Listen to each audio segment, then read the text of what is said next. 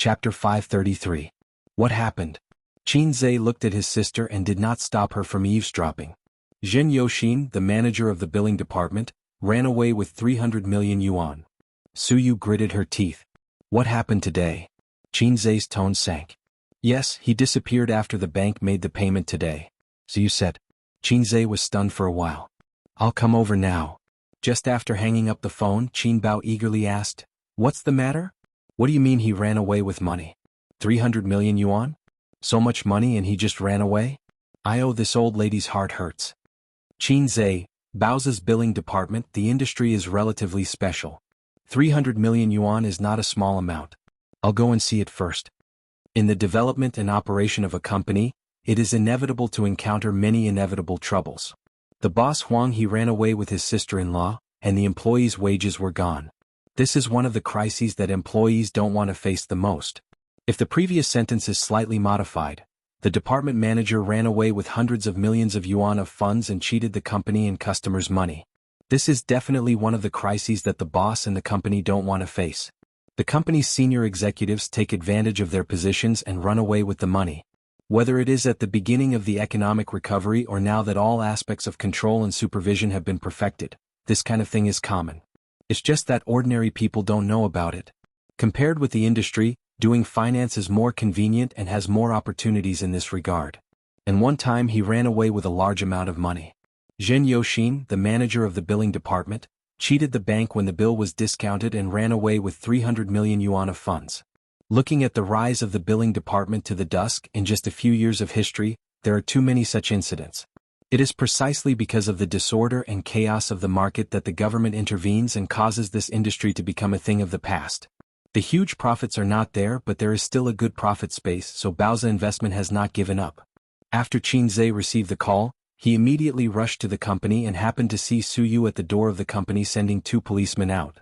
The 2 comrades greeted Qin Zhe kindly.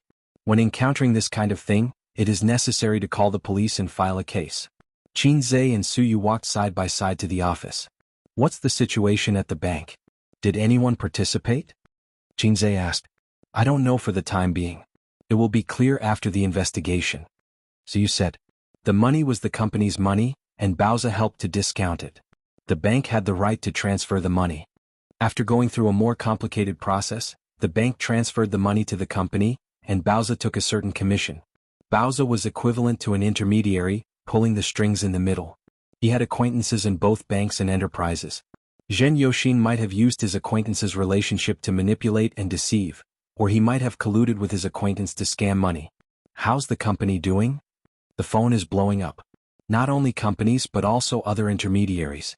Many of the tickets we collect are from other small intermediaries. Su Yu sighed. 300 million is nothing, Qin Zhe said. We're already doing that, Su Yu said.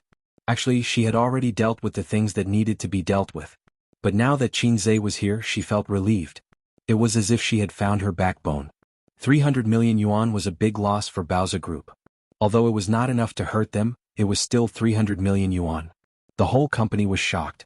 Then, as early as this afternoon or as late as tomorrow, the whole industry would know about it. Because such things had happened before, the news would spread all over the industry the next day. This circle was actually not big. Financial fraud cases emerged one after another. Today's incident could also be classified as a financial fraud case. Qin Zhe, who came from the finance department of the University of Finance and Economics, had seen countless related cases in textbooks. Some money could be recovered and some could not. When he set up the investment company, he had considered this aspect in his heart. Later, he handed the company over to Su Yu. The 2 discussed it. In order to prevent the finance department from running away with the money, important things like the seal and stamp had been held in Su Yu's hands. Su Yu naturally had a way of doing things. For example, she let Zhen Yoxin manage the bill industry. Zhen Yoxin was one of the talents sent to Baoza by Nanman Pei. Based on the trust in Nanman Pei, that group of people could be said to be the confidants and mainstays of the company. Just as Qin Zhe and Su Yu entered the office, the employees whispered to each other. I guess the money can't be recovered. I don't know where it went. It's very troublesome. When the bank freezes the account, it will be too late. We lost 300 million yuan for nothing. This money is really easy to earn. Should keep your voice down. Don't talk nonsense. Manager Zhen has lost his mind. Where will he go with the money? He will be wanted. But this is 300 million yuan. He can't earn so much money in a lifetime. He can live a comfortable life abroad. Fortunately, our company has a strong foundation. If this was a small investment company, the boss would jump off a building. Qin Zhe muttered, "Where is Zhen Yoxin from?" Su Yu said, "He's from Huanan. Sister Man sent him here." Qin Zhe said, "Call Sister Man." Su Yu nodded. "Yes, I almost forgot to call Sister Man." Qin Zhe lit a cigarette and frowned. Zhen Yoxin, this old guy, even dared to cheat Hei's king's money. Looking back on the past year, Qin Zhe had always valued this group of old people who came from Nanman Pei. They had no shortage of benefits, wages, and bonuses. What an ungrateful person. Su Yu hung up the phone and turned his head. Sister Man said she knows. The loss is on her and will be deducted from her dividend. Qin Zhe ignored him. He knew that Su Yu would not agree. Sharing the risk was what every partner had to do. Summon all the managers for a meeting, Qin Zhe said. 10 minutes later, Qin Zhe held a simple meeting with the senior management and made a brief discussion about Zhen Yoxin's matter. Zhen Yoxin's matter makes me very sad and even angry. I don't think I've mistreated him or anyone here. Qin Zhe glanced at everyone. I don't believe that a person will change without warning. Something must have happened to him. But no matter what happened, what he did was digging his own grave. It's best to get the 300 million back. If not, he will spend the rest of his life in prison unless he doesn't come back to China. We are all wise people. If you need anything you can tell me or Boss Su. But don't follow Zhen Yoxin's example. Boss Qin, Zhen Yoxin may have owed a loan shark outside, someone said. Gambling? Qin Zhe frowned. He seemed to know the truth about Zhen Yoxin running away with money. Yes, Boss Qin, a manager who came with Zhen Yoxin said, he's a gambling addict. He's a frequent customer of the gambling company. Last year he lost more than 1 million to buy balls outside. We tried to persuade him, but he didn't listen. Plus his income is not bad. Then, at the beginning of the year, I heard that he went to Aomen with someone. When he came back he was in a state of excitement. He told us that he won 2 million in 3 days. After that, he seemed to go to Aomen every weekend. Just like that, last month he suddenly asked to borrow money from us. He said that he lost a lot of money and was being chased by loan sharks. He even said that he would definitely make a comeback and return the money to us after he won. Why didn't you tell me earlier? Su Yu said angrily. We didn't borrow money. We tried to persuade him. He listened to us and thought that he would settle down. Now that she thought about it, Zhen Yoxin was probably possessed. He was planning to cheat the company so that he would have enough money to repay his debt or make a comeback. Among prostitution, gambling, and drugs, gambling was undoubtedly the most dangerous. It was not rare for a multimillionaire to go bankrupt overnight. How much could a prostitute earn? A few million was enough to take drugs until you died. However, millions or even tens of millions could disappear overnight on the gambling table. Did you say that when the police asked you? So you asked. That person nodded. Yes. Qin Zhe said, then that's it. Go back to your work. Until now, Qin Zhe still did not show much anger. He was calm and collected, which made people feel at ease. Li Linfeng and a few managers including Wang Guiqing and Jiang Jinghua were on good terms. They closed the door and smoked in the office. Li Linfeng lowered his head and took one puff after another. Zhen Yoxin is such a person. Why didn't I see it before? Li Linfeng sighed. Maybe he lost too much money and got anxious, Wang Guiqing said. Li Linfeng glanced at him and sneered. You think you can run away with the company's money if you're anxious? When you came to Baoza, how much did you earn each month? 20,000. It's below average in Shanghai. How much is your monthly salary, bonus, and annual income? Based on what we did, the executives of other investment companies would only do better. To be honest, half of the money was due to gratitude. Yes, Boss Qin is not short of money. He has a wide range of ways to make money and has the ability. But people cannot repay kindness, but they can't bite the hand that feeds them. 300 million, if it's another company or enterprise, the boss will be worried. Jiang Jinghua sneered. This son of a bitch will be a rat crossing the street in the future. When encountering this kind of thing, the anger and bad mood were far greater than the heartache of the loss of money. Qin Zhe sat on the sofa in the center of the office, smoking silently. Su Yu was next to him with a cigarette in her red mouth, pretending to be depressed. You said that Brother Ao Tian's body shook and all parties bowed down to him. His followers are loyal. Why did he suddenly become realistic when it comes to me? Qin Zhe hugged Su Yu and sighed. I boast that I'm a dragon among men, not much worse than Brother Ao Tian. Why don't I have loyal followers? Suyu said, maybe it's retribution. You poached so many hot stars these days and then retribution came to Baoza Investment. Qinze, you still have the nerve to say that? You have the biggest responsibility for the company's problems. Suyu nodded and said, Your Majesty, don't treat me as a human tonight. The two of them found joy in the bitterness. In fact, they couldn't do anything else. They could only wait for the news from the police. But they knew in their hearts that if they really paid off the loan sharks or squandered money on the gambling table, they could catch the person, but the money they probably couldn't get it back. Chapter 534. 3 days after the Zhen Yoshin incident, the culprit still hadn't been caught, and of course the money couldn't be recovered. But life went on and work went on. Qinze worked hard for 3 days, relying on the speed of his fingers that had been single for 23 years, and finally finished the script of True Adultery. Qinze was looking forward to seeing how erotic this TV series was. Unfortunately, the script seriously affected the reading experience, and there was no satisfaction at all. Qinze didn't plan to follow this series. After all, a TV series was not a movie and it was time-consuming. Besides, his sister wouldn't participate, so there was no point for him to follow. In addition, he also asked Mou, a director, and 2 scriptwriters to learn from the crew. In these 3 days, the company had already started the auditions and casting. Qinze showed a rare fatigue and he couldn't find the energy to do anything. This morning at Baoza Investment, he fell asleep on the spacious sofa until Suyu woke him up for breakfast.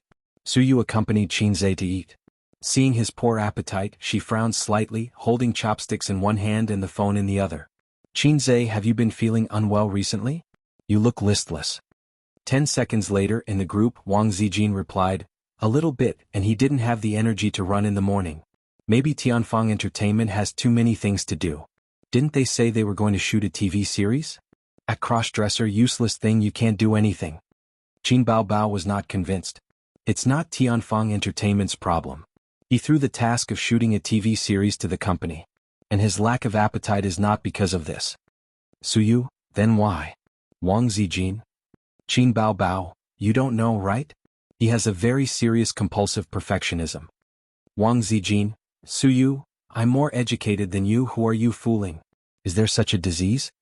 Qin Baobao, believe it or not. Suyu? Then tell me. Qin Baobao, it happened a few days ago. Ever since A's debut, he has always thought of himself as a little immortal who succeeds in everything he does. He has never tasted failure, so he is very proud of himself. This should be the biggest setback he has ever experienced in his life. Wang Zijin asked, that's all you've got after pocketing 300 million yuan? Qin Baobao, believe it or not, it's up to you. Wang Zijin. Go on. Qin Baobao, obsessive perfectionism is a combination of obsessive-compulsive disorder and perfectionism. My brother has been listless since he was young and has always been bad at everything. Because of this, he's a perfectionist at heart. That's why he especially admires me, his perfect sister. This is the best evidence. What he cared about was not the 300 million, but the damage to his perfect image in his heart. No matter what he did, he had to do it perfectly. Zhenji Air, that disgraceful fellow, had ruthlessly betrayed him. It was like a thorn in his heart. He was like, what did he do wrong? Not enough charisma? Was there a problem with the bonus distribution? In fact, he himself didn't have any weight in the hearts of the employees, so he didn't hesitate to betray him. Suyu and Wang Zijin were stunned. Nan Manpei suddenly jumped out. Actually, it's just a lack of confidence. It's a manifestation of inferiority. Qin Baobao, it's not inferiority. It's somewhat similar to the manifestation of inferiority, but his heart is different. His mood at the moment is already annoyed, angry, and trapped in his own alley. After all, he thinks he's a little immortal. He'll be fine after a while. Suyu, don't impose such a disgusting name on him. Get out. Wang Zijin, ditto. Suyu put down her phone, ate a few mouthfuls of rice and said sweetly, little immortal, don't have a glass heart. Come rub your sister's chest. Qinze? What the hell is a little immortal? Goosebumps rose all over his body. Don't give you a nickname. Qinze frowned and rubbed his hand on Suyu's soft river crab chest. Suyu hit him with her palm. Rub your face. Qinze said disdainfully, your breast capacity is not enough. What's the point of rubbing a facial cleanser that can't even suffocate him? He was indeed depressed these past few days. He became famous on the stage of singer, and then he achieved consecutive victories in the stock market. After that, whether it was in the entertainment industry or in business, everything was smooth sailing. He was not a thick-skinned person, so of course he was depressed in his heart. If it was an ordinary small boss, his hair would have turned white from worry. On the other hand, it also showed that his background was too shallow. He was just a big boss accompanied by a low-level system. Making money was not a problem. But he didn't mix in the underworld and he didn't participate in politics. He was cheated of hundreds of millions. What else could he do besides calling the police? When Father Ma encountered this kind of thing, he could only call the police. Suyu said, "Look at you sulking all day. I asked you to come to my house tonight but you didn't come. Did Wang Zijin f*ck you? Why are you so reluctant to leave her?" Qin Zhe. He looked at her in surprise. "Don't f*ck me. When did you speak so harshly? Where is your goddess-like style?" Suyu said blankly, "It's funny. It's the same adjective. When I scolded f*ck, nothing happened to you. When I said f*ck, your reaction was so big. You looked down on this word." Qin Zhe's face was black. "Believe it or not, I will tear up the Xinhua dictionary on the spot for you to see." When the two were alone, Suyu didn't have much scruples about speaking, but she wouldn't be so vulgar. Qin Zhe understood that she wanted to attract his attention and not always think about that thing. Suyu drank some water, stopped chopsticks, and took out a tissue to wipe the corners of her mouth. "We should set up a regulatory department to supervise the use of funds by the managers of various departments. The funds don't have to be directly passed through by the managers. As for the bill department, there is not much way." Zhen Yoshin used the company and the bank to have a good relationship. He didn't bring the bill to the bank and directly let the bank transfer the money first. There are many defects and loopholes in this industry, and it's impossible to guard against them. The loss is not only the company's money, but also the company's reputation. Whether customers or banks, they no longer believe in our company. To put it bluntly, it still damages your credibility. Suyu said, "I'm not going to make checks anymore. I'll concentrate on making electric bills. Even a mosquito has meat. The electric bill system is safer." Qin Zhe nodded. "Okay." The two chatted for a long time. Suyu saw that the depression on his face disappeared a little and was relieved. "What is obsessive perfectionism?" she suddenly said. "Ah." Qin Zhe was at a loss. "Look at your phone yourself," Suyu said. Qin Zhe took out his phone and saw a series of conversations between his sisters. Suyu came over excitedly. She didn't expect Qin Zhe's body to hide. "What are you doing?" "I've seen it all," Suyu said. Qin Zhe ignored her and changed the group note back. He would never change the group note again. He always felt that he would be found out. After reading the conversation in the group, Qin Zhe's mouth twitched. "I have obsessive-compulsive disorder, I admit, but perfectionism doesn't count. It's too shameful to be called a little immortal." Suyu said, "Actually, I think Qin Baobao is right. You are a perfectionist. Maybe you don't realize it yourself. It's always hard for you to see yourself clearly, but the people around you know it clearly. Let's not talk about work. For example, when we have sex." Qin Zhe knocked her head hard. "Don't talk about sex. Let's talk about sex." "Suyu, what's the difference?" Qin Zhe said, "By the way, how are PE and VC doing recently? Especially PE. I remember that last year they were preparing for the listing of Fenglin Animal Husbandry." Suyu said, "It's already in progress. The earliest is September, the latest is November. Fenglin will be listed. At that time we'll pull it up for a week and then ship it. After this, I want Qin Baobao and Wang Zijin to kneel down and call me daddy." Qin Zhe said, "Send me a report later. I'll try my best to help you this quarter." Private equity with potential mainly invested in PE and VC investments. Stock investments, wealth management, they were all just for fun. Risk investment and equity investment were the way to go. When it was almost time to get off work, Qin Zhe suddenly received a call from Nanman Pei. "Still investing in Baoza?" He hadn't seen Sister Pei for a long time. He missed her voice. "Yes, what's the matter?" Qin Zhe said. "Do you want to go to Chongming to have fun?" Nanman Pei smiled. "Now." "Yes." "Not going." Nanman Pei pretended not to hear and said, "Old Madame Li was not in good health some time ago. She was in the hospital for half a month. She was bored. Today is Friday. My brother-in-law took her to Chongming. It's not good to go to places far away. I thought that you were quite bored recently. Let's go together." Qin Zhe whispered, "Now?" Nanman Pei said, "We'll be at your company in 10 minutes. Suyu said, "Sister Man?" Qin Zhe nodded. "She asked me to go to Chongming. The Li family is going too. The Li family from Shanghai. Qinzhe had heard of them for a long time. They were Li Donglai and Pei Ziqi's father. He had only seen them on TV but had never seen them in person. Ever since he became friends with Nan Man Pei, Qinzhe had never revealed his intention to get close to the Li family. Firstly, it was too far away.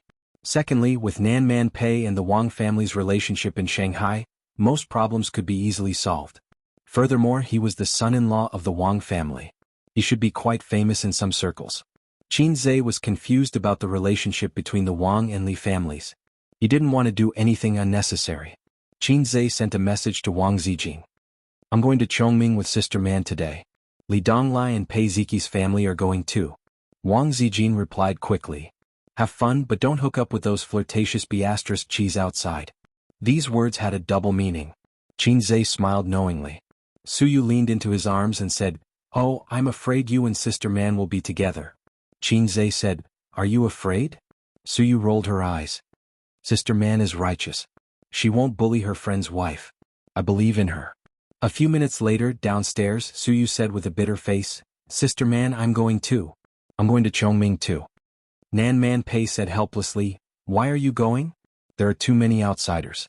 I'll be embarrassed too. Suyu said angrily, He's not an outsider? We've been friends for so many years. How long have you known him? Nan Man Pei held the steering wheel with both hands and said, He's Donglai's master and Ziqi's crush. I invited him to play, but why would I invite you? You're my friend. You have nothing to do with the Li family. Pei Ziqi's crush?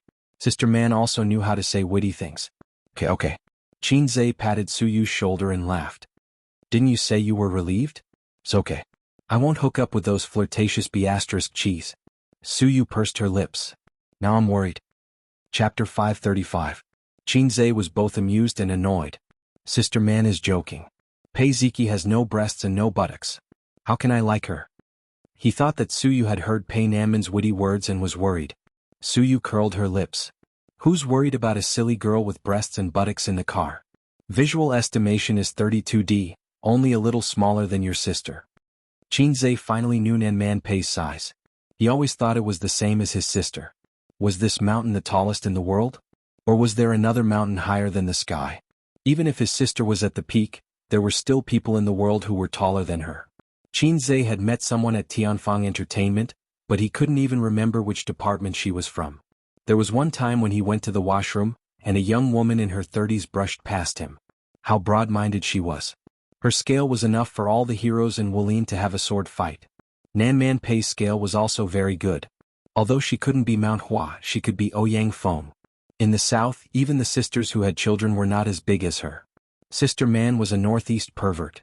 The gift of northeast perverts was envied by the south perverts. Qinzhe, you drive. When Qinzhe was about to get into the passenger seat, Nan Man Pei suddenly said, I don't know the way to Chongming. Qinzhe was reluctant. It would take at least 1.5 hours to get to Chongming. Plus the evening rush hour, it would take 2 to 3 hours. I've driven back from Hangzhou. Nan Man Pei must have known this, so she asked him to drive. Sure enough, women were the most vicious. If you don't know, look at the navigation. Can't you drive straight along the Yangtze River Bridge? Nan Man Pei said lightly and looked at him with disdain. Qinzhe sighed and saw a bottle of chewing gum in the sink beside his seat. He unscrewed the cap and poured half a cup in one go. He chewed and said vaguely, Eat some bubble gum to refresh yourself. I like to eat big mouthfuls of sugar and drink big mouthfuls of wine. Pei Nanman glanced at him but did not bother to reply. Sister Man, you didn't drive your Maserati?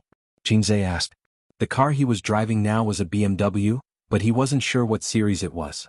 Speaking of cars, Qin Baobao seemed to have asked a celebrity friend to buy a dark blue Porsche overseas last month. She even selected a Bentley for Qinzhe, but Wang Zijin joined in the fun and said that the car's appearance was too European and did not have the smooth curves of a shark, so she did not want it. The so-called appearance was too European, it was the kind of shape that looked like a square box. But Qin Baobao thought it was quite good. It was fashionable and domineering. Not only were they hipsters but they were also a little bit angry. Some women looked like internet celebrities, and their personalities were also like internet celebrities. They worshipped foreign things. The sister with the sharp fox face was hit 10,000 times in the heart. She laughed and said, a certain walking steamed bun face, fight me if you dare. So the internet celebrity fought with the steamed bun. The internet celebrity won for the nth time, but Qinzhe did not buy a sports car. Maybe she forgot after the fight. Qinzhe, MMP. Qinzhe did not care much about sports cars. He was not a maverick. He hated anything that was too eye-catching in public. Because there were too many secrets and things that couldn't be exposed in his heart, he was used to moving silently in the shadows that were hard to see. But after becoming a celebrity, he paid more attention to the protection of privacy. He did not drive luxury cars, did not show off in public, did not participate in catfights, and did not let his family contact the media. Everything was to cover up the thoughts in his heart that he could not hide. After driving for about 15 minutes, a group of people gathered on the side of the road. Screams and noises came from the crowd. Qinzhe looked over and saw 3 or 4 women fighting. They pushed a woman to the ground, scolded and hit her. Through the gaps in the crowd, he saw that the woman who fell was dressed fashionably, young and beautiful. Nan Man Pei also saw it, but she did not care about it. She leaned lazily on the seat with her eyes half closed. Qinzhe asked, "Sister Man, are we in a hurry?" Nan Man Pei said softly, "Just in time for dinner, 8 o'clock." Qinzhe looked at the time. It was 5:40. He said, "Oh," and stopped the car by the side of the road. Nan Man Pei tilted her head slightly. Her dark and bright eyes stared at him calmly with some doubts. Qinzhe explained, "If we are not in a hurry, let's watch for a while before we go. I think they are about to take off their clothes." As he spoke, he turned on the video recording function and pointed the camera out of the window. Nan Man Pei's mouth twitched a few times. She seemed to want to teach this fellow a lesson, but she thought of something and held back. In a place like Shanghai, one would notice a phenomenon. Small things were casual, but big things were urgent. If you called the police for petty theft, the police would be slow to respond. If you said that you were robbed in a certain place, the police would respond quickly. The urban enforcement officers, who could be seen everywhere in small cities, could not be seen in Shanghai. In the bustling crowd, the urban enforcement officers were not important. Therefore, the quarrel between the women could not be effectively stopped for a long time. This gave the majority of the men a chance to enjoy the benefits. Sure enough, they started to take off their clothes. It was not known when it started, but women fighting and taking off their clothes had become the same as gangsters fighting and reporting. It had become a necessary process. There was no supervision, and it was all about self-awareness. It was 100 times more serious than the relevant departments. After watching for more than 10 minutes, Nan Man Pei was speechless. She suppressed her anger and asked, "Is it good?" Qinzhe said, "It's good. I have only seen it on the internet before. Today I can see it in person. It is not a wasted trip." Nan Man Pei said lightly, "Qinzhe, let me ask you a question." Qinzhe said, "Sister Man, you are not from Shanghai. Don't speak in a Shanghai tone. I want you to say a few words in northeastern Chinese such as, 'Oh my God.'" Nan Man Pei said, "When it comes to this kind of thing, there are more men than women watching. Why did no one go up to stop the fight? Why did they let the woman be stripped naked and humiliated?" Qinzhe made an orchid gesture with his fingers. "This is a man's specialty in Allahu. Don't be too excited." Nan Man Pei suddenly wanted to hit him, but she was no match for him. Qinzhe said seriously, "Usually when it comes to this kind of thing, all the men will beat up the mistress. Why should others interfere? When women are fierce, they are very difficult to deal with. What if you go up to stop the fight and they hit you too? It's not that men don't hit women, but generally men will not hit women in front of so many people. If I am harassed by a woman on the street, I will take a detour and not care about it. If a woman touches you in private, 90% of the men will slap her, and 10% of them are cowards." As soon as he said this, Qinzhe was slapped in the face. Slap. It was not the same as the word, slap. It was a literal slap in the face. Qinzhe's face gradually stiffened. Slowly, he turned his head and looked at her.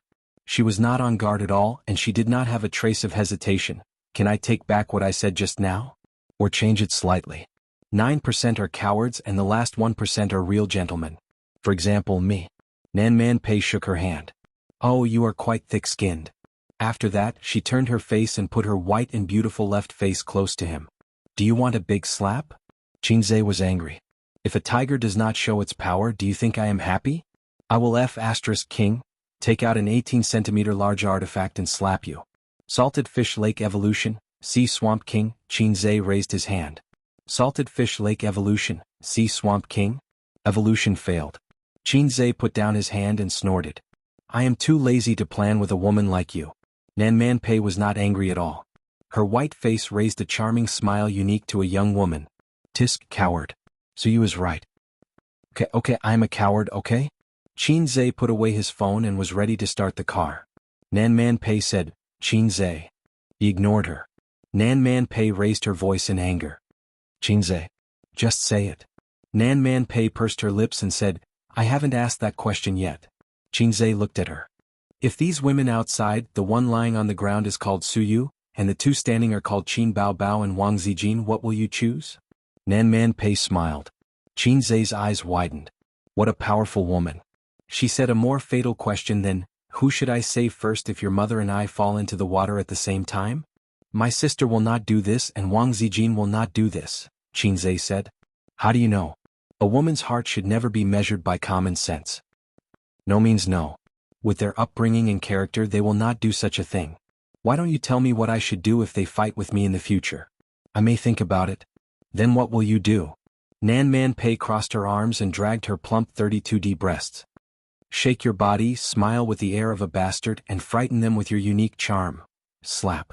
It was another slap, but it was much lighter than the previous one.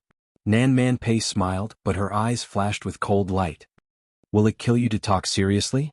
I am not Su Yu and I am not your sister who can be easily coaxed with a few words, nor am I Wang Zijin who looks smart but is actually stupid in some aspects. Qin Zhe said angrily, Then you are my woman? What are you worrying about? Nan Man Pei smiled. Do you want to be my man? Qin Zhe. The noise outside the car window continued and it was very lively. In the car, Nan Man Pei said in a half-joking and half-serious tone, I am very rich. If you hook up with me, I dare not say that you will struggle less for 10 years. After all, you make money too fast. 5 years is enough. So you and I are like sisters. If you get together with me, isn't it exciting? Don't all men like this? I was married, yes, but that was many years ago. I can't compare to Su Yu. She gave you her virginity. Compared to those unmarried girls who have countless ex-boyfriends, I am much cleaner, right? And I won't have children. Being a mistress or a lover is the only choice. I don't have to worry about having illegitimate children outside. Anyway, I have been single for so many years. I am used to it and have never thought about marriage. Isn't it quite comfortable to be alone? Su Yu is much more clingy than me. Now she wants to drive Wang Zijin away and be the empress. Don't you think it is too much? She doesn't even look at her own status. She is not loved by her grandmother and uncle. How can she be compared to the daughter of the Wang family? Chapter 536. This kind of woman is stupid, a fool who lacks love. She would be so touched by a little warmth from others that she is willing to give everything. At least you have a little conscience and gave her most of the company's shares. If she meets a more scheming and cold-hearted man, I can see her ending with nothing. Sister Man is much smarter than her. You are single and I am also single. I will inevitably be lonely. If you want to find me, just come. I won't ask you for anything and I won't ask you to take responsibility. Even if you get married in the future and want to continue the relationship, it's fine. If you want to break up, it's also fine. I can help you with your career far more than Su Yu. My experience in bed. Well, I shouldn't be as good as Su Yu. But don't you men like to conquer strong women? Qin Zhe was sweating profusely. Sister Man, let's talk nicely. Nan Man Pei smiled and said, I'm serious, I'm not joking. You are such an excellent man and young. I have been in Shanghai for 10 years, and I have never seen such an interesting and excellent man like you. Or are you a straight man who only wants virgins? Tisk, it's not like you are picking a wife. Why do you care if she is a virgin or not? Qin Zhe was completely dumbfounded. Did Sister Man take drugs today? Otherwise, how could he explain her nonsense? A woman like her who independently supported such a large industry was inevitably stressed and out of breath. It was very likely that she took some drugs to relax. Qin Zhe scratched his head. If I say that I hate dating and one-night stands, will you say that I am pretentious? Nan Man Pei said seriously, no, because as far as I know, you have no other woman except Su Yu. So I like you. I have seen a lot of men who are richer than you, and there are even more who are not as rich as you. Which man doesn't have a woman on his left and right? He has a few college students as his mistresses, white-collar women, and he goes out to eat snacks on weekends when he is free. Qin Zhe said, I have a good appetite. I have a bad stomach since I was a child. Sister Man, I may have something to do tonight and can't go to Chongming. You can go by yourself. Can you drive? Or I will call the company's driver. As he spoke, he unbuckled his seat belt. At this moment, an auxiliary police officer came over from outside the car window and slapped a ticket. The middle-aged auxiliary policeman slammed on the window. Do you know that you've parked illegally? How long has it been? Look at how long it's been parked here. Hurry up and drive away. She scolded in a low voice, little red guy. Only then did Qinzhe realize that the chaos had stopped. The 3 police officers were evacuating the crowd while detaining the perpetrators and victims. There was no parking space by the roadside, so it didn't matter if they stopped for a while. Qinzhe stopped for about 10 minutes. Nan Man Pei raised his eyebrows and said, "Still not leaving?" Qinzhe had no choice but to open the window and pull the ticket in. He threw it under the windshield and stepped on the accelerator. The car sped away. The auxiliary police officer caught a glimpse of Nan Man Pei's face and was stunned. At this time he recalled Qinzhe's appearance and felt that he looked very familiar, but he couldn't remember where he had seen him before. If he had looked at it carefully just now, he would have probably remembered it. Fortunately, the uncle did not have obsessive-compulsive disorder. Otherwise, he would have to think about it before he slept tonight. Just like Qinzhe, who had obsessive-compulsive perfectionism. Occasionally, in the middle of the night, his thoughts would wander and he would suddenly feel that he couldn't remember anything. He tossed and turned and couldn't fall asleep. It was very annoying. He scolded himself 10,000 times in his heart. He should have gone to bed earlier. What nonsense was he thinking about? The car drove onto the Yangtze River Bridge and completely bid farewell to the serious traffic jam. However, the car was not fast. After all, there was a lot of traffic. There were also more trucks. He got a driver's license in his senior high school exams, but in fact, he didn't have much driving experience and didn't exchange for advanced driving proficiency. He was most afraid of running into trucks. Every time he drove side by side with a truck, he would feel nervous. The reputation of the high-speed killer was like thunder in his ears. Rear-end with an ordinary car. The winner was Reuben. Friction with a big truck. The next one was Brother Snake. It was over. The scenery under the Yangtze River Bridge eased Qinzhe's nervousness very well. Having lived in Shanghai for 24 years, it was Qinzhe's first time crossing the Yangtze River Bridge. He had never been to Chongming, so of course he had never been to the Yangtze River Bridge. For the locals of Shanghai, there was actually nothing fun in Shanghai. Just like the Oriental Pearl Tower, the Bund, and some other small tourist attractions, the locals of Shanghai were too lazy to go there. It was the same for the people in other places with famous scenery. There were many places that Qinzhe had never been to. He had never been to Chongming. This place was not part of Shanghai at that time. There was also nothing worth visiting. A long time ago, this place was mostly rural and the construction was poor. But now there were many vacation villas here. The scenery was good, the air was good, and the greenery was good. Many people liked to come here for a vacation to pass the weekend. The Yangtze River flowed quietly. Fishing boats were scattered here and there, leaving a rippling course behind. Qinzhe's first impression was that it was big. It was so spacious that it seemed to have no borders. It didn't look like a river but like the sea. His second impression was that the water quality was poor. If he didn't know that this thing was called the Yangtze River, he would have thought that he was looking at the Yellow River. The yellow water was surging and the turbid flow stirred up white bubbles. When I was young, I knew that the Yellow River was yellow. But I thought that the Yangtze River should be a white river. Now I know that it's a yellow river. Qinzhe lamented. Nan Man Pei leaned on the chair and closed his eyes. He said impatiently, "Shut up. Do you believe that I'll throw you into the Huangpu River?" "You've said that many times." Qinzhe muttered. "Just now," Nan Man Pei said faintly, "if you had nodded, we wouldn't be going to Chongming now. You would be in a sack and thrown into the Huangpu River." "Really?" Qinzhe was speechless. "Just now. So what you said just now was just to test me?" Fortunately, I didn't move and wasn't tempted by beauty. After all, I was born in China, grew up under the red flag and tried my best to kill me before I was even born but failed. Sister Man is indeed deeply dissatisfied with me. By the way, Sister Man, if those women on the street were Suyu, Wang Zijin, and my sister, what would I choose? But I said that they wouldn't do that, but you didn't believe me." Qinzhe said, "Then I want to ask you. Back then, when my ex-husband cheated on the daughter of an official, why did you strip her clothes?" Nan Man Pei didn't respond to this question. Qinzhe said, "Oh, I forgot. There was no such tradition at that time." Nan Man Pei seemed to be asleep. At this time it was already dark. The fishing boats at the estuary of the Yangtze River came and went like light boats. The fishing boats were brightly lit. Nan Man Pei didn't sleep. She was looking for her boat. At this time it was about to cross the Yangtze River Bridge. The fishing boat. After breaking through the turbid waves and entering the sea, it gradually drifted away from other boats. Under the cover of darkness, it disappeared from sight. In the cabin there were 7 or 8 men who were not tall, but burly and strong, wearing vests revealing explosive muscles. Some of them had cigarettes in their mouths, some held steel pipes in their hands, and some crossed their arms in front of their chests, laughing and watching the fun. A man in a suit was lying on the ground. His expensive suit was stained with blood. His face and hair were dirty with blood. His face was unrecognizable. It was vaguely seen that he was a gentle middle-aged man. The money is gone, the money is really gone. The man's voice was like a worn-out blower. Every time he said a word, his chest rose and fell violently. Damn, this son of a bitch is really fast. In 2 days the money disappeared. I can't find it. A man with a scar on his face spat out a mouthful of phlegm and beat him with a steel pipe. The man was beaten until he let out a hoarse wail, like a desperate wild dog. I washed the money away from the underground money house.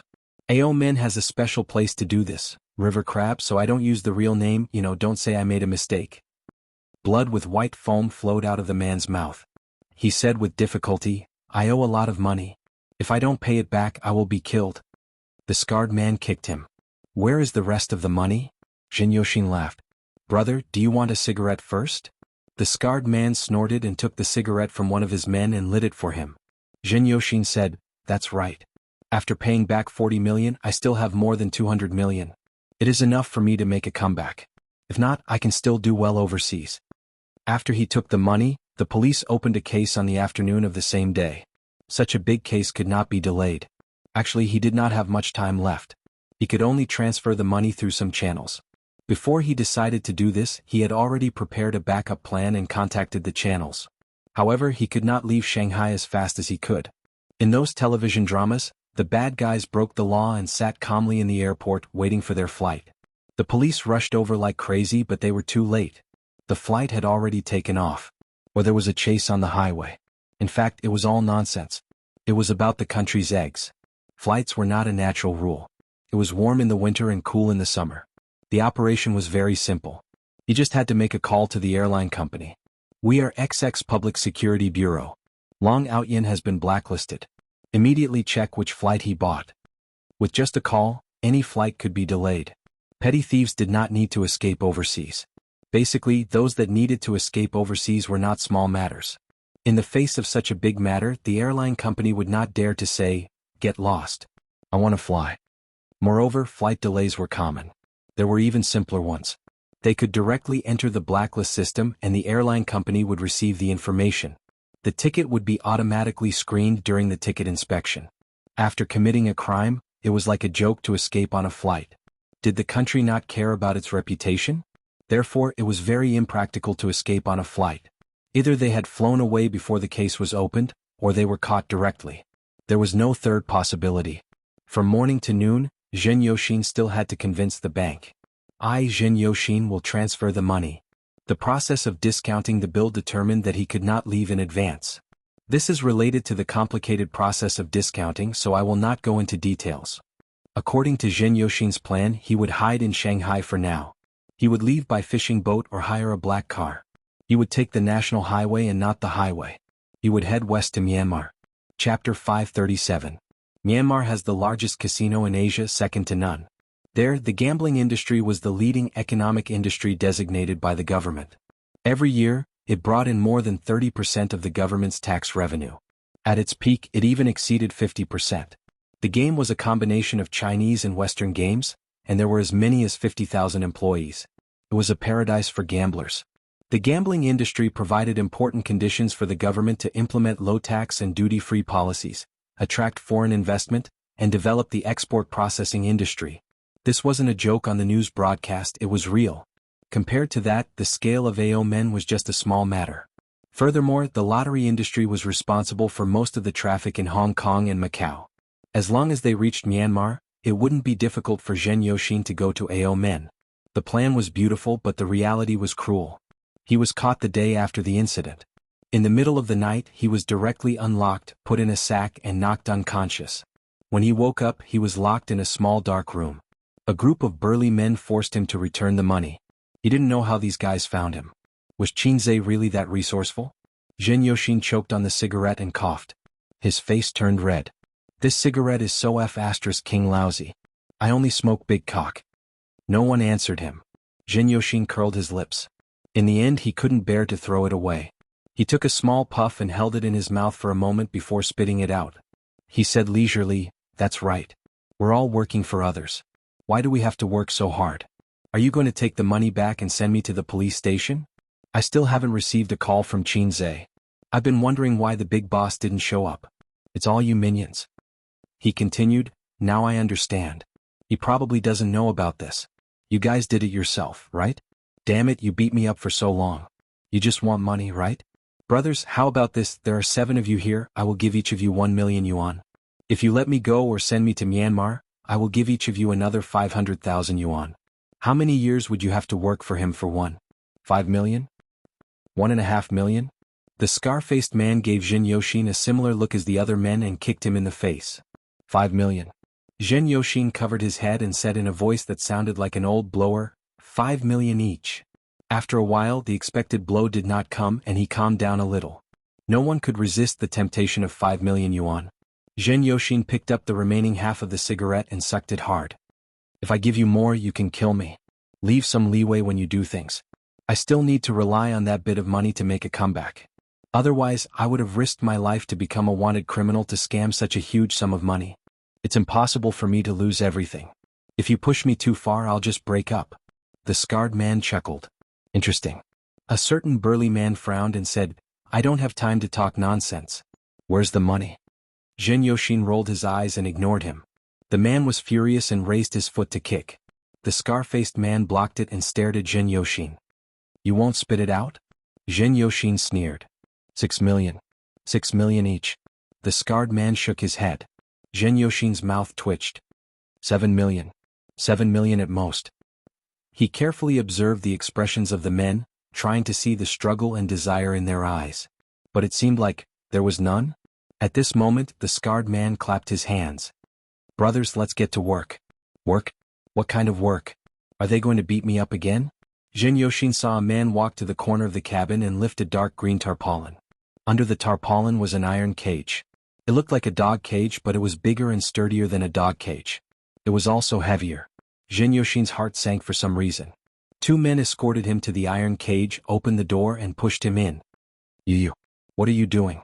Jin Yoshin's voice trembled. Other than the scarred man, 6 other men carried the cage out of the cabin and onto the deck.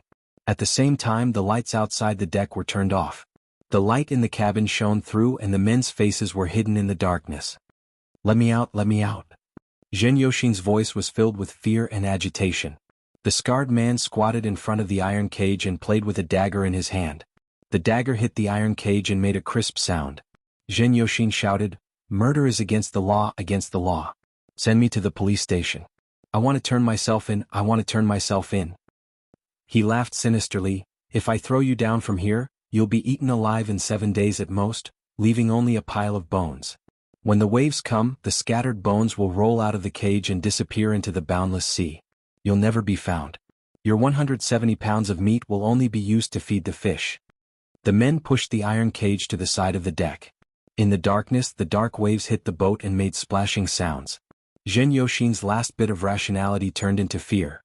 Endless fear like the moonlight and the waves. The scarred man squatted in front of the iron cage and finished his cigarette in silence. He dialed a number. "Boss, I'm done here." A cold female voice came. "Give him the phone." Jin Yoshin heard an unfamiliar voice, but the wind and waves were so strong that he couldn't hear it clearly. The scarred man passed the phone into the cage. "Boss wants to talk to you." Jin Yoshin was like a hopeless person who saw a ray of light. He trembled and quickly took the phone, put it to his ear and cried, President Qin, I was wrong. I was really wrong. I will pay you back. I will definitely pay you back. Please forgive me and give me a chance to live." Qin Zhe's voice didn't come from the phone. Instead it was a cold and textured female voice. It was pleasant to the ears but cold and emotionless. "It's me," the woman said. Jin Yoshin stopped crying. He was a little confused. He didn't know the woman on the phone. Even though he was arranged by Pei Nanman to invest in Baoza, he had never met Pei Nanman in person. He was only a senior executive of a small company under Pei Nanman's management. He had a master's degree in finance and was outstanding in his abilities. Hence he was assigned to Baoza Investment. It was the general manager of the company who arranged for him to come. "Nanman Pei," the woman said. Jin Yoshin felt like he was struck by lightning. He remembered. He remembered who the woman on the phone was. She should be his real boss, the other major shareholder of Baoza Investment besides Qinzhe and Suyu. With his status, it was impossible for him to know about this. But last year he met Nan Man Pei at the annual meeting. He had the same feeling as many men when they met Nan Man Pei. I might have seen this sister somewhere before.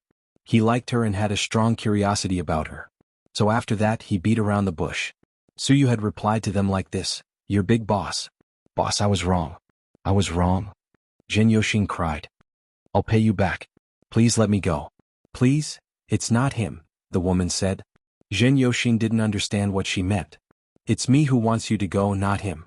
"It's not his fault," the woman repeated and then hung up. The scarred man smiled and waved his hand. "Push him down." Under the cover of darkness, the iron cage was moved out of the deck inch by inch and slid into the deep abyss. During the process, Jin Yoshin screamed, wailed, and begged for mercy. In the loud splash, the scarred man had a cigarette in his mouth and watched Jin Yoshin's ferocious and twisted face drown in the sea. Fine bubbles appeared on the turbulent sea and then disappeared completely. The scarred man's dagger flew between his fingers. He looked in the direction of Shanghai and sighed. "Sigh, I haven't worked for many years. Back then it was the Huangpu River. Now I can only take people out to sea." The BMW finally left the Yangtze River Bridge and drove into the street. Qinzhe's ears moved and he smiled faintly. "Sister Man, who's calling?" Nan Man Pei hung up and closed her eyes. Qinzhe asked, "Sister Man?" Nan Man Pei shouted, "It's none of your business." Qinzhe said indifferently, "I'm just curious." Nan Man Pei opened her eyes and stared at him. "You heard it?" Qinzhe looked innocent. "What did I hear? You have such a big reaction. Yo, did you just call your mistress?" Nan Man Pei closed her eyes again. "You talk too much. Believe it or not, I'll throw you into the Huangpu River." She closed her eyes so she didn't see Qinzhe's fingers on the steering wheel tremble slightly. Chapter 538. Shoot for wisdom, shoot for wisdom. RBQ. Along the way, Qinzhe became silent and occasionally glanced at Nan Man Pei. She was lying on the semi-reclined seat, resting with her eyes closed. Her facial features were three-dimensional and very beautiful. She should be 31 years old this year. She was mature, elegant, and fierce. Young men with little social experience would probably feel a sense of pressure when facing her. When Qinzhe first saw her by the Huangpu River, he felt that kind of pressure. She was like the female head teacher in high school. He couldn't help but want to bow his head. At that time, he felt that such a woman could only be matched by a successful, elegant, handsome man in his early 30s. Qinzhe couldn't help but imagine the budding Nan Man Pei. She was more pure with a pair of rippling eyes. When she saw the roses in the corner of the wall, the corners of her mouth would rise with a brilliant and pure smile. In her era she might even have two braids. His ideal literary girl with a sense of the time should be someone like Nan Man Pei in his imagination, and definitely not a walking Bun Wang Zijin. The female student uniform of the Republic of China period. Blue shirt, black skirt, a pair of embroidered shoes and two braids. It would be best if she could hold a book in her arms. Suyu, his sister, and Wang Zijin couldn't do it. The modern atmosphere was too strong. The only one who could make Qinzhe fantasize was a big sister, like Nan Man Pei. Although she was born in the era where the Confucian shirt and skirt had long been a thing of the past, lost in the long river of history. If it could be like Japan, where girls would wear Han Chinese clothes on a certain festival, it would definitely be a rare scene. Chongming had a lot of rural tourism and it was very well done.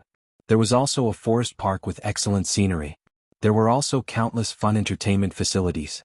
When they arrived at the hotel, it was almost 8 o'clock. Qinzhe and Nan Man Pei stopped the car and got out. He stood in the night and looked around. He didn't see any super luxury cars. However, he left behind a few economy cars with unusual license plates. The destination was a very grand hotel that covered a very large area.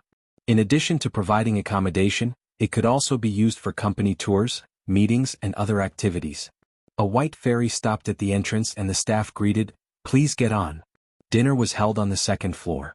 The dome was high, and small lights decorated the ceiling like stars, clustered around a huge crystal chandelier in the middle. The large private room on the second floor was not spacious, but it was exquisitely decorated with 3 tables. The adults sat at one table while the children and women sat at 2 tables. The Li family wasn't the only family that came to the forest park to play. There were a few other families that were of high status and had good relationships with each other. Using the words of ancient times to describe it, they were friends of aristocratic families. In modern terms, political alliance. Nan Man Pei said that old Madam Li had recovered and wanted to go out for a walk. This was one of the reasons. But this time they came out to play, not just to relax. You could think of it as reminiscing between friends. However, those who were qualified to sit were not ordinary people. At the table on the left, in addition to Li Donglai and Pei Ziki, there were a few boys and girls that Qinze was familiar with, but he didn't know their names. He knew at least two of them, the little fangirl Qin Qingyuan, and the sister I Have Milk Sickness by Guo Wei. There were also a few boys who appeared at Pei Ziki's birthday party. However, Yang Lingdong, who had been pursuing Qin Qingyuan, was not there. He or his family was not qualified to be here. Qin Qingyuan's mother was in business. Her father was in the government, but his position was not high. The real boss was Qin Qingyuan's grandfather. Bai Guowei took a sip of juice and whispered, "Donglai, let's drive out tonight. What's so fun about Chongming? We can't even find a bar." Half of the young people at the table were underage. Juice and coconut juice were the standard. Although they had learned to smoke and drink, no one dared to drink, not even beer. No one dared to smoke. As soon as Bai Guowei finished speaking, her sister knocked her on the head and said, "Don't you dare sneak out." Li Donglai said, "Qin Gu and I agreed that we won't go to bars before our sophomore year. But we can play cards together at night to satisfy our cravings. Don't come if you don't have enough money." Bai Guowei's sister, Bai Fong, laughed and said, "You're not allowed to go to bars, but you're allowed to play cards? This brother Qin of yours must be a retard." "You're the retarded one." Bai Guowei, Li Donglai, and Pei Ziki were in the middle, but Qin Qingyuan heard it clearly and retorted faintly, "Little girl, who are you talking about?" Bai Fong glared at her. "It doesn't matter who I'm talking about. It'll be awkward for whoever answers." Qin Qingyuan ate her meat expressionlessly. Qin Qingyuan and Bai Fong knew each other, but they were not very close. Bai Fong had seen Qin Qingyuan a few times. At that time she was still a pure girl, but she learned how to put on makeup and nails like a woman. She was full of pride and arrogance from head to toe. In the eyes of Bai Fong, who was born in the 90s, she hated it so much that she wanted to destroy it humanely and be reborn. In the process of social development, there was a very interesting phenomenon. The people born in the 70s criticized the people born in the 80s. The people born in the 80s thought that the people born in the 90s were retarded. The people born in the 90s thought that the people born in the 90s were incurable. The rule was that the previous generation criticized the next generation. The next generation's children were not the children of the previous generation. Have you ever seen parents criticize their children's generation for being retarded and incurable? Why was it like this? In fact, it was a kind of shame and disgust that saw themselves in the past. It was just like when people did things that they thought were cool and awesome when they were young. Many years later, when they thought about it, they were so ashamed that they wanted to roll on the ground. When people born in the 80s saw the retarded people born in the 90s, they felt that they had seen themselves in the past. It was especially shameful, and then there was the envy, jealousy, and hatred of aging. It was the same when people born in the 90s looked at the Queen of Balls. If you don't believe it, just wait and see. 10 years later, the Queen of Balls would criticize the people born in the 90s for being retarded and incurable. But the people born in the 90s would not, because they were born in the 90s. Li Donglai coughed and mediated in the middle. He explained, "Qin Gu said that it's meaningless to hang out in bars. It's useless except for wasting one's youth and time. But playing cards is different. It's a test of memory, card skills, and logic. It's just like those children who seem to have bad grades but are actually very good at playing. They're very smart." Qin Qingyuan said, "That's what Qin Gu said. Then let's add one more thing. I want to play tonight. Whose room should I go to?"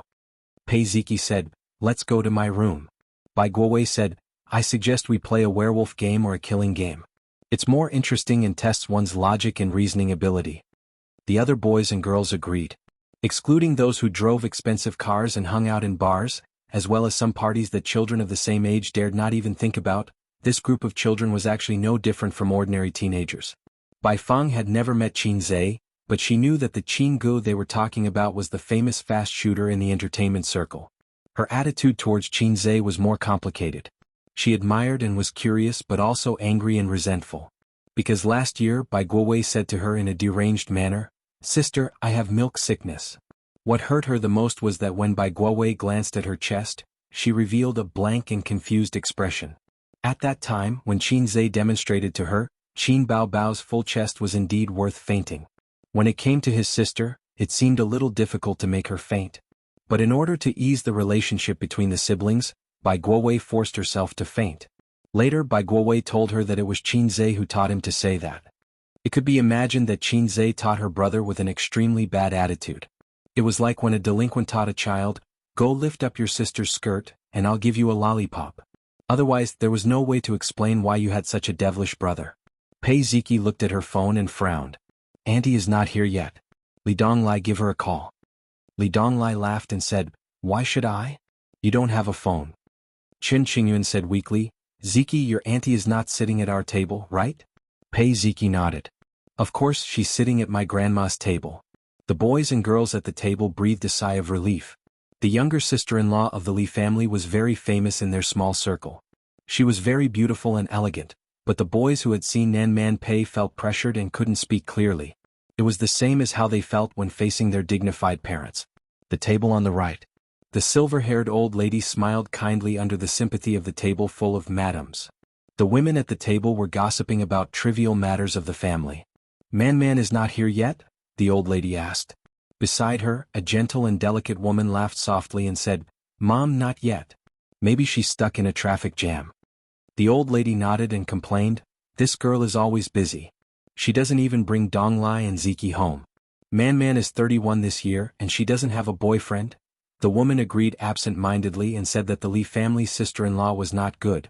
She also had a younger sister, but her younger sister and brother only had the chance to visit the Li family during festivals. They were both the Li family's sisters-in-law, but the difference in treatment was like heaven and earth. Nan Man Pei was really treated like a daughter by the old lady. The old lady had a daughter in her early years, but she died before she finished junior high school. She was about the same age as Nan Man Pei. The friendship between the Li family and the Pei family was a thing of the past, but the old lady said that it was a friendship formed during the revolution. How funny. A rainbow army soldier and a bandit. Where did the revolutionary friendship come from? Mom, I'm full. I want to go play. Beside the woman, a 10-year-old child put down his bowl and chopsticks. As he spoke, he jumped down from the chair. Stay inside. Don't run out, okay? The woman said. Outside the private room, the hotel manager and a dozen waiters were waiting. Naturally, the child would be followed closely when he went out. The child walked around the tables looking left and right. There were no children around his age, so he was very bored. He strolled to Pei Ziki's side and mumbled, "Pei Ziki, I want to eat meat." Pei Ziki turned her head and glanced at him coldly. She ignored him. Bai Feng waved her hand. "Shahao, come here. I'll get some for you." She gave him a piece of sweet and sour pork ribs. "Hey, open your mouth. Don't use your hands," Bai Feng said. The child had already reached out and grabbed the meat. He didn't eat it. Instead, he slapped Pei Ziki's back and touched her a few times, wiping the grease from his hands on her body. "Little girl, ha." The child stuck out his tongue at his sister. Pei Ziki was furious. She slapped him to the ground with the great monument smashing hand. She learned this move from Qinze. During the tutoring period, Qinze taught Li Donglai fighting skills. He always used the great monument smashing hand to knock down the fierce and aggressive Li Donglai. It was domineering and direct. Pei Ziki watched from the side a few times. She had to admit that it was indeed very cool. At this moment he subconsciously used it. The child fell to the ground and cried loudly. The loud and shrill cry instantly attracted everyone's attention. Numerous gazes fell upon him. Chapter 539. The people who heard the commotion looked over. They looked at the child on the ground, then at Pei Ziki. Their expressions varied. Some were mocking, some were helpless, some were contemplating. The children of the two ex-wives of the Li family did not return home all year round. They lived with their aunt as if there was a huge conflict between them and their father. They were all family friends, so they knew about this. The root of the conflict was the stepmother and the son. There was a show to watch. How, what's wrong? The woman hurried over. She bullied me, sob. The child clutched his mother's sleeve tightly. Snot and tears were running down his face. He looked miserable. The woman frowned and looked at Pei Ziki. The two women, one old and one young, looked at each other silently. The old lady of the Li family stood up shakily. At the main table, a handsome middle-aged man with glasses hurried over to help his mother. The mother and son walked over. The old lady was not old. She was not even 70, but she had just recovered from a long illness. Her body was a little weak. "What's wrong now?" The old lady looked at her granddaughter, then at her daughter-in-law. The woman did not speak. She hugged her son and looked at Pei Ziki with deep hatred. "Grandma, she bullied me." The grandson pointed at Pei Ziki and wailed. The old lady heard and said unhappily, "Ziki, you bullied your brother again." Pei Ziki was not convinced. "He was the one who started it. My clothes were dirted by him." The old lady was even angrier. "You're still a child. How old are you? What kind of sister are you? It's fine if you make a scene at home, but don't you know where you are?" Pei Ziki looked at her father. As usual, the man ignored her coldly. Pei Ziki's eyes reddened. Boys and girls of the same age would look down on other people's family matters. Moreover, it was the Li family's family matter. They had no right to interfere. Perhaps because he had his mother's support, Li Hao, who was young but sensible and hated his half-brothers and sisters since he was young, suddenly broke free from his mother's arms. He clenched his fist and punched Pei Ziki's waist. A 10-year-old child was actually quite strong. He did not know when to stop. Pei Ziki frowned in pain. She slapped him with the back of her hand. The child wailed loudly. It was heart-wrenching. The girl hurriedly hugged her son as tears welled up in her eyes. She looked at the old lady and sobbed, "Mother?" Old Madame Li was furious. The Li family was located in Shanghai. In ancient times they were considered wealthy. Face was the most important thing. The older generation was particular about family harmony and prosperity. Family scandals should not be aired in public. Behind closed doors, no matter how much Pei Ziki and Li Donglai quarreled with her stepmother, she didn't really like to pay attention to them. What kind of occasion was this now? Furthermore, she had always doted on her little grandson and was usually reluctant to hit him. This slap was a little too heavy. Damn girl, damn girl." The old lady hit her son a few times and said hatefully, "How did you teach your daughter? How did you teach your daughter?" Just then the door to the private room was pushed open. The hotel manager led Nan Man Pei and Qin Zhe in. Everyone looked over. Nan Man Pei was quite famous in Shanghai. There were many young men who coveted her. If they married her, not only would they be able to connect with the Li family, but they would also be able to form a powerful alliance. However, the young man beside her was a bit unfamiliar. When they got closer, someone immediately recognized Qin Zhe. Qin Zhe, the rising star of the entertainment industry. In terms of popularity, almost no one in the room was more famous than Qin Zhe. Nan Man Pei's gigolo? That was the thought in everyone's mind. Rich people liked to keep young models and actresses. It was not strange for rich women to keep young men. Women weren't fairies who didn't belong to the mortal world. A few young men who thought they had the ability to hook up with Nan Man Pei suddenly felt jealous. Seeing the lively scene in the private room, Qin Zhe was a bit dumbfounded. Wasn't it supposed to be a family dinner? There were 3 tables full of people. Pei Ziki burst into tears. She choked and said, "Auntie?" Nan Man Pei patted her head and smiled. "Old lady." The old lady put away her anger and waved at her. She complained, "You're too late." Nan Man Pei automatically took Big Brother Li's place and held the old lady's arm. "I went to pick up a friend." She looked at Qin Zhe. Qin Zhe immediately said, "Old lady Mayor Li." The old lady nodded reservedly. Big Brother Li also smiled. Nan Man Pei looked at Pei Ziki and then looked at the crying child in his mother's arms. He smiled and said, "What's going on?" The old lady had a headache. "What's going on? They're making trouble again." Li Donglai was expressionless. Xiao Hao smeared his meat on Ziki's body, and Ziki pushed him. Then Xiao Hao punched Ziki and Ziki slapped him. This round the siblings are tied. There are all kinds of highlights. 1-1. Shall we continue with the second half? Qin Zhe.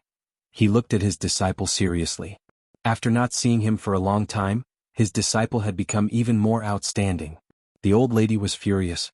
She grabbed Nan Man Pei's arm tightly. "Look, my Li family has given birth to 3 evil children in this generation. I'm so angry." Nan Man Pei said apologetically, "I didn't teach them well." The old lady glared at her son. "Some people don't know how to give birth." Nan Man Pei smiled and nodded. "You're right." Big Brother Li was a little embarrassed. He frowned. "Stop crying." Li Hao was suddenly enlightened. He had always been afraid of his father. He looked at his mother carefully and felt relieved. He didn't care and continued crying. Nan Man Pei saw this and smiled.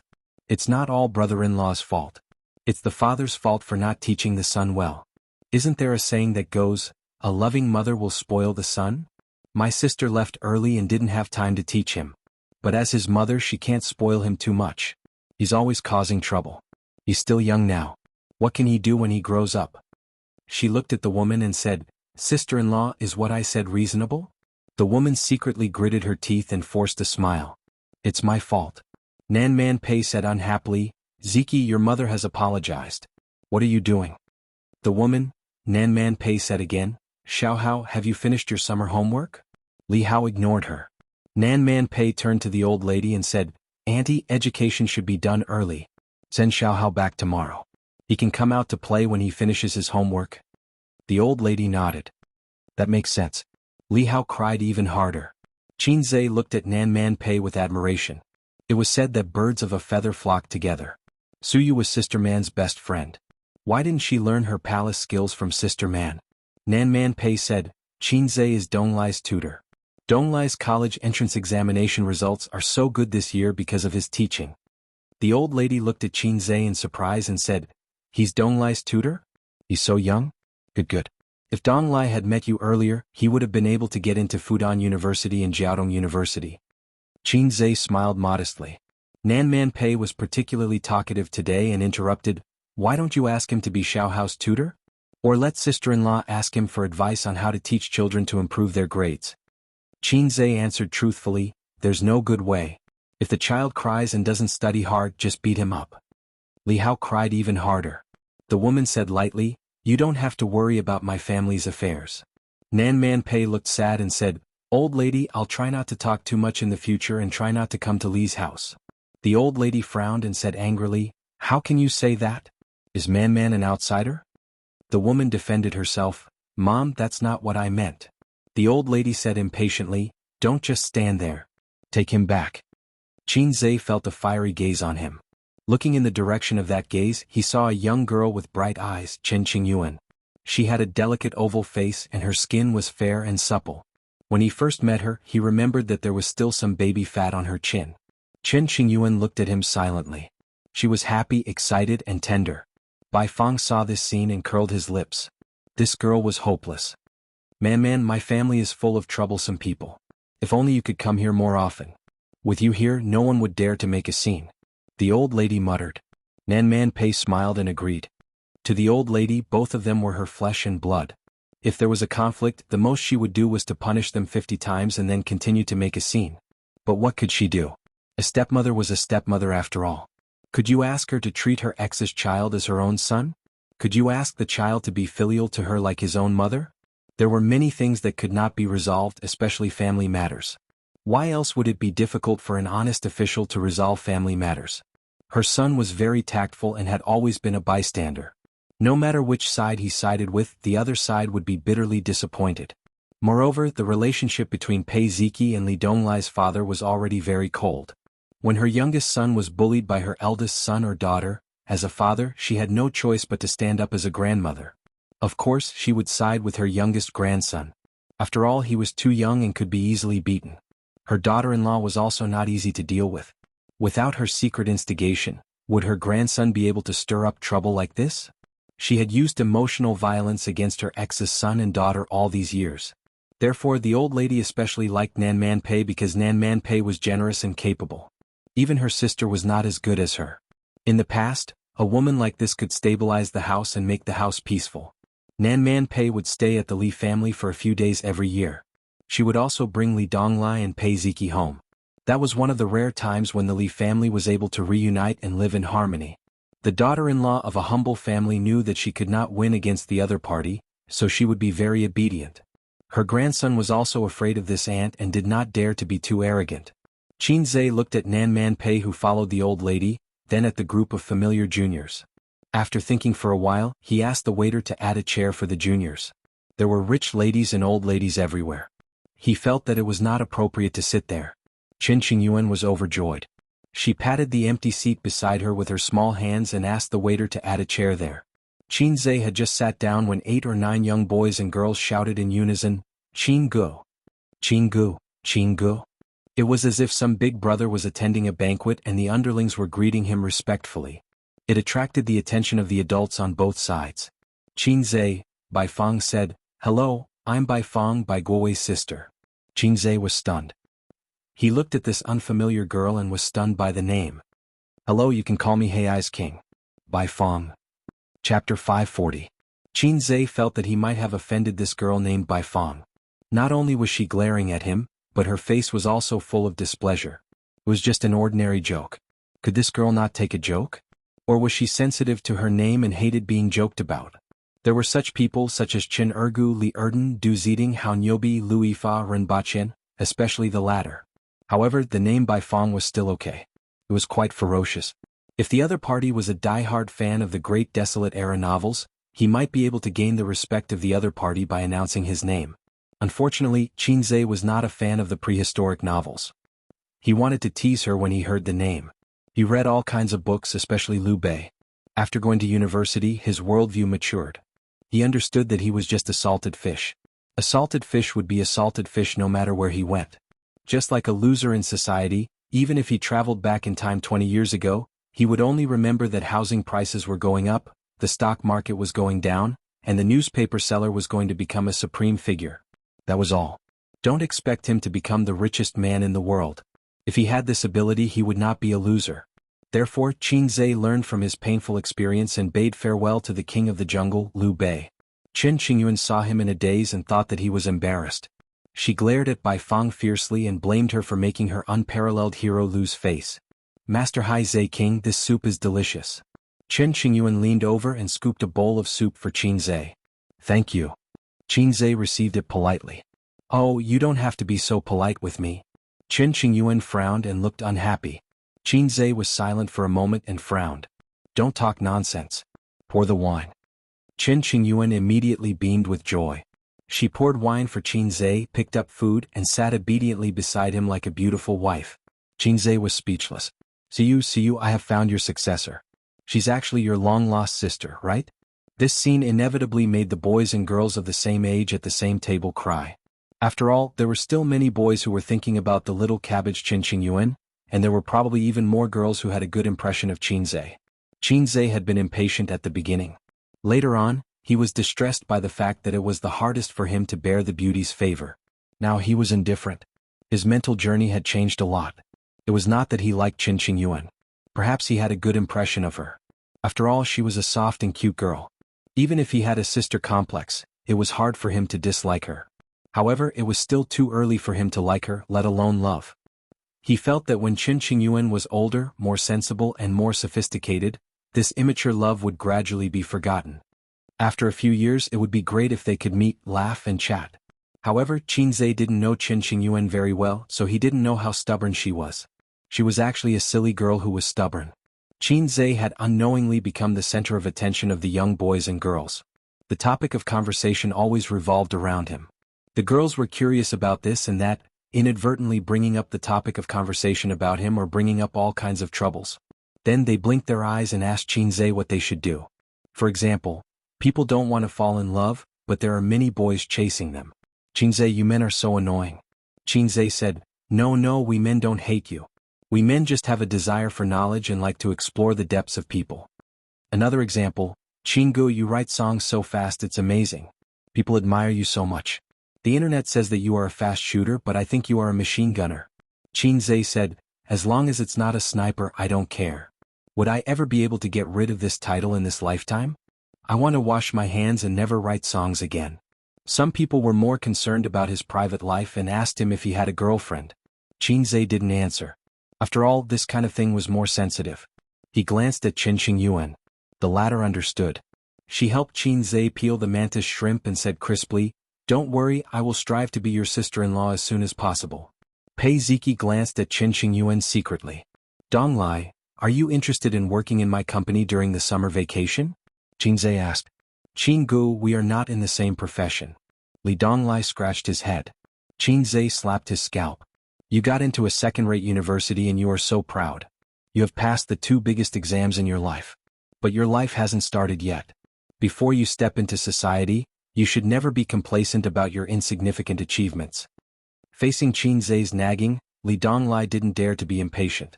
First, he respected Qin Zhe. Second, he was afraid that Qin Zhe would slap him to death. Li Donglai smiled and said, Yes. Study hard. I want to go to college every day. I will remember your teachings, Qin Gu. Qin Zhe didn't know whether to laugh or cry. He didn't expect that Li Donglai would remember the flirtatious words he said occasionally when he was chatting with others. In the future he had to try to control himself in front of his students and not talk flirtatiously. Otherwise, when they met in the future, it would be a big scandal. One flirtatious words and the other flirtatious words. Qin Zhe drank and ate under the service of Chen Qingyuan. He chatted with the teenagers who were 5 or 6 years younger than him. They got along quite well. Except for the big boss named Bai Fong, who didn't like to talk to him. Occasionally he would talk to him, but it was to secretly stab him with a few words. Qin Zhe was puzzled. What's the meaning of this? We don't have any enmity and we don't have any grudges. Why are you always at odds with me? Pei Ziki said, Sister Bai, help me turn the soybean stewed pig trotters over. I will get a bowl. Bai Fong turned the dishes and said, there are no more pig trotters. There are only soybeans. Pei Ziki said, soybeans are delicious too. They are especially fragrant when stewed. Suddenly she stuck out her tongue and laughed. It's just that it's easy to fart when you eat too much. Bai Fong heard and laughed. You guys fart when you eat too much. I don't. I just burp. What it meant was, I am a little fairy. I don't fart. Qin Baobao often said, I am a little fairy. I don't fart. I'm a little fairy. I don't have eye shit. I'm a little fairy. I don't have leaks in my teeth. Qin Zhe thought that the opportunity had come. He coughed and pretended to be inquisitive. Maybe it's the fart that got lost. Pei Ziki, Bai Fong, the table was filled with low laughter. Ding. His phone rang. Qin Zhe took out his phone to check the message. It was from Nan Man Pei. Go and propose a toast to my brother-in-law. Did I ask you to come over to eat and drink? You don't have any sense at all. Qin Zhe looked at Nan Man Pei from afar. Coincidentally, she was also looking at him. Their eyes met and Queen Bei glared at him. This will make me look snobbish and arrogant.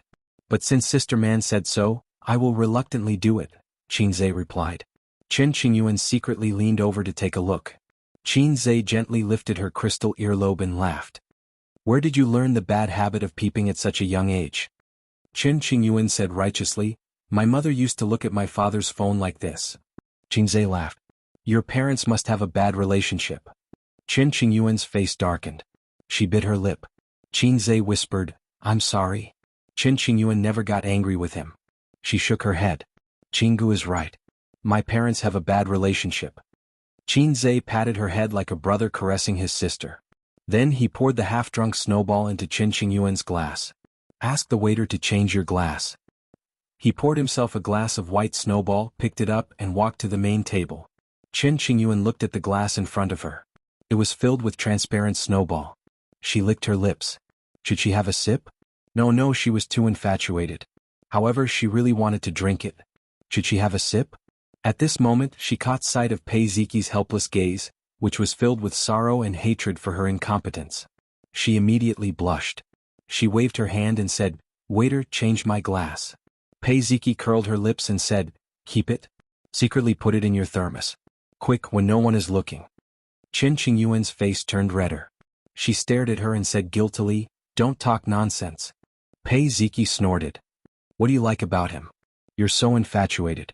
He doesn't even like you. Is it worth it? Is it worth it to be infatuated with him? Chen Qingyuan said, That's strange. It's my business that I like him. What does it have to do with you? Pei Ziki said, I'm doing this for your own good. Don't bite the hand that feeds you. Chen Qingyuan rolled her eyes. Stop it. I'm not your only best friend. Why don't you persuade others? You're always interfering with my freedom to love. Pei Ziki, do you need me to tell you what's on your mind? Qinggu is handsome and charming. I'm a woman. I like men. Why wouldn't I like him? Pei Ziki said angrily, I know I can't stand you being so stupid. It's fine if you don't appreciate it. But you're still talking nonsense. I'm not going to care about you anymore. Chen Qingyuan spat and said, Bye-bye. The two pinched each other under the table a few times. Both of them grimaced in pain. Li Donglai said, Qinggu is asking for a toast from an old man. Don't. How can Qinggu bow to evil? Pei Ziki said, You're the evil one. Your whole family is evil. Li Donglai was stunned. Yes, my whole family is evil. Pei Ziki was speechless. Bai Fong chuckled. Your father is famous for not giving face. When others propose a toast, the most he will do is nod. He won't touch glasses. Taking a sip of wine is already giving face. Let's guess. Did Qin Zhe ask your father to take a sip of wine? The others were deep in thought. Li Donglai and Pei Ziki were silent. With their father's personality, a nod was the most he could do. On the other side, Qin Zhe walked to the main table with a wine glass. His actions attracted the attention of many people. For example, the juniors at Li Donglai's table and a few uncles at the main table. Qin Zhe took a sip. "Merely let me toast you." The burning sensation was like a burning knife. First the taste buds exploded. Since the throat was burning. The wine was delicious, but it was also terrible. "Let's see if you can drink it." Of course it was like what the advertisement said, soft in the mouth, a thin line in the throat. It didn't exist. If it was soft in the mouth, it was something else. For example, yogurt. A thin line in the throat was even better. Ordinary people couldn't do it. The juniors looked over. The middle-aged man who looked like an uncle watched with great interest. Chapter 541. Unexpectedly, Big Boss Lee had a kind smile on his face. He picked up his glass and drank all the wine in it. The uncles at the table looked normal on the surface, but they were very surprised in their hearts. Mayor Lee had given him a lot of face. Was this young man Nan Man Pei's boyfriend or what? Normally, a junior like Qin Zhe could be ignored. At most, he was an excellent entrepreneur or an outstanding young man. It was already a blessing for such a person to be able to join the table.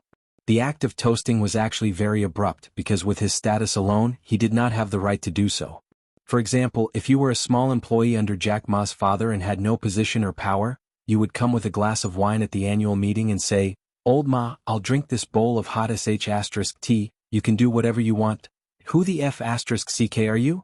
With the big boss's self-restraint, he would nod slightly and smile at you. But not only did the big boss smile at you, but he also drank it. If he was Nan Man Pei's boyfriend, it would make sense. Li Donglai said in surprise, "The old man seems to value our Qinggu a lot." Pei Ziki looked at Qin Zhe in surprise. Qin Qingyuan was proud. Her expression said, "The man I like is of course excellent." Qin Zhe finished his toast and was about to return to his seat when an uncle suddenly pulled him and laughed. "Don't go, sit down and chat with us." Then he asked the waiter to add a chair. Qin Zhe sat down blankly and was pulled by the enthusiastic uncle to chat. This unfamiliar uncle claimed to be Qin Zhe's fan and liked his exaggerated and borrow 500 years from the heavens the most. Moreover, he even shouted loudly on the spot, causing the other uncles to clap and raise their cups to drink. Qin Zhe felt that he was like a fire in winter that ignited the enthusiasm of the uncles. "Uncle, how should I address you?" Qin Zhe asked awkwardly. "Hey, you don't know me?" The passionate uncle looked unhappy. "Oh, you're whispering sweet nothings to my daughter. I'm right in front of you. Don't you recognize me?" Qin Zhe said in his heart, "Dare I ask, what is the relationship between your beloved daughter's name and me?" The enthusiastic uncle said, "You can call me Uncle Qin. My daughter is Qin Qingyuan." He subconsciously turned his head and looked at the table. Qin Qingyuan was looking at him with bright eyes. She seemed to be very happy that he got along well with her father. Qin Zhe was speechless. When he looked at Uncle Qin again, he was a little reserved. In his eyes, was he the pig who had taken his family's cabbage? So passionate. "Are you trying to set me up? I finally caught you. I asked Qin Yuan to bring you home for us to meet, but you refused." Uncle Qin poured Qin Zhe a full glass of wine. "Drink one glass as punishment." After Qin Zhe finished drinking, he said to everyone, "My daughter didn't learn well in the past. She fooled around outside every day. We couldn't bear to hit her and she wouldn't listen to us. Mom and I have been worried about this." Everyone chuckled. They were all from families that knew each other very well. They all knew that there was a problem girl in the Qin family. In fact, the children in their family might not be very sensible, but they were more restrained. They were not like Qin Qingyuan, who unscrupulously put on smoky makeup, went to bars, karaoke, and went out with the teenagers they were familiar with on motorcycles. Qin Fuxing patted Qin Zhe and gave him a thumbs up. "It's all thanks to little Qin. Ever since I met little Qin, my daughter has stopped fooling around. She comes home on time every day and goes to bed at 10 o'clock sharp. Her grades have also improved steadily." As he spoke, he sighed. "But there's a new problem. I don't know what kind of magic potion you fed her." The hint was obvious, so everyone laughed. They understood. The problem girl of the Qin family liked this young man. Big Boss Lee nodded and said, "After Fuxing said this, I also have to thank little Qin. Donglai's results will depend on you in the future." Qin Zhe immediately said, "I'll do my best. Donglai's aptitude is actually not bad. It's just that she didn't focus on her studies in the past." Qin Fuxing asked, "What's going on?" Big Boss Lee smiled and said, "Little Qin is Donglai's tutor. According to Li Donglai's original results, it was hard to say if he could go to university. Of course, he would definitely go to university in the end. How could the mayor's son not go to university? However, getting into university with one's own ability and getting in through connections were two completely different things. Whether it was in terms of face or long-term vision, one had to consider the whole life. Everyone was slightly stunned. They looked at Qin Zhe with a hint of admiration. Qin Zhe said humbly, "It's all because of Sister Man's hard work." When he mentioned Pei Nan Man, there was a natural intimacy in his tone. This kid can't really have an affair with Nan Man Pei, right? If it was just a tutor, Big Boss Li wouldn't give him so much face. It was very likely that he had an intimate relationship with Nan Man Pei. Everyone knew that kind of relationship. Actually, it wasn't. Big Boss Li gave him so much face only because of Qin Zhe's identity, the son-in-law of the Wang family. Nan Man Pei told him. As for the inside story that the Wang family didn't like Qin Zhe, not many people knew. Even Nan Man Pei didn't know. The uncles at this table were the heads of various organizations in Shanghai. They were definitely not nobodies. However, they didn't know about the Wang family. There were so many rich families in Beijing. Unless they were sitting in a certain position, who would pay attention to their daughter's marriage? Little Qin, are you a singer, an actor, an entrepreneur, or a teacher? A square-faced, burly and rough man smiled. Qin Zhe was stunned and didn't answer this question. Those who sang and acted were all celebrities, and celebrities were all entertainers. And this table was full of big bosses. Entrepreneurs were people who did business. And this table was full of big bosses. Teacher of the people. To hell with teacher of the people. He knew that he was just a tutor, but he still said the words, teacher of the people. Was he mocking him? Qin Zhe was no longer the salted fish he had been in the past. He was able to discern who was speaking with hidden wisdom and who was speaking with sincerity and enthusiasm. For example, Uncle Qin, who might have been taken advantage of by him, actually admired him. Who was this person? His words were sarcastic. Had he offended him? Qin Zhe pondered and said, I'm just a successor of communism. The square-faced man, the uncles at the table were all stunned. Such an answer was very intelligent. The square-faced man smiled insincerely. Little Qin is quite humorous. You're very good at joking. Qin Zhe looked at Big Boss Li in shock and said, Uncle Li, so the country has been joking with us? Such a meaningful question made everyone at the table fall silent. The square-faced man's mouth twitched. Qin Zhe smiled. Who cares if you're the son of a rich family or an official? In front of the successor of communism, you're all scum. That famous person on the internet, the son of the richest man, is called Wang Shizong. At most, he will be the successor of Wanda. I'm the successor of the party and the country. What's there to be proud of with a mere Wanda? It's not low-key at all. I'm the successor of a country. I'm the successor of socialism. Am I proud? Am I showing off everywhere? Idiot. Qin Fuxing laughed and joked. Little Qin, do you have a girlfriend? Qin Zhe answered honestly, yes. Qin Fuxing was a little disappointed. The others looked enlightened. That's right, there was really something going on. Especially the square-faced man, his expression turned ugly. On the other side, old Madame Li asked curiously, Man, which family is this young man from? She felt that Qin Zhe might have an extraordinary identity. Nan Man Pei sat elegantly beside old Madame Li. She smiled more often than before and was gentler. She had restrained her cold and domineering manner. He's my business partner. He runs a few companies. They're not bad and have the potential to be listed. Nan Man Pei said, he's not from any family. He's from an ordinary family. She looked at Qin Zhe's table. At this moment, that guy was taking turns to play in circles. Then he was competing with the square-faced man in drinking, one glass after another. Nan Man Pei didn't expect Qin Zhe to be so good at drinking. She didn't remember seeing him drunk. Of course, they didn't spend much time together. Instead, when he was a tutor, he ate at her house every few days as a tutor and cook. Nan Man Pei liked Qin Zhe's dishes very much, but she never praised him. Old Madame Li frowned. Is he your lover? The group of aunties laughed. Nan Man Pei's face stiffened slightly. She said awkwardly, Old Madam, no, he's a friend. Old Madame Li had an I understand look on her face. She leaned in and whispered, You brought your friend here? Janya will drink with him? Nan Man Pei smiled faintly. He really isn't. Old Madame Li said, It's best if he isn't. You're in your 30s and still not willing to get married. Are you still thinking about your ex-husband? Nan Man Pei shook her head. No. Old Madame Li said, Well, I don't think so. I'm going to introduce you to someone today. Look, do you see that young man? He's handsome and his family is from Nanjing. His grandfather just retired from the military and he's not married. He's quite a match for you." Nan Man Pei was speechless. She felt like she had been tricked. She followed old Madame Li's gaze but couldn't find the handsome man. That one, the one wearing a camouflage vest and a military green jacket. Old Madame Li pointed to her. Oh, that was a very strong man with a square face. He looked to be in his 30s, but he didn't really fit the word handsome. He was the kind of person that Nan Man Pei would blacklist at a glance. Why would an ugly man marry a wife? Generally speaking, beautiful people wouldn't find a partner who was too average-looking unless it was for money. Nan Man Pei was also a woman. She wasn't a VIP member of the Appearance Association, but she was a little obsessed with looks.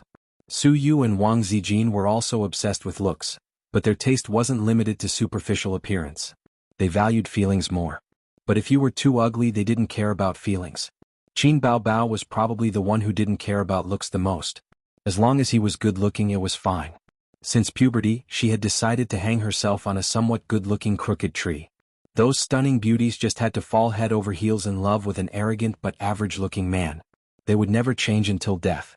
They were all made up by average-looking writers.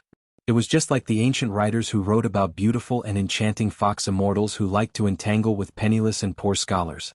They were all poor scholars. At this moment, old Madame Li suddenly frowned and trembled as she covered her upper left abdomen. Nan Man Pei was shocked. "What's wrong?" Old Madame Li showed a pained expression. "It hurts a little. Man, help me." Nan Man Pei was shocked and said, "You're sick again? I'll call the doctor right away." Then she shouted at the flustered woman, "Why are you sitting there like a fool? Call your husband over. How old are you? Don't you know how to behave?" Chapter 542. Qin Zhe was chatting with Qin Qingyuan's father. Qin Fuxing was actually a little mischievous. He set a trap for Qin Zhe and coaxed him into toasting the elders at the table. And he couldn't use beer, he had to use white wine. Qin Zhe thought to himself, as expected, he still has some opinions about me. Qin Qingyuan's pursuit of Qin Zhe was a hot topic in a certain small circle. Even when chatting with outsiders, when they talked about Qin Zhe, who was a hot topic in the entertainment industry, they would say, "In our circle, there's a little girl who likes him very much and wants to throw herself at him, but he doesn't care about her at all." Qin Fuxing only had one daughter and he treasured her dearly. Even if Qin Qingyuan made a fuss, he couldn't bear to hit her. Because of his concern for his daughter, he naturally heard a lot of rumors. Therefore, while he was grateful to Qin Zhe, he also felt resentment. "This idiot, my daughter is so cute, but he turns a blind eye to it." Qin Zhe thought to himself, "You're not Qin Fuxing, you're a holy paladin." The older the ginger, the spicier it was. Even if there were 10 Qin Zhe at the table, he still wouldn't be a match for the other party. He had no choice but to beat them one by one. Starting from Big Boss Li and a big fat uncle, the fat uncle praised, "Little Qin, you're good at drinking. You're comparable to me in the past. I like young people like you who can drink and are forthright. I'll drink too." He drank half a glass of white wine and let out a long breath. "I'm old and my alcohol tolerance isn't as good as before. When I was in Shenzhen, I could drink 8 ounces per person." This was a very talkative uncle. Qin Zhe thought to himself, "Uncle used to drink a lot of Cantonese. I'm impressed." He drank another mouthful. Everyone cheered and the scene was very lively. When the circle hit the square-faced guy, he reached out and pressed the rim of the glass. He glanced at Qin Zhe and said leisurely, "I like to drink and I'm also a drinker. I admire your alcohol tolerance." At this point he paused. "So?" Qin Zhe stared at him, waiting for him to continue. "It's not easy to drink with me. You have to drink me well before you can continue to circle." The square-faced man laughed. The uncles burst into laughter. This was the advantage of a wine table. It was suitable for bickering.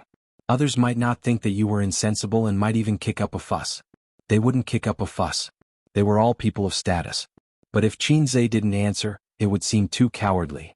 Since the square-faced man dared to say so, it proved that he was very confident in his alcohol tolerance. Then he bullied Qin Zhe and drank several glasses of white wine in a row. Qin Zhe smiled modestly. "How do you drink it?"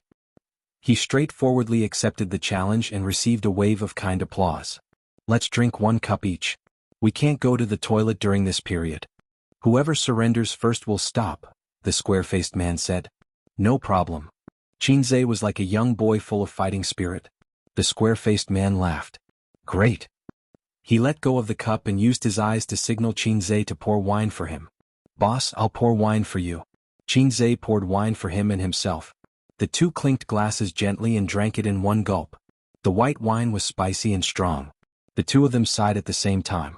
It was the second cup. When they drank the third cup, the uncles couldn't help but cheer enthusiastically. Pei Ziki pouted and said, "Idiot, being coaxed like a monkey." Li Donglai frowned and said, "Don't be so arrogant. You're worried about him, aren't you?" Pei Ziki was furious. "Who's worried about him? Li Donglai, are you a dog?" Li Donglai was confused. "Why do you say I'm a dog?" Pei Ziki, "A dog's mouth can't spit out ivory." Li Donglai. He and Pei Ziki had always had a small argument every day and a big one every 3 days. The relationship between siblings was the most difficult in the brothers and sisters series. The relationship between siblings was usually good. The elder sister would do makeup for the younger sister and help her dress up. If the elder brother really loved the younger brother, he would bring the younger brother to the big sword and personally open the door to a new world for the younger brother. The relationship between siblings was also easy to manage.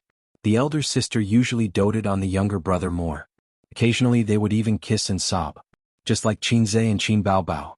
The relationship between siblings was very tricky. They either had an average relationship or quarreled all day. Even if it was the elder brother, it would be fine as long as there was love. Such a sister only existed in Japan. The soft and cute sister who called out Oniai-chan all day also only existed in Japan. Qin Qingyuan said worriedly, "What if Qin Gu drinks too much later?" Pei Ziki glanced at her. "Isn't that good? You can sneak into his room and sleep with him." Qin Qingyuan touched her chin and seriously considered the feasibility of this matter. "Over there it should be the 5th cup." The square-faced man drank the 5th cup, which was longer than the previous 4 cups combined. After he endured the nausea and finished drinking, Qinzhe immediately poured wine for him. I'll do it myself." He was tongue-tied. No, I'll do it. Qinzhe insisted on filling his cup. "Come, cheers." Qinzhe picked up the cup and drank again. The square-faced man was speechless. His face was red and he looked at Qinzhe unwillingly. If looks could speak, he would say, "Why aren't you drunk?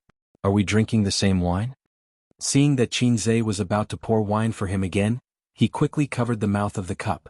I'll do it myself, Qinzhe said righteously. "No, I have to do it." The square-faced man said, "You don't have to be so polite." Qinzhe said, "I'm not being polite. What if you cheat and don't fill it up?" The square-faced man was speechless. "Sai, forget it. We've drunk enough." Someone advised. "That's at least half a kilo, right?" Someone mumbled. At this point they were all shocked. Everyone was an experienced drinker. The number of banquets they had drunk together was enough to circle the earth. They had never seen someone who could drink so much. From the beginning until now, he had drunk 1 cup after another. There were more than 10 cups and all of them were full. The scariest thing was that his face was not red and he was not out of breath. He did not look like he was going to vomit at all. That was very scary. Qinzhe shook his head and said, Fill it up. I have to drink you up first. There are still a few uncles waiting for me to play circles behind." The square-faced man said, "Let's stop here. You can go play circles." Qinzhe said, "So you admit defeat?" He suddenly stopped talking. Qinzhe said, Fill it up. The square-faced man was speechless. His mind was not very clear now. He thought to himself, why is this kid so insensible? He looked at Mayor Li in a daze. The mayor pretended to look at the scenery around him. Qinzhe finished his 6th cup and looked at him provocatively. "Old Thai, double tap 666. Bah, hurry up and drink, Old Thai. We can still drink 1 cup after another. A weakling dares to provoke me? Don't you know that I'm the liver emperor? A real man should put his life on the line and drink directly." The square-faced man probably could not stand his provocative gaze. This time he became a man and drank directly. Then he rushed in the direction of the bathroom. Qinzhe shouted behind him, "Come back and continue drinking." Qin Qingyuan's father tugged at Qinzhe's arm and said, "Why are you two fighting so fiercely?" Qinzhe said in a low voice, "He competed with me first." Qin Fuxing said unhappily, "Even so, you can't be so stubborn. His family is a big boss in Nanjing. You should be more careful." Qinzhe said, "Thank you, Uncle Qin. I'm not going to Nanjing to earn money. It has nothing to do with me. Also, I didn't offend him. Why did he stab me?" Qin Fuxing was stunned. Yeah, why did he pick a fight? This was a difficult question. Qinzhe thought for a while. Maybe he's jealous of my good looks? Qin Fuxing was speechless. Qin Zhe said, I can't take it anymore. I have to go to the bathroom and vomit. My stomach hurts. His body was extraordinary now. After being tempered and nourished by the times are calling, his stomach felt a little uncomfortable after drinking so much white wine. Ding. Show your divinity 13/15. Help Su Chunfeng relieve her pain and achieve the effect of shocking everyone. 500 points will be rewarded for success. Points will be deducted for failure. Suddenly the system's voice rang in his mind. Qin Zhe? What's wrong with this mission? Is there a bug in the system? Why did it give me a mission without warning? Who is Su Chunfeng? Qin Zhe said in his mind, System, you finally got a bug. You lowlife, hurry up and fix it. The system did not ignore him. It replied, it's not a bug. The system caught your desire to show your divinity in front of people. Since there's a chance now, I'll help you trigger it manually. Qin Zhe was speechless. This mission was triggered as if it was a joke. It shocked everyone again. There were 1.4 billion people in China and they did nothing all day. They were either shocked or silent. Right, speaking of which, he had not done the Divinity Show series mission for a long time. The first mission in his life was the Divinity Show series. Then after a year he still had not finished the series of missions. Qin Zhe was a little ashamed. Qin Zhe said, Who is Su Chunfeng? Do I know her? Let me see the mission details. The system said, Su Chunfeng, originally known as Su Chunfeng, is the owner of the devil fruit. She once wreaked havoc in the heavenly palace. Later, she turned over a new leaf and gave birth to 7 children with a snake demon. This is the origin of the Dragon Ball? Qin Zhe said, You're so happy just from being naughty? At this moment, Pei Ziqi's stepmother hurried over and said, Honey, Mom's stomach hurts. Maybe it's her old illness. Big Brother Li was shocked. He quickly got up and followed his wife to check. Mom, how are you? Li Jianya asked with concern. It hurts here. The old lady pressed her right abdomen. If it hurts here, it should be pancreatitis again? Li Jianya frowned. Quick, call the doctor and send her to the hospital. I've already called, Nanman Pei said. The right thing to do at this time was to call an ambulance. However, the old lady had a small team to take care of her life, including a private doctor, life assistant, and nutrition consultant. Since the old lady had just fallen ill, the doctor also came over. They were in the hotel room. When the doctor came over to check on the situation, they would send her to the hospital. It was always reassuring to have a professional by her side. Old lady, do you want to vomit? Qin Zhe came over and asked, but no one paid attention to him. Everyone was nervous and asked about the old lady's well-being. Pei Ziqi and Li Donglai also ran over and stood by the side. No one cared about this kid who was just here to join in the fun. Old lady, do you want to vomit? Qin Zhe asked again. Still no one paid attention to him. Chapter 543. Nanman Pei said gently, Old madam, do you want to throw up? The old lady shook her head. It just hurts. Big Brother Li comforted her. The doctor will be here soon. Mom, bear with it. Qin Zhe squeezed through the Andes in front of him and pushed Pei Ziqi and Li Donglai back. Get out of the way, I'm going to show off. It's time to show off my real skills of showing off in front of the masses. Can you call it showing off when you're a scholar? If she didn't vomit, then it's not a relapse. Maybe she didn't control her diet and ate too much? Qin Zhe said. Kid, don't talk nonsense. How do you know it's not a relapse? One of the aunties who was pushed by Qin Zhe reprimanded. A relapse of pancreatitis is serious, Qin Zhe said. The symptoms are vomiting and abdominal pain. If it's just abdominal pain, is it acute or chronic? This time it was Pei Ziqi who answered him. It seems to be acute. Qin Zhe came to a realization. He leaned closer to the old lady and said seriously, It's okay. It's just that she's old and her organs are recovering slowly. She has intermittent pain, but it's okay. Regardless of whether they were sincere or not, everyone looked anxious and concerned, waiting for the doctor to come and check on the situation. However, this kid was self-righteous and talkative. He had some common sense and wanted to be in the limelight. That was the stupidest thing. Li Donglai quietly tugged at him with an awkward expression. The old lady was in so much pain that her face turned pale. Li Jianya frowned and said, The doctor isn't here yet? Nanman Pei said, He was outside just now. He's not in the hotel room. He's already on his way back. Should we send her to the hospital first? Someone asked. Li Jianya nodded. No, wait. Send her to the hospital. They wanted to wait for the doctor to come, but the old lady was in great pain and the doctor was outside. No one present was a medical student, so they were afraid that it would delay the treatment. Why don't I take a look? Qin Zhe moved closer to Nan Man Pei. This person, was he crazy about being in the limelight? The aunties and uncles frowned. Li Jianya looked displeased. Qin Zhe immediately said, I've studied medicine before. Sister Man knows. Nan Man Pei was dumbfounded. The others were stunned and looked at Nan Man Pei. Nan Man Pei put away his blank expression and remained silent. Qin Zhe took the opportunity to squeeze to Nan Man Pei's side and nudged her to the side. Elder Sister Man didn't expose me. Elder Sister Man really loved me. Qin Zhe gently pressed his finger on the old lady's upper left abdomen. Does it hurt here? The old lady nodded. He moved his hand to the side of his waist and gently pressed for a moment. Does it still hurt? The pain on the old lady's face did not change. Qin Zhe pressed her lower right abdomen for a moment. Does it still hurt? The author made a mistake in the previous chapter due to carelessness. He didn't expect to be immediately pointed out. The pain was in his upper left abdomen. Comrade Mao Zedong, please sit down. Mao Zedong's eyes are very dangerous. The old lady frowned. It hurts. Qin Zhe massaged her arms and back for a moment. How about now? The old lady's eyebrows relaxed. Are you feeling better? Qin Zhe replied with an "oh," and continued to massage various acupoints. Everyone looked at him with confusion, doubt, and surprise. The old lady sat on the chair and slowly relaxed from frowning to enduring the pain. A few minutes later, she didn't look like she was in pain anymore. In fact, she even felt a little refreshed. Li Jianya stood on her left. His anxious expression slowly changed from half-squatting to relaxed and surprised. He also stood up. Nan Man Pei and Pei Ziqi's stepmother were on the right. Nan Man Pei looked a little dazed and looked a little cute. Qin Zhe followed the liver meridian to the gallbladder meridian and massaged it back and forth. Pancreatitis caused pain in the liver and gallbladder. Since the person was old and their organs were weak, Qin Zhe could help them sort out their qi and blood.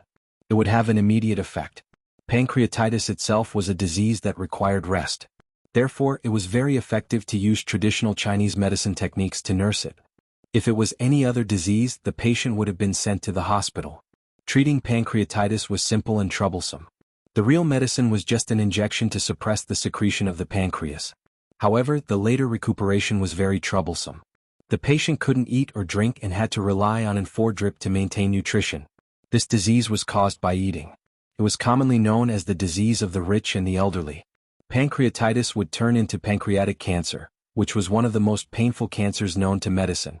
Qin Zhe said, "Old lady, you have to be careful when you eat.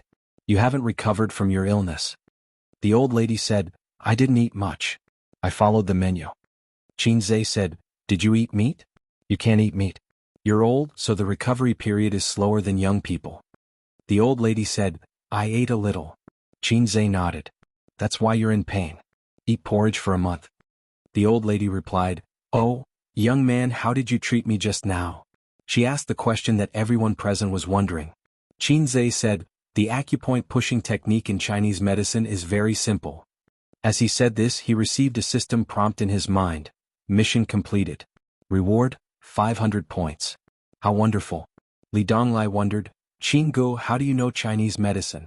You're from the finance department." He was accidentally exposed by his disciple. Qin Zhe looked at everyone and reprimanded, "We're the successors of communism. We have to know everything. If you don't have a few skills, how can you take over? By the way, I've been waiting for 24 years. When will I take over? Waiting online urgent." Li Donglai was speechless. The doctor finally rushed back with a first aid kit.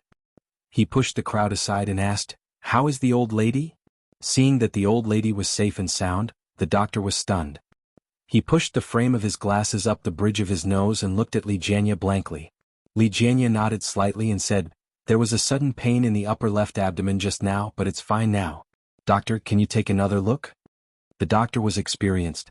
After hearing this, he knew what was going on. It's normal to have pain after recovering from pancreatitis, but if you don't recuperate well and have similar pain often, acute pancreatitis will worsen and become chronic. Everyone was relieved when they heard what the professional said. The doctor then briefly checked the old lady's body. There was nothing serious. He planned to stay and observe for a while to see if there would be any follow-up pain. Chen Fuxing laughed and pulled Qin Zhe to continue drinking. Li Jianya said, "Little Qin drank a lot. It's about time." There was a hint of friendliness in his tone. "By the way, why did Nihang come back?" Li Jianya asked. The middle-aged man said, "I'll go and take a look." He just wanted to go to the toilet. The doctor expressed his interest in Qin Zhe's Chinese medicine. He felt that he had met someone of the same kind, so he casually chatted with him. After realizing that he didn't know anything about Western medicine, he only talked about Chinese medicine. As expected of a private doctor, he was very knowledgeable and actually had a lot of knowledge about Chinese medicine. When Qin Zhe said that Chinese medicine relied on experience and took a long time to accumulate. Moreover, the background of the existence of Chinese medicine was an era when medical equipment was not developed. Therefore, it was inevitable that Chinese medicine would be overtaken by Western medicine. However, it was too much to say that Chinese medicine was a lie. The essence and magic of Chinese medicine couldn't be denied. The two of them agreed. Take pancreatitis for example. It was a terminal illness decades ago, but with the development of the medical industry, it can be cured. Times are improving and medicine has also entered a new era, the doctor said. In the current medical industry, Chinese medicine and Western medicine have long been combined. However, serious diseases still have to be treated with Western medicine. For example, Chinese medicine can't do surgery, Qin Zhe said. They chatted happily. The doctor and Qin Zhe exchanged business cards. Orthopedics? Qin Zhe was stunned. The doctor's business card had many departments, and he was a well-rounded doctor. As a private doctor, you can't be limited to a single department. Otherwise, you won't be able to do well in this industry, the doctor said with a smile. I studied orthopedics in Germany and got a doctorate. Qin Zhe's small hand trembled. The doctor joked, "In the future, if you have a serious injury, you can come to me. I'll give you a 50% discount." Qin Zhe's small hand trembled again. He tore it off. He would tear the business card off later. As the two of them were talking, the middle-aged man came back with a funny expression. Yihang passed out in the toilet and vomited all over the floor. He was lying on his own vomit. I asked the waiter to send him back to his room. Everyone immediately looked at Qin Zhe. How much alcohol could this guy hold? It seemed that he was fine. Chapter 544. Qin Zhe said disappointedly, "He can't drink after just a few glasses of white wine? He hasn't admitted defeat yet." Everyone was speechless. They suddenly felt that this young man was quite interesting. He was forthright when he drank and wasn't restrained or anxious. Combined with what he had shown just now, he was bold. Qin Fuxing thought to himself, no wonder Yuan likes him. However, although he admired Qin Zhe even more, Father Qin secretly dispelled the idea of supporting his daughter. This man was a little too outstanding. He didn't give his daughter a chance to speak at all. If his daughter got together with him, she would be bullied. Moreover, his relationship with Nan Manpei was questionable. A father was a very complicated and changeable person. To his son, "What? You changed girlfriends again? Not bad, little brat. You're much more charming than I was back then. Keep up the good work. Try to sleep with more women." To his daughter, "What? Your husband went to the brothel? Damn it, bring me my 40-meter-long broadsword. I'm going to chop that kid into pieces." Therefore, from the perspective of an elder, Father Qin admired Qin Zhe very much. From the perspective of a father, he refused. "My little cabbage can't become a little vegetable." However, Father Qin didn't dare to talk to his daughter. It wasn't easy for his daughter to turn over a new leaf. What if she fell again? Father Qin's heart skipped a beat. He looked at Qin Zhe. He heard from the little guys in his daughter's circle that this guy had rejected his daughter several times. However, when he was drinking and eating with her just now, he didn't show too much resistance. Did he have the same concerns as him? At this thought, Father Qin once again felt that Qin Zhe's character was good. During this time, Qin Zhe went to the toilet to vomit once. He vomited out the alcohol in his stomach, but he was still not drunk. Qin Zhe drank so much white wine in one go. If it were in the past, he would have collapsed on the ground and passed out. Unknowingly, he became the focus of the young boys and girls. A capable and handsome young man was always able to gain the favor of many young girls. They were just a group of minors. No matter how powerful their fathers were, their own age and experience limited them. When they saw a successful man like Qin Zhe, their eyes couldn't help but shine with stars. Just like when we were young, we especially admired and liked the big brothers and sisters next door. "Qin Xingyuan, can you do it? If you can't catch up to him, I won't hold back." Someone said with a smile. That's right. Let's compete fairly. Didn't the netizens say that if you're capable, you should do it? We're going." Many young girls smiled and agreed. Qin Xingyuan said with a straight face, "What are you talking about? Don't talk nonsense. You are all flowers of the motherland. Don't learn from me. I am a man-eating flower of the motherland. Li Donglai was stunned. Qin Qingyuan's tone was becoming more and more like Qin Ji's. One is marked by the company one keeps. Was this the latter or the former? Dinner lasted from 8 to 9 o'clock. Qin Zhe noticed that the total price of the dishes did not exceed 5,000 yuan. The wine was also ordinary wine. There was no noble wine like Maotai, which was more gimmick than content. As expected, the details of politics were impeccable. Moreover, there was no discussion of politics at the dinner.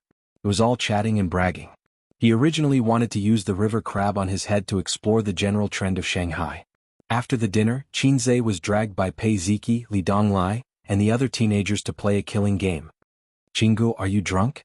Do you want to go back to your room to rest?" Qin Qingyuan was not reconciled. Pei Ziki kicked her from behind. "Brainless woman. In his state, you don't even have a chance to go back to your room to rest." Qin Zhe was sandwiched in a group of teenagers who were 5 or 6 years younger than him. Listening to their chatter, laughter, and anger, he inexplicably felt emotional. He missed his youth. Born in a big city, it was hard to keep friends. Those friends who were close to him when he was young or classmates went their separate ways after graduation. Or they moved away inexplicably and never saw each other again. And those children in Shujia town, if they met now, they probably wouldn't recognize each other. No one would remember him as a city boy who used to run under the sun and laugh in the fields. Thinking back, when Runta grew up, he probably wouldn't remember brother Sun. One day Lu Sun, who had grown up, saw a teenager. The teenager said, "Brother Sun, it's me. Do you still remember the mistake I made in the melon field?" Lu Sun pondered for a long time and suddenly realized, "Oh, you are Runtu." He was moved and felt that he saw his lost youth. The teenager said, "No, I am Runtu." The story tells us two truths. First, people really get lonelier as they grow up. Second, Runtu also has dignity. Qin Zhe didn't have a good time playing. He should always be the first to be killed. At dawn he died. At dawn he died. At dawn he was voted to death. This F***king game experience was extremely bad. In the past, when he played killing games with his sister, Qin Baobao would always be the first to kill him, and Qin Zhe would fight back and kill his sister first. Either he died or his sister died. But my sister and I loved each other and hated each other. What do you brats mean? I can kill my sister to prove my Tao, but I can't be bothered to kill you passers-by. These days there were many people who killed their sisters to prove their Tao. The road had been taken. If one wanted to prove his Tao, he had to find another way and kill his sister to prove his Tao. He was a celebrity, a handsome guy, and the object of worship of boys and girls. The idol effect caused him to always be picked on everywhere. After playing for about an hour, Pei Ziki chased them away. The teenagers who didn't have enough fun mumbled and left unhappily. "What, play for a while more? It's only 10 o'clock. Yes, I haven't killed Qin Zhe yet." "Qin Zhe," Pei Ziki pushed them. Go, we're going to sleep. You can continue to play by yourselves." After chasing them away, Pei Ziki and Qin Qingyuan tacitly took out cards and said that they wanted to play double buckles. Qin Zhe didn't really want to play. He drank so much white wine that his brain was a little dull. He wanted to rest. But Qin Qingyuan and Pei Ziki seemed to have made an agreement. They hugged his arms on both sides and refused to let him go. They said that they wanted to play cards and play money. They wanted to gamble all their belongings and rip him off. After all, they were outsiders. The way they asked for money was very subtle. Unlike his Ying monster who said, "Brother, you are using your wife's money." "Qin Zhe, how about 100,000? Ying monster waved a knife over. "Is your future wife only worth 100,000? Even Wang Zijin could only pinch her nose and accept it. 100,000 was too little. His sister always tried to squeeze him dry. Oh, she was squeezing his little treasury dry. Qin Zhe had a lot of money at his disposal. Tens of billions. But the money he could spend was very little. The balance of his private bank card was controlled by his sister to within 1 million. Qin Zhe, who pretended that he was very rich, smiled and said, "Up to you. How much you can win depends on your ability." The rules of Fight the Landlord were starting from 200 yuan. Extra points for bombs. Qin Zhe and Li Donglai sat opposite each other. They were in one group. Pei Ziki and Qin Qingyuan were in the other group. They couldn't play cards for more than an hour. Qin Qingyuan and Pei Ziki's little treasury was emptied by Qin Zhe and Li Donglai. The two girls held hands and looked at each other with tears in their eyes. They were speechless. "Brother Qinggu, can you give me back my money? This month has just started. My living expenses are gone." Qin Qingyuan pouted. Not only was her living expenses gone, but she also lost all her savings. You drank fake wine. Why are you still so good at cards when you are drunk? Pei Ziki complained tearfully. What? Qin Zhe muttered, maybe the two of you are slacking off on the path of evolution. Li Donglai couldn't help but burst out laughing. Look at how much she likes you. How can you be so heartless? Pei Ziki said. I won't pay her back. Not in this lifetime, Qin Zhe said. You heartless thing. Qingyun loves you so much. Pei Ziki said loudly. Well, the Queen of Balls was so scary. She talked about love so easily. Qin Zhe was unmoved. Pei Ziki saw that it was difficult to get the money back. She pushed Qin Qingyun and said, What are you doing? You should say something too. Qin Qingyun gathered her courage and stared at Qin Zhe. Hey Qingu, if you don't cherish me now after this village? Qin Zhe looked at her from the corner of his eyes. Qin Qingyuan's courage was gone. She said weakly, I'll wait for you in the next village. Useless thing. Pei Ziki slapped her onto the bed with a great stone-smashing hand. Girls had shallow eyes. They lost tens of thousands in one go. Their hearts were bleeding. They had to get the money back even if they had to make a scene. In the end, Qin Zhe gave each of them 1,000 yuan. The two little girls smiled through their tears. It was a game of cards. One had to admit defeat. Qin Zhe was a man of principle. He insisted on equality between men and women. In the room, Qin Qingyuan and Pei Ziki were whispering. They were probably discussing how to swindle some money from Qin Zhe to recoup their losses. On the balcony, Qin Zhe and Li Donglai were smoking. They sat on soft chairs facing the window with their backs to the room. They looked at the dark night sky and talked about men's topics. They talked about life, dreams, and careers. What are your plans in the future? Do you want to follow your father's path or be self-reliant? Qin Zhe exhaled a puff of smoke. Let's see how it goes first. I'll probably follow the path he planned for me. The premise is that I have to work hard. Li Donglai said. After being hammered and sculpted by Qin Zhe, he had changed a lot in the past year. He had slowly lost his Chinibyu aura. Occasionally he would look forward to his future. He was still angry with his father, but he was much more rational. However, it might take a few years to untie the knot in his heart. People would always grow up. No one would always be Chinibyu. I'm not as good as you, Qingu. You know how to plan for yourself and set goals. You have achieved so much at such a young age. Li Donglai did not hide his admiration and worship. Qin Zhe laughed until he coughed. After laughing he felt a little sad. Where did the planning come from? The biggest plan in my life is to successfully complete my studies, get a good certificate, find a stable job, save enough money to get married, and then continue to save money to have children. It won't be too hard because I have my own house. However, I won't be too rich either. I'll have a big meal every weekend and travel during festivals. I'll be like this for the rest of my life. Because of his birth, he was born and lived in Shanghai. The people around him mostly talked about various kinds of security, social welfare, demolition, and finding a stable and profitable job through his relatives and friends. They did not talk about how he should work hard to become a millionaire or a billionaire. The richer the area, the less wolfish the people were. That's why the rich people in Shanghai were all foreigners. They had a secure life, good social welfare, and a house. They had not suffered much in their lives. Where did the wolfish nature come from? None at all. Moreover, how many people could succeed if they worked hard? Most people in Shanghai lived by the principle of being content with the small fortune. Then how did you get to where you are today? Li Donglai was puzzled. People are forced. Oh, it's this force, not that force, Qin Zhe said. Li Donglai chuckled and said, I know. People are forced. At the same time they have to work hard for it. Qin Zhe was speechless. Comrade Mao Zedong, why are you so naughty? Li Donglai said again, Master, have you found the one who will work hard for you for your whole life? Qin Zhe said in annoyance, You talk too much. Li Donglai egged him on and said, The one inside is really not bad. She's pretty and smart, but she's also quite stupid. In the future you can have a wife outside, but at home you can have a wife. Qin Zhe sighed sadly. I might not be able to have a stupid woman in my life. Li Donglai obviously did not understand why he sighed, or perhaps he misunderstood. He said sympathetically, I know. What's so good about a girl? She doesn't understand romance. She's not as charming as the big sisters. Qingu, I understand your taste, but I don't understand why a girl's first boyfriend can take everything away from her so easily. It's the same for the second and third boyfriend, but the man who marries her has to buy a house and give a betrothal gift? Qin Zhe said in annoyance, Don't read the messy things on the internet. That's not how marriage is calculated.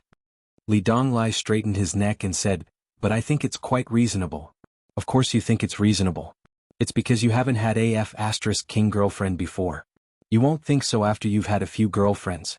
Facing his disciple's misunderstanding, Qin Zhe felt that it was necessary to enlighten him, lest this guy become cynical. Love doesn't care about the past. Li Donglai would definitely not understand such an answer. It would be useless to say anything. This was the difference between having sex for a period of time and having sex for a lifetime. Such an answer was too vulgar and not conducive to his master's image. Qin Zhe pondered for a moment and said, "Facts have proven the importance of work experience." Li Donglai. After they finished smoking, Li Donglai put out the cigarette but in the ashtray and suddenly asked a question that surprised Qin Zhe. "Master, what do you think of my aunt?" "Huh?" Was the next sentence going to be my aunt's husband? Qin Zhe answered truthfully, "Your aunt is very good. She's beautiful, has a good figure and is very feminine. It's just that she's a little old." If he answered this question from a rational point of view, his parents would definitely not agree to him marrying a 31-year-old woman. The age difference was too big. As soon as he finished speaking, Qin Zhe felt a murderous aura coming at him.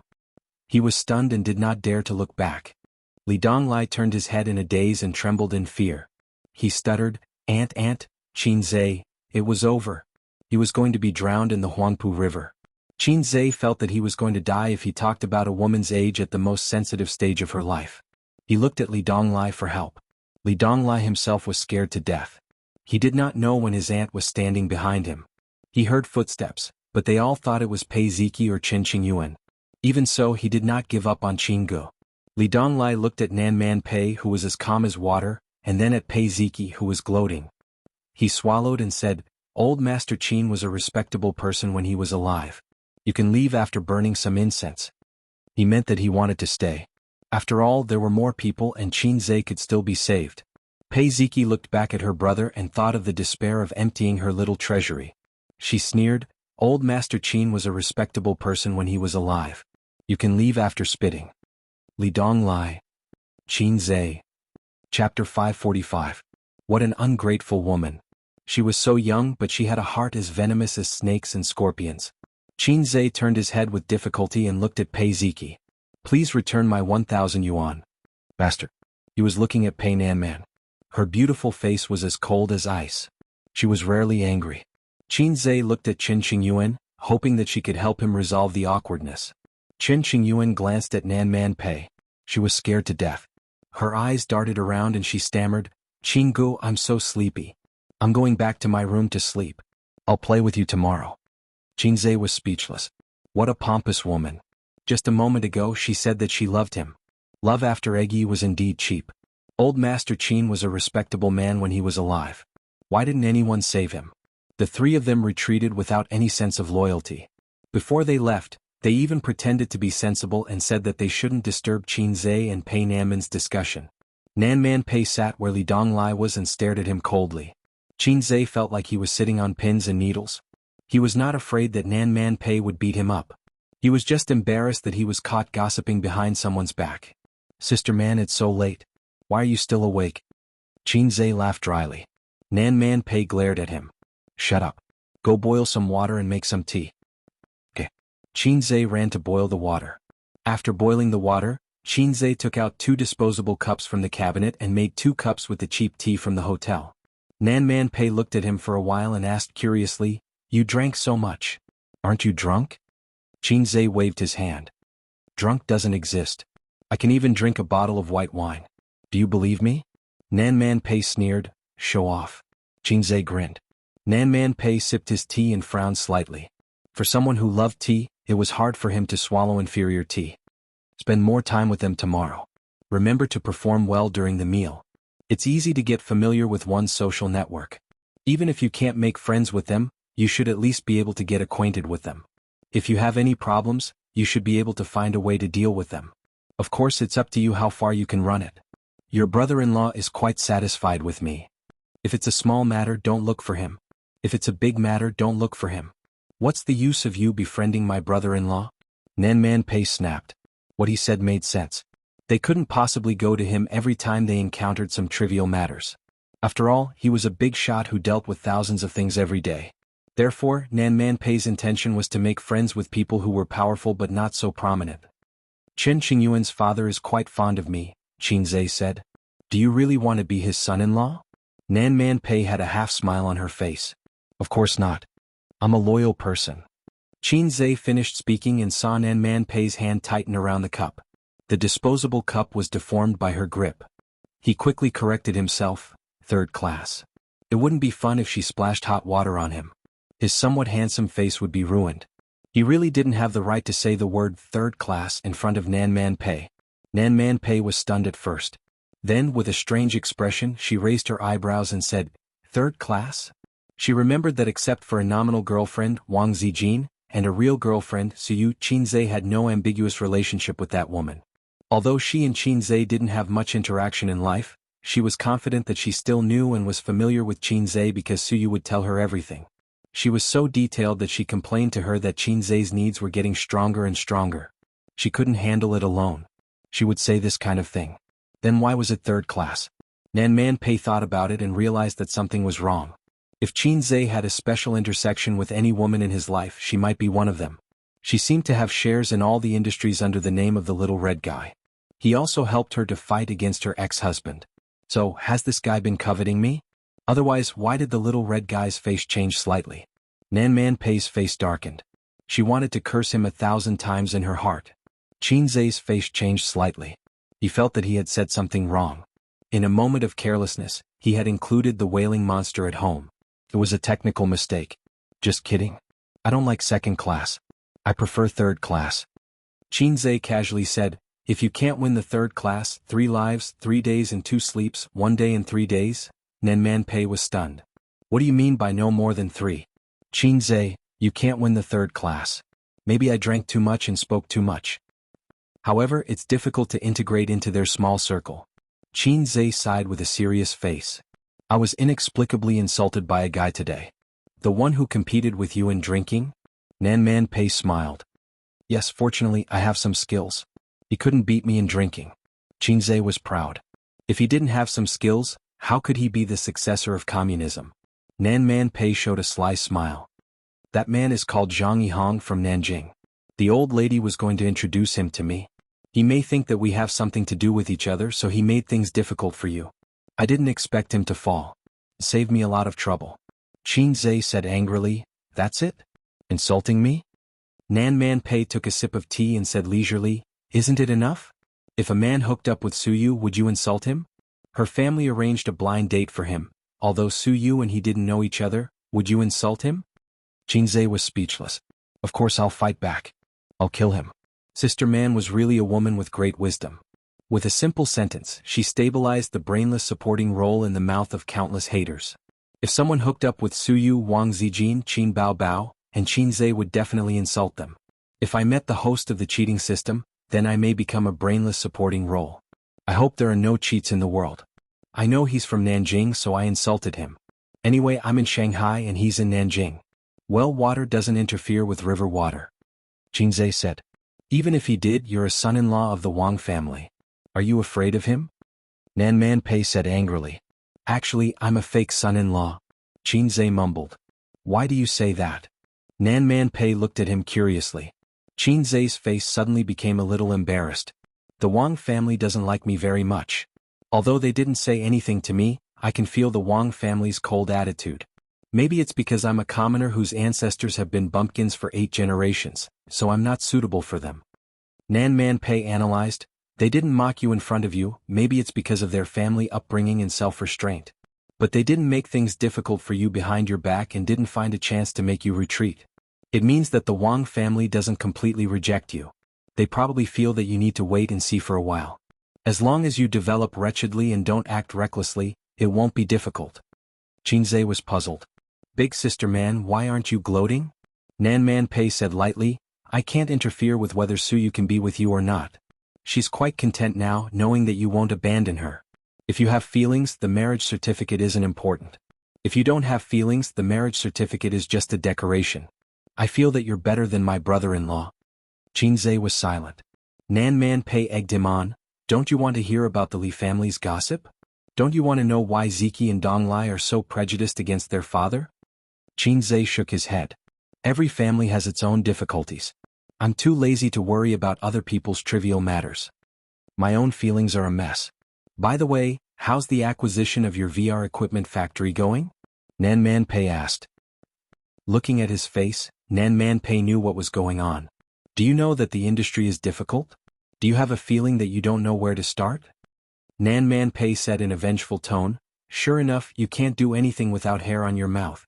I wasted 100 million. Qin Zhe was not convinced and retorted, I don't have hair on my mouth but I have hair down there. I'm much older. Nan Man Pei raised her eyebrows and kicked him hard. I gave you face, didn't I? Nan Man Pei said coldly, do I look like an old woman who's easy to bully? Qin Zhe, Omega winky face flirtatious words are a disease that needs to be corrected. Qin Zhe rubbed his calf and looked at Nan Man Pei's women's leather shoes. It hurts so damn much. He actually had a little plan in mind when he gave the task of acquiring the factory to his uncle. Or rather, a little scheme. As for what kind of scheme he couldn't tell Nan Man Pei. Next door in Li Donglai's room, Chen Qingyuan had just been summoned away by her father, leaving only the siblings in the room. Pei Ziki wore a pair of hot pants and sat cross-legged on the bed with her fair and tender legs. Li Donglai sat at the desk and smoked. Pei Ziki said angrily, Li Donglai, can you stop smoking? Li Donglai rolled his eyes. Why can't I smoke in my room? Auntie already said that smoking is fine as long as it's controlled. Besides, I'm already an adult, not a minor like you. It's fine even if I have a girlfriend, but you haven't even graduated from high school. How dare you have a boyfriend? Auntie will break your legs. Pei Ziki laughed as if she had heard the funniest joke in the world. You want a girlfriend, you dummy? Li Donglai was furious. Who are you calling a dummy? Do you believe that I'll beat you up? Pei Ziki raised her small face. Come on, whoever doesn't dare is a dog. Li Donglai chuckled.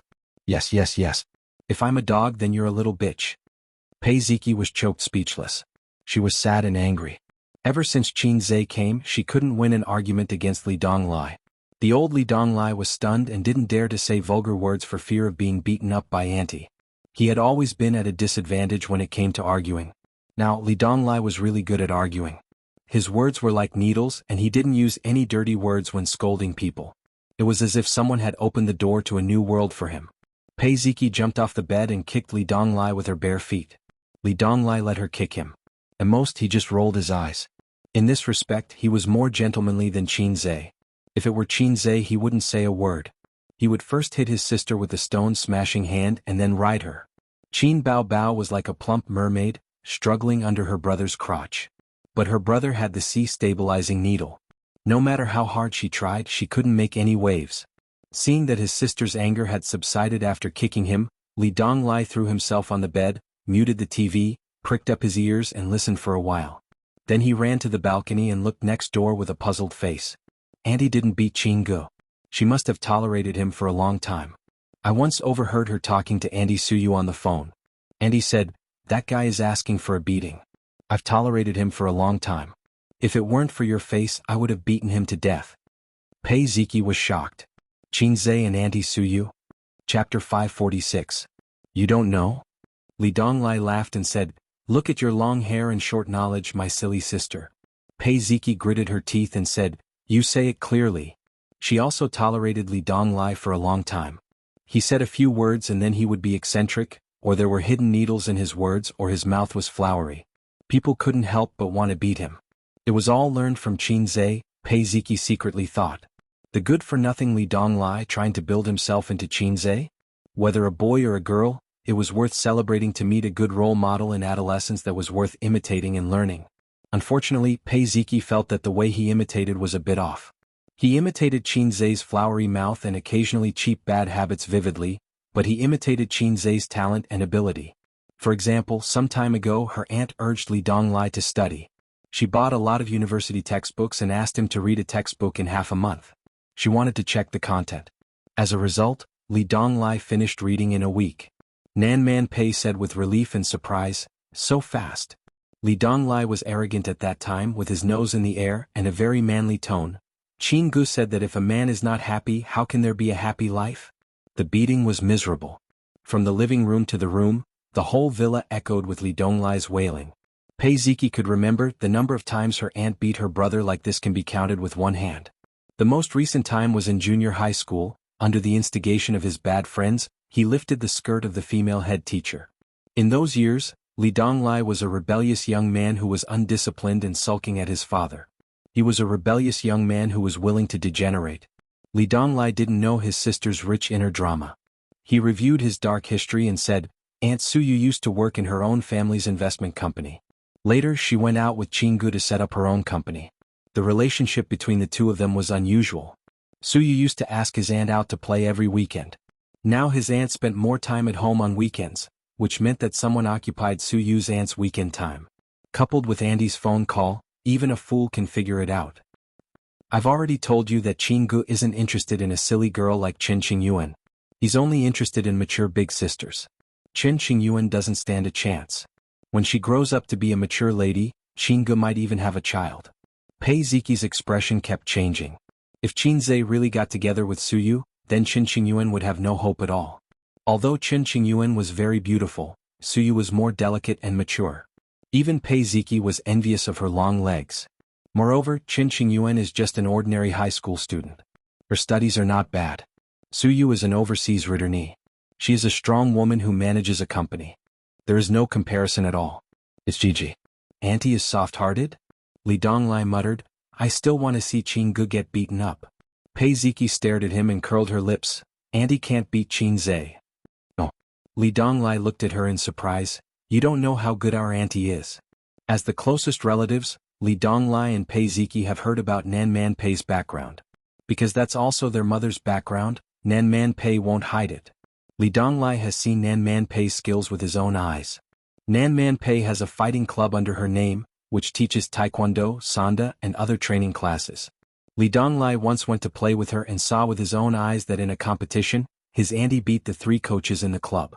They were all coaches who had learned a few skills. One of them could beat several ordinary people. Li Donglai's young heart was suddenly shocked.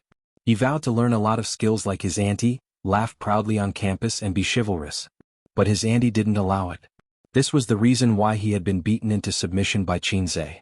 He wanted to learn a few skills from Qinzhe. Qinzhe did teach him a few skills. Li Donglai can usually beat 2 or 3 people of the same age. When did that happen? Why didn't I know? Li Donglai didn't believe it. Although Chingu is very powerful, he can't compare with his auntie, the goddess of war, in his heart. Pei Ziqi laughed and said, You don't know this? My stupid brother, your knowledge is as short as your hair. Li Donglai, after Pei Ziqi retorted, she said proudly, It was my birthday. You were drunk and unconscious and Qinzhe carried you back to your room. I asked him to go upstairs to help Andy put away the clothes while I lay on the sofa and fell asleep. When Andy came back, I went upstairs. Not long after, I heard banging sounds. I went upstairs to take a look. They were fighting fiercely. Auntie's skirt was torn apart, and he was wantonly humiliating her on the sofa. Wantonly humiliating her? Are you sure it's wantonly humiliating? Li Donglai was shocked. Of course. Pei Ziqi recalled the scene that night and blushed slightly. She gestured with her hands. He pressed Andy down on the sofa like this and even carried one of Andy's legs. Andy's skirt was torn and exposed. But Andy couldn't beat him and could only endure his defilement. Defilement? Li Donglai, degree, your rhetorical skills are really climax after climax. I saw Andy being bullied, so I rushed up to help. I scratched and bit. Pei Ziqi said hatefully, Andy said it was a competition, but I think Qinzhe took the opportunity to take advantage of Andy. Otherwise, why would he carry Andy's leg? He could have just beaten Andy to the ground. Li Donglai was shocked. Andy really lost? Pei Ziqi nodded. Oh my, so Chingu had held back when he taught me. After waiting for another half an hour, Nan Man Pei still hadn't come. Pei Ziqi felt sleepy and yawned. Why isn't Auntie out yet? I want to go back to sleep, Pei Ziqi said. Li Donglai hesitated. Why don't you sleep here? I'm not sleepy. I can still wait. After Auntie comes out, I'll sleep in your room. Pei Ziqi thought for a while and nodded. She lifted the blanket and crawled under it, curling up into a small ball. By the way, do you like Chingu? Li Donglai asked inexplicably. Pei Ziqi was stunned and said, Do you want to die? Li Donglai lit a cigarette, took a deep puff and exhaled. Looking at the smoke rising slowly in the light, his eyes were in a trance. Actually, I like him. Chingu is handsome and has no lack of ability and talent. Isn't he the Prince Charming in a girl's heart? Just like Chen Qingyuan, you can't help but like him. Speaking of which, you and Chinga met earlier than her. Oh, I'm not an albino scientist. All albino scientists in the world deserve to die. I don't believe that you really don't care about him. It's because of your disdain that I understand that you might like him. It's no big deal. Who doesn't look forward to a certain big brother or big sister in adolescence? I also look forward to Auntie Suyu. I want to marry a beautiful and cold wife like her in the future. But I know that it's just a longing. But don't fall so deep like Qin Qingyuan. I don't like her because her love is too humble. The last time we worked together to check the box office of A Journey to the West, when I came out of the toilet, I saw her crying on the sink outside, crying miserably. She's stubborn. She's stubborn when she's angry with her parents. She's also stubborn when she likes Chingu. But liking a person is uncontrollable. Not liking a person is also uncontrollable. You can't think that Chingu is heartless and indifferent just because he doesn't like her. Chingu has already made it very clear to her, but she's like a moth to the flame. Who's to blame for crying so miserably? Li Donglai sighed faintly, but I don't want you to cry so miserably. You're my sister. I'd rather you betray others than let others betray you. Pei Ziki looked at him blankly. Li Donglai said, do you think Chingu is poisonous? Why do all the little girls like him so much? I'm not as handsome as him, not as talented as him, not as smart as him, not as good as him, not as good as him in singing, not as good as him in earning money, not as strong as him in aura, not as good as him in fighting. Besides these, what's the difference between me and him? Where am I inferior to him? But I'm still a virgin. Damn it, what do I need this iron bar for? Psycho.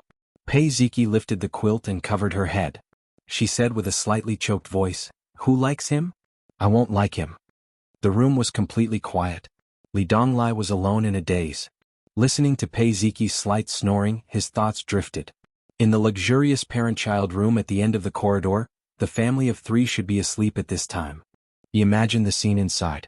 The naughty child, who was always looking for trouble, was sleeping happily. The stepmother, who had always disliked him and his sister, was gently patting his son's back. Beside him was his dignified and silent father, who was leaning on the bed, reading magazines or government news. His mother passed away when he was in primary school. His father remarried half a year later. It was a shotgun marriage. Because of this, Li Donglai could not forgive his father. His father said that it was for the good of you and Ziki. You are too young and cannot live without your mother's care. Li Donglai said loudly at that time, you are fickle and you might even have an affair. Otherwise, what's with the bastard in that woman's belly? You scum. His father slapped him on the spot. His aunt said that his father cheated his mother. His mother abandoned her huge family business and followed him to Shanghai. She was unfamiliar with the place and people and they almost broke up. His mother loved him so much, but what did he do? Did he lack women? Couldn't he live without women? How long had it been since his mother passed away? Half a year later, that woman was already 3 months pregnant. Therefore, after his stepmother married into the family, Li Donglai made all kinds of trouble and looked for trouble. Looking at her wronged appearance, he was proud, like a little lion defending its territory. He was angry with his father in this way. But after so many years, he was just constantly exhausting his father and grandmother's patience. Over the years, Li Donglai had come to understand that this woman was really a scheming bitch. She was not like other stepmothers who were harsh with their words and even abused their stepson and stepdaughter. She had created the image of a weak stepmother for herself and silently endured the difficulties and willfulness of her stepson. She even never spoke ill of Pei Ziki and Li Donglai. But after her son was born and gradually grew up, the little brat gradually found trouble to take revenge on Li Donglai and Pei Ziki. Whether he was at a disadvantage or not, he would cry in the end. His father looked on coldly. He did not care about his younger son's bad deeds, nor did he care about his elder son beating his younger son. In the end, Li Donglai or Pei Ziki would definitely be scolded by his grandmother. In a family, if the elder bullied the younger, no matter what the reason was, the parents would definitely scold the elder. Because you were the elder brother and the elder sister, you had to act like an elder brother and an elder sister. Li Donglai did not hate his stepmother, only disdain. He and Pei Ziki were not born by a woman. No stepmother would like to make things difficult for her stepson. She was not a saint.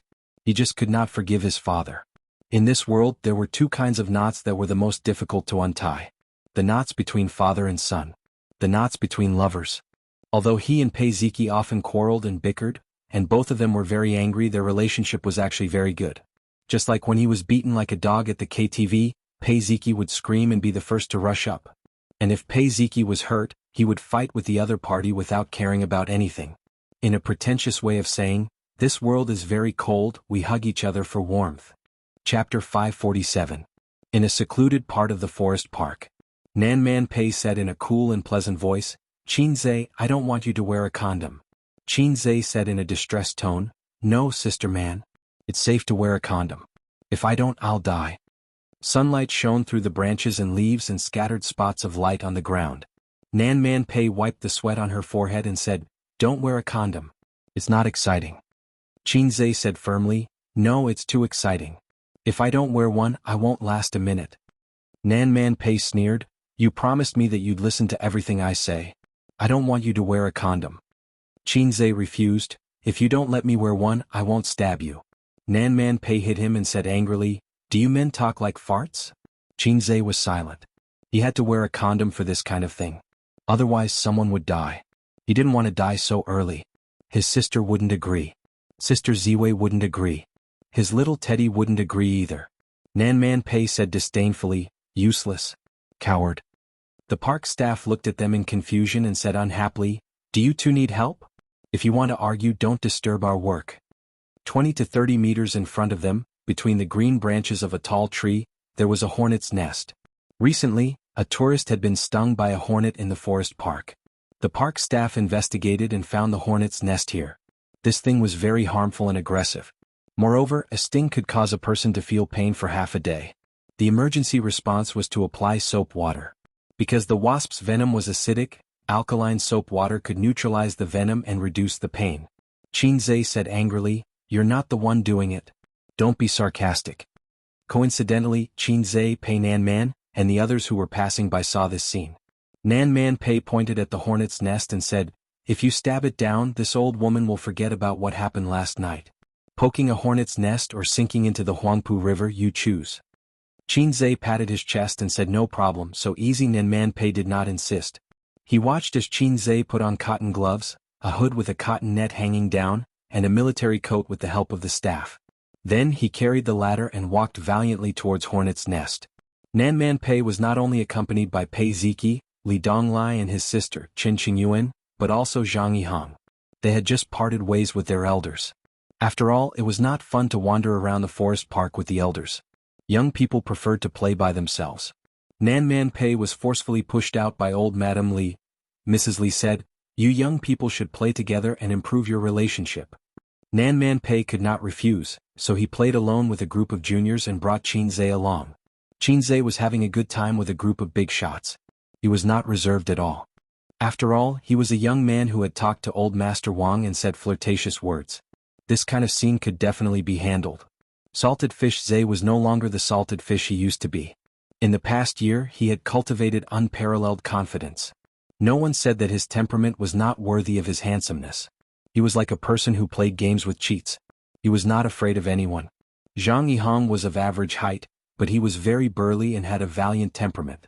However, his slightly pale face ruined his masculine image. Zhang Yihang accompanied Nan Man Pei and looked at Qinze's back. He smiled and said, "This young man is very interesting." Nan Man Pei replied politely, "Yes, he can drink better." Zhang Yihang suddenly felt very uncomfortable. When he woke up this morning, his head was so painful that it felt like it was going to split open. It took him a long time to remember who he was and why he was sleeping in a hotel. He recalled last night. He choked on a glass of erguatu and cried. It was all because of this young man. When he woke up this morning and had breakfast in the hotel, he found a few people who sat at the same table as him last night and asked them a few questions. He was right. Nan Man Pei had a special relationship with this young man. As for the extent of their relationship, he knew better than those guys. His old man had a good relationship with Li Jianya. This time he came to Shanghai for a blind date. Old Madame Li took the lead. At that time she sent a photo of Nan Man Pei a few years ago. Zhang Yihang liked him at first glance. Even though he knew that he was divorced, he did not mind at all. In this day and age, it really did not matter whether he was divorced or not. Which young people nowadays did not have a few exes. What was the difference between getting married and doing all the things that a married couple should do? Zhang Yihang was divorced himself.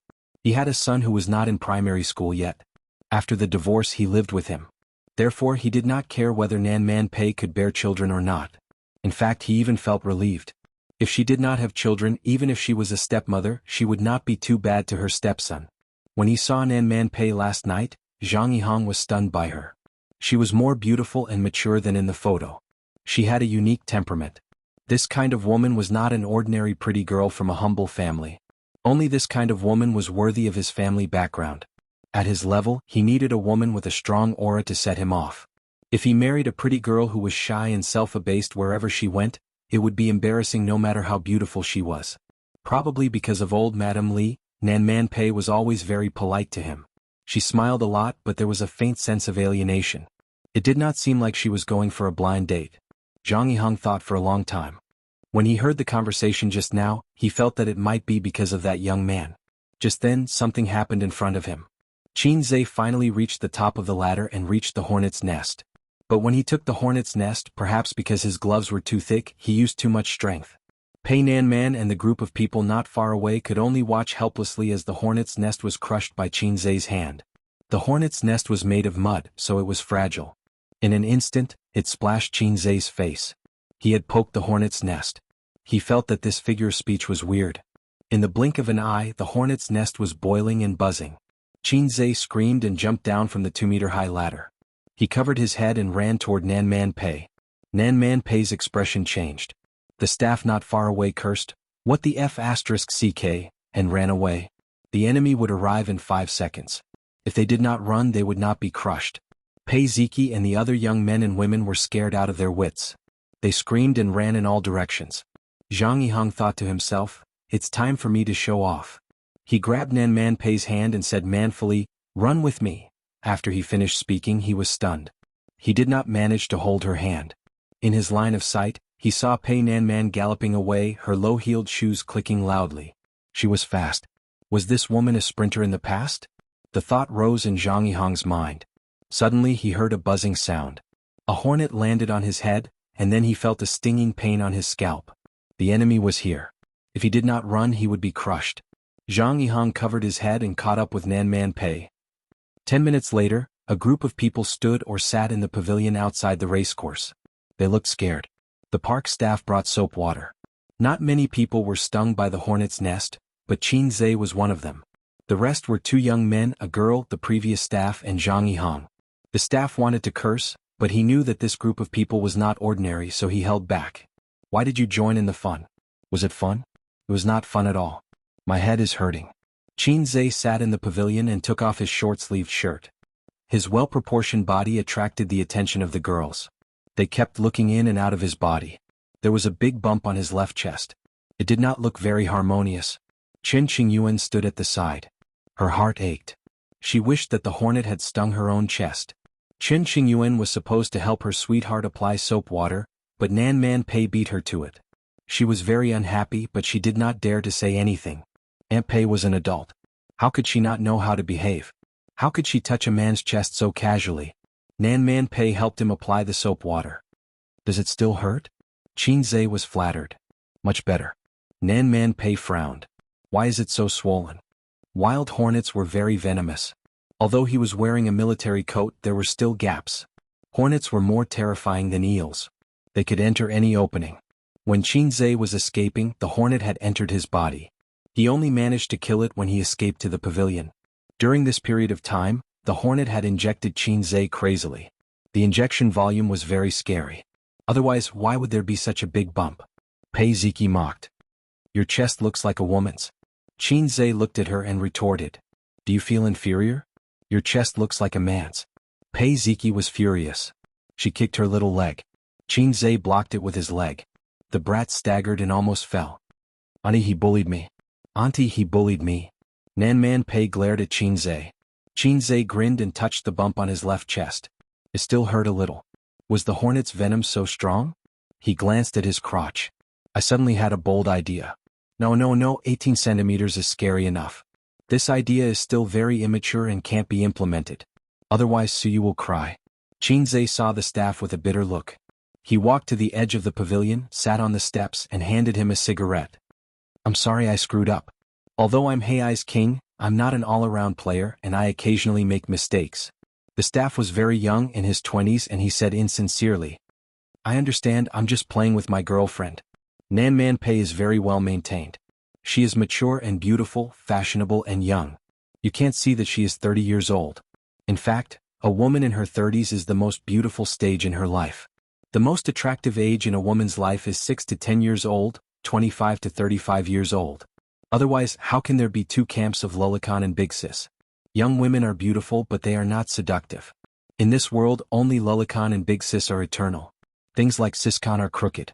After a few simple words, the staff found that Qinze was very gentle and easy to get along with, without the attitude of a big star.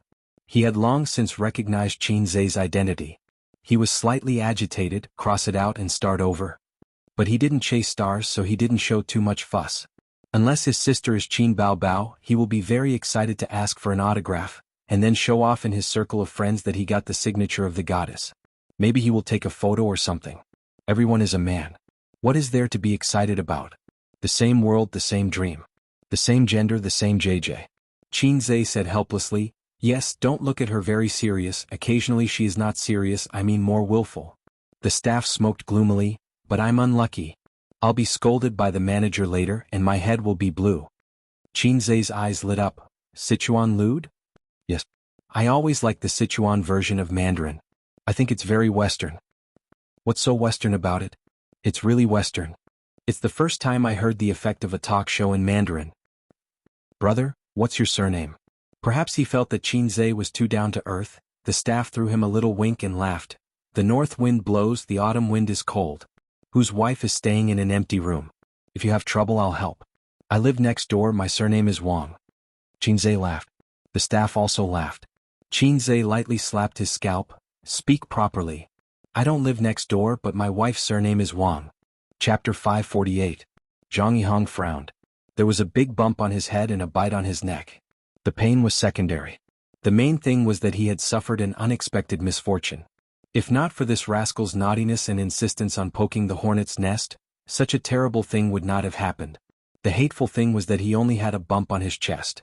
If it had been a woman, she might have been happy for a while. She did not need to spend money on treatment and was confident of being a woman. Why did he get stung on the head? Why did he have a horn on his head? Zhang Yihong was full of anger. He said unhappily, if you have time to chat, think about how to deal with the hornet's nest. Qinze replied, the park staff has already done it. The staff member surnamed Wang nodded. My colleague will do it. Qinze shrugged. That's right. By the way, can you teach me some Sichuan Mandarin? I'll go home and tease my sister. She'll definitely laugh like a mantis shrimp. So cute. When old Wang heard this, he was also interested. Sure, what do you want to translate? Qinze said, I'll kill you with one punch. Old Wang was speechless. How am I supposed to translate this? Where are the people from Sichuan? Give me some pointers. Zhang Yihong hated two kinds of people the most in his life. 1. Self-righteous people who felt that they were invincible just because they had some small achievements. They looked down on everything and looked up at the sky. 2. People who commented all day long, the first post makes sense, the first post is the truth, the first post is so F*** correct, and then the number of comments was ridiculously high. He had painstakingly climbed to the first post, but the first post did not even say anything. His mentality exploded. Qinze was the former. After earning some money, he felt that he was the most powerful person in the world. In fact, he knew nothing about power. Moreover, Qinze had an ambiguous relationship with the woman he had taken a fancy to. Nan Man Pei did not even soap him. He only did it for Qinze. He even had to show off when he was wiping soap. If I threw a piece of soap, would you dare to pick it up? Zhang Yihong said sarcastically, if you don't have any skills, then don't do unnecessary things. You don't even know how to poke a hornet's nest. If you cause others to be stung by a hornet, don't you know how to apologize? Qinze scratched his head. Didn't I say that? Hey, didn't I apologize to you guys? The boys and girls replied, he did. They're all my men. Qinze shrugged at Zhang Yihong. He did. Zhang Yihong was furious. He could see that Qinze was deliberately looking for trouble. He was the only one who didn't apologize to him.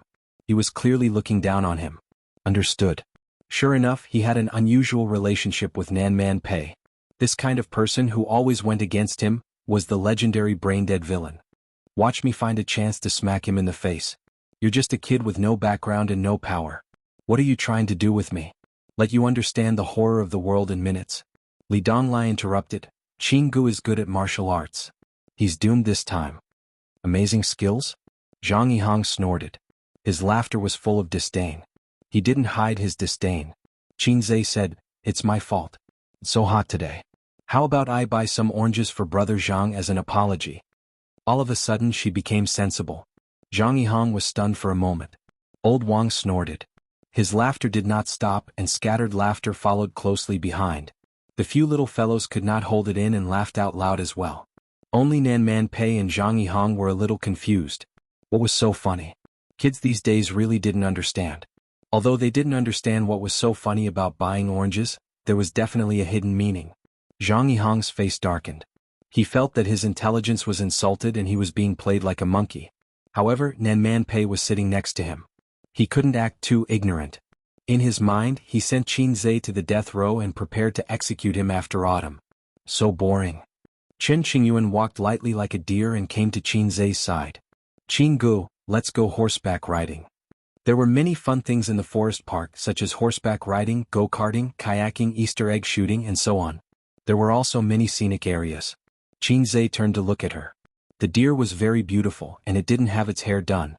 Qin Zhe had never ridden a horse before. He felt that he could give it a try and was about to nod. "Su Jian, let's practice."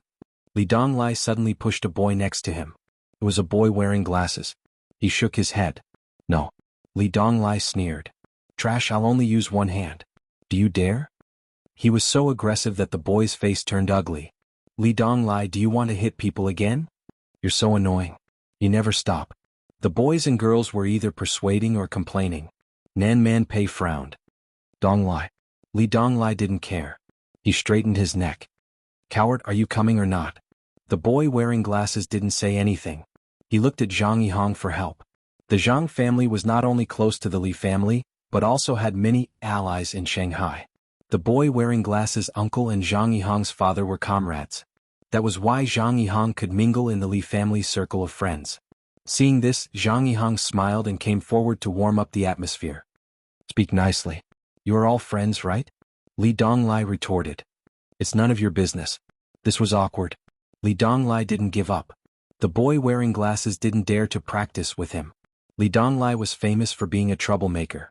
He was especially good at fighting. Zhang Yihang looked at Nan Man Pei. She was unhappy. She was worried that the naughty boy was hard to take care of.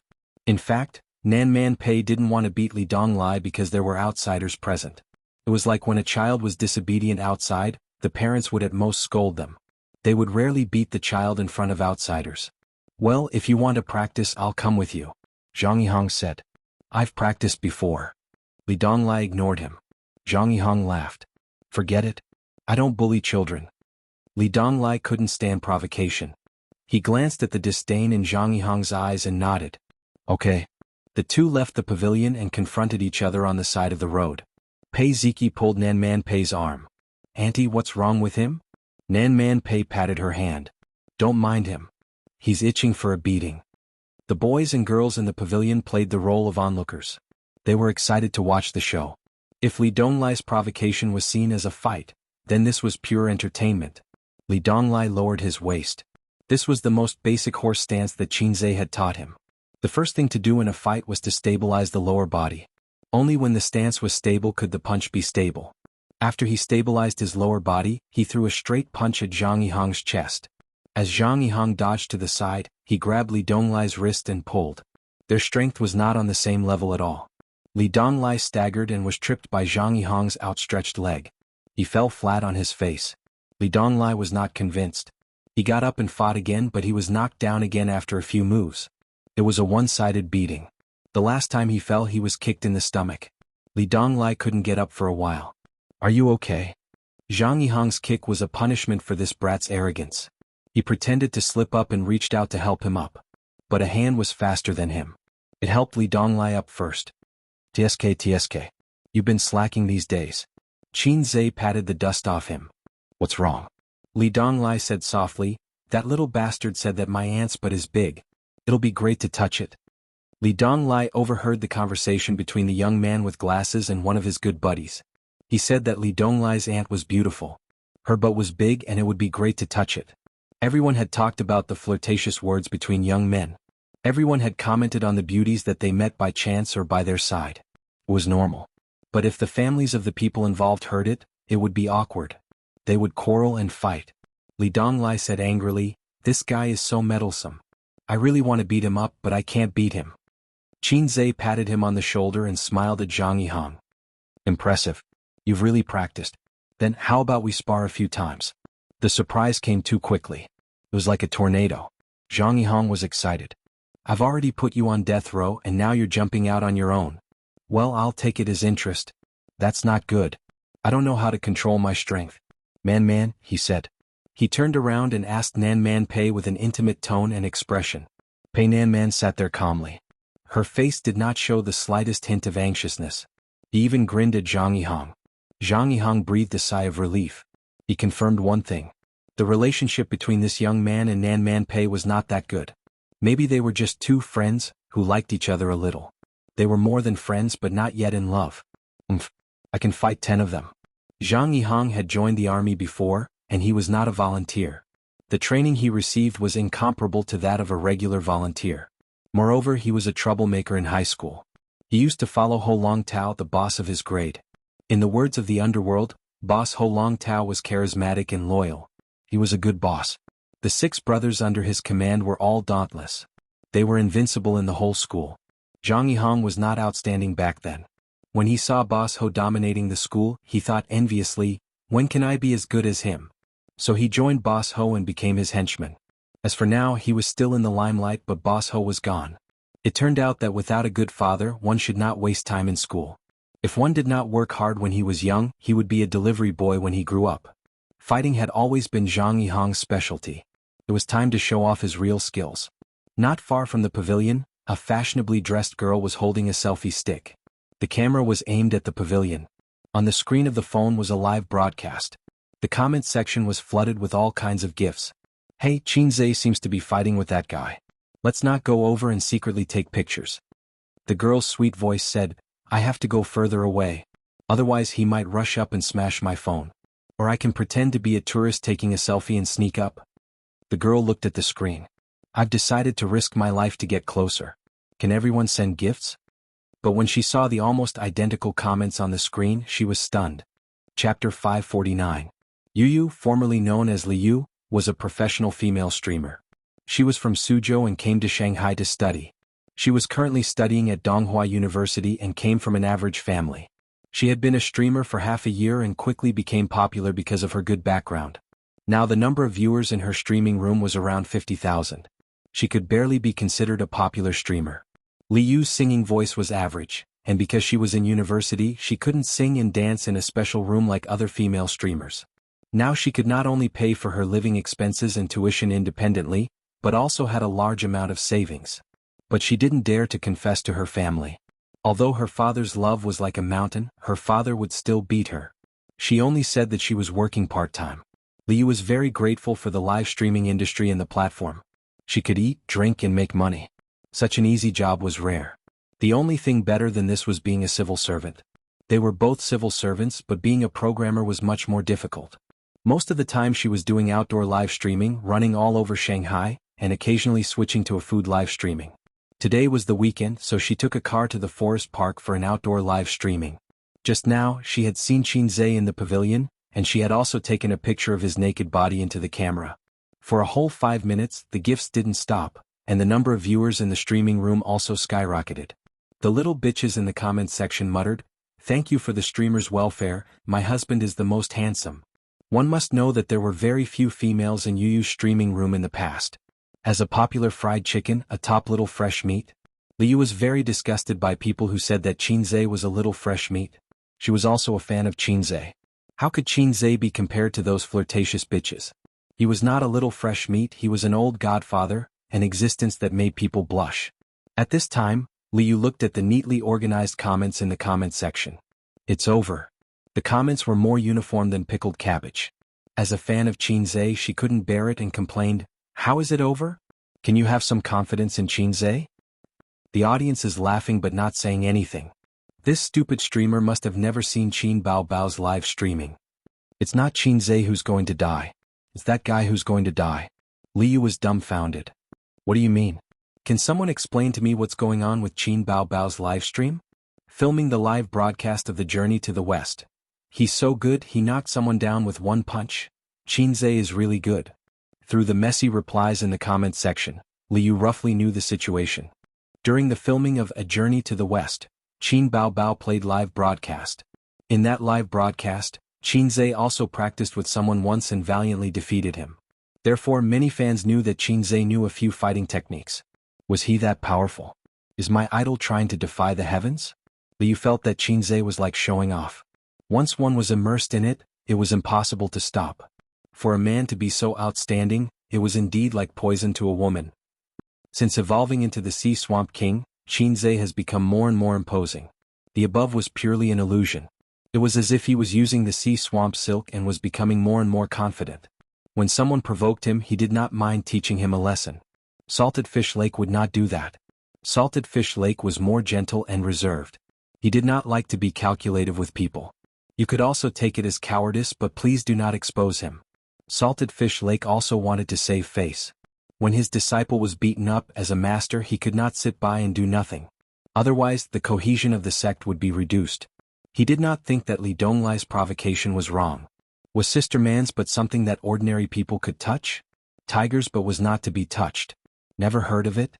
Stupid system, come out. I want to ask you something. Qin Zhe summoned the system in his heart. The system ignored him. Sir System, I have something to ask. Qin Zhe rephrased his words. Nothing. The system responded. I want to beat him up now. Is there a mission? No. Huh. Why not? I have a psychological desire now. Did the host notice a phenomenon?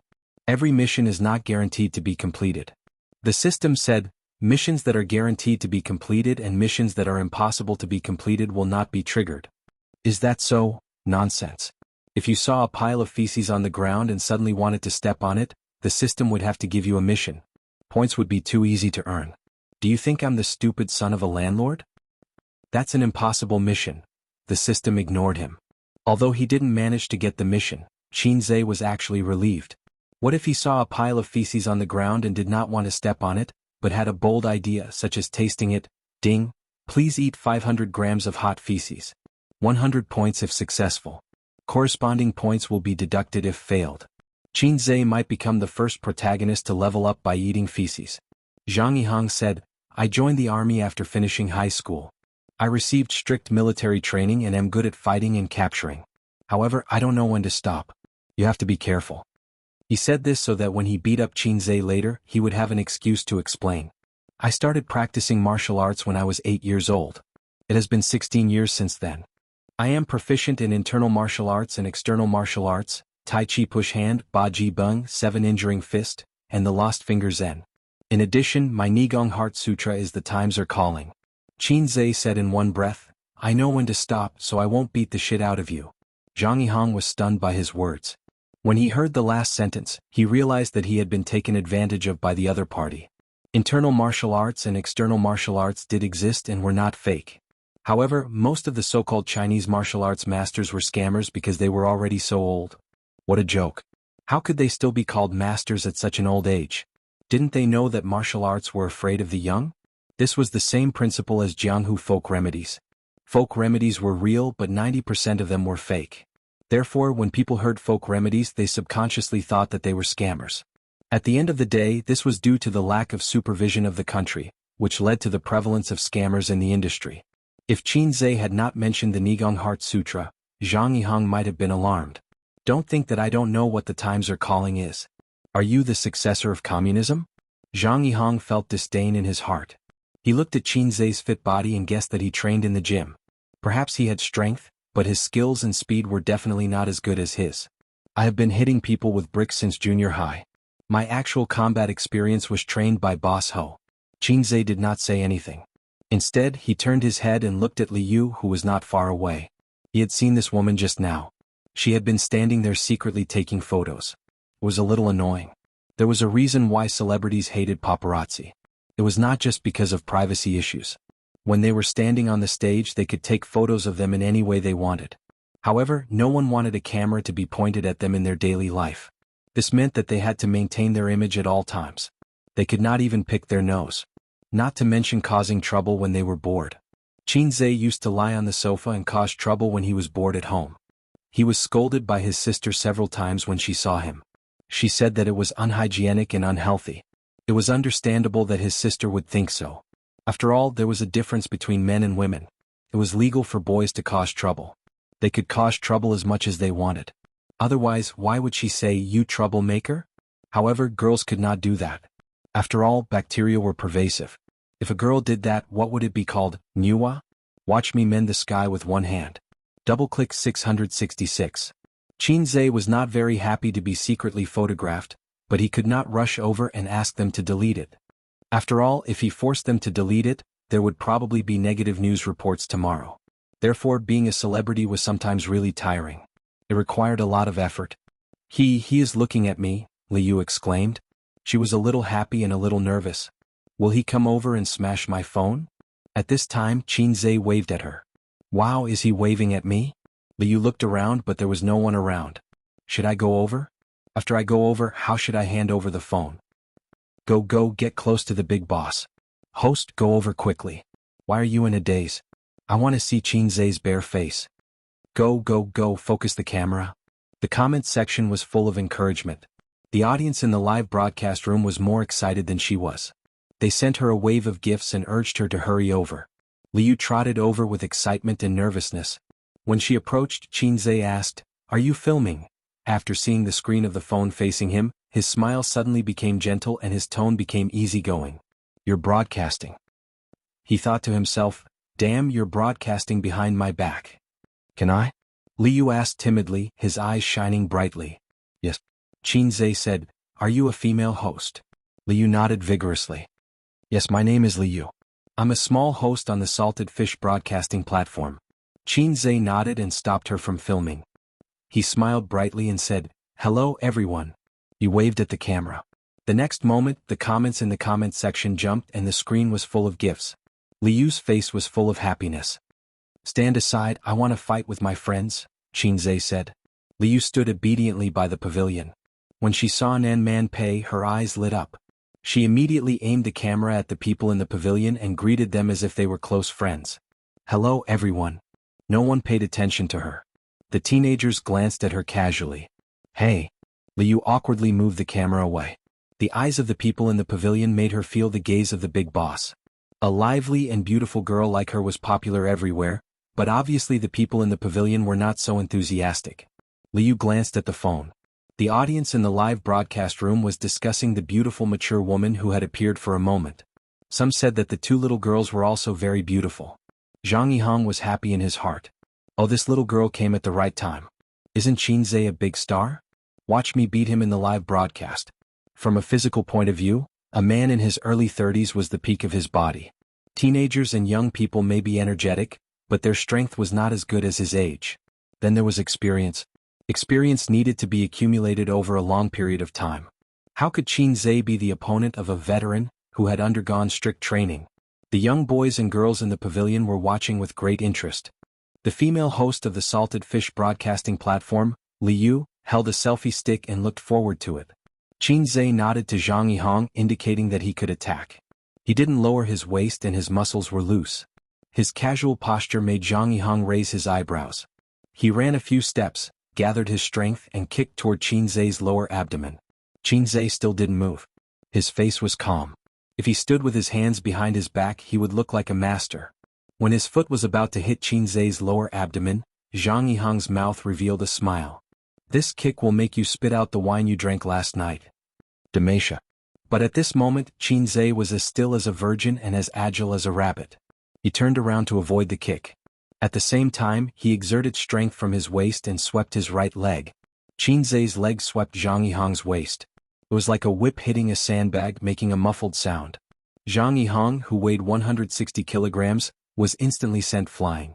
Qinzhe had used a lot of strength in his kick to send him flying. Otherwise, he would have fallen and been seriously injured. After all, he was a big shot who could break a bone porcelain cup with his bare hands. Zhang Yihang fell to the ground and curled up like a mantis shrimp. He first felt a suffocating pain, the kind that was really breathless. Then he felt a sharp pain in his left waist. My kidney. My kidney? Chapter 550. There were no cheers or cheers. The young boys and girls in the pavilion were a little confused. Finished? Finished? Why was it completely different from the fierce battle that he had imagined, where you gave a left hook and I gave a right hook, where you gave a black tiger a heart and I gave a monkey a peach? People usually had a few rounds of boxing. Here it was over with one kick? They knew that real fighting was very intense. There was no such thing as teleportation or dodging. But it was too fast. Everyone was a little confused. It seemed that those who were related to Qinze were especially fast, all kinds of fast. Before you could get into the zone, he would be finished with a whoosh. However, the visual effect of this kick was very shocking. A tall and sturdy man was sent flying with a bang. Nan Man Pei narrowed her eyes slightly. The layman enjoyed the show, but the expert saw the naked picture. What she saw was unparalleled strength and precise and ingenious control. This ingenuity was like aged wine.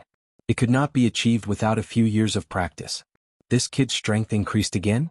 That night, if it was Qinze like this, Nan Man Pei knew that she would not be able to last more than 10 moves. She would be beaten until she cried and called for her father. Was he merciful at that time, or did his strength increase again? Nan Man Pei leaned towards the former. A person's fighting skills could be accumulated, but there was a limit to the growth of strength. How could he change so much in just a few months? He was not long out yet. Influenced by Qinze, Nan Man Pei habitually muttered in her heart when she encountered unreasonable people or things. He was not long out yet. She had looked up Long Out Yen on the internet. He was a novel protagonist who ignored all logic and reason. He was used to describe some inconceivable or absurd things. That was what the internet said. If you don't believe me, you can do it. Unknowingly, the phrase, drown you in the Huangpu River, had become her own arrogant words. Pei Nan Man felt a sense of loss. Liu recovered from the shock and found that the live streaming room was in an uproar. The speed of the comments was like the bullet screen. When she looked at the gifts again, she realized that her sweetheart had received more gifts than the sum of the gifts she had received in half a month of live streaming.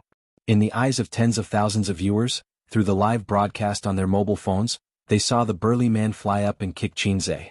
Qinze didn't move at all. It was unknown how many female viewers screamed for Qinze in front of their screens.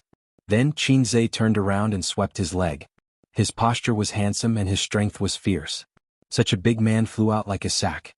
Compared to Qin Bao Bao's live broadcast on the set, this time's sparring session was even more shocking and visually impactful. He was sent flying with a single kick. I think I've learned physics for nothing. It must be fake. It really doesn't make sense.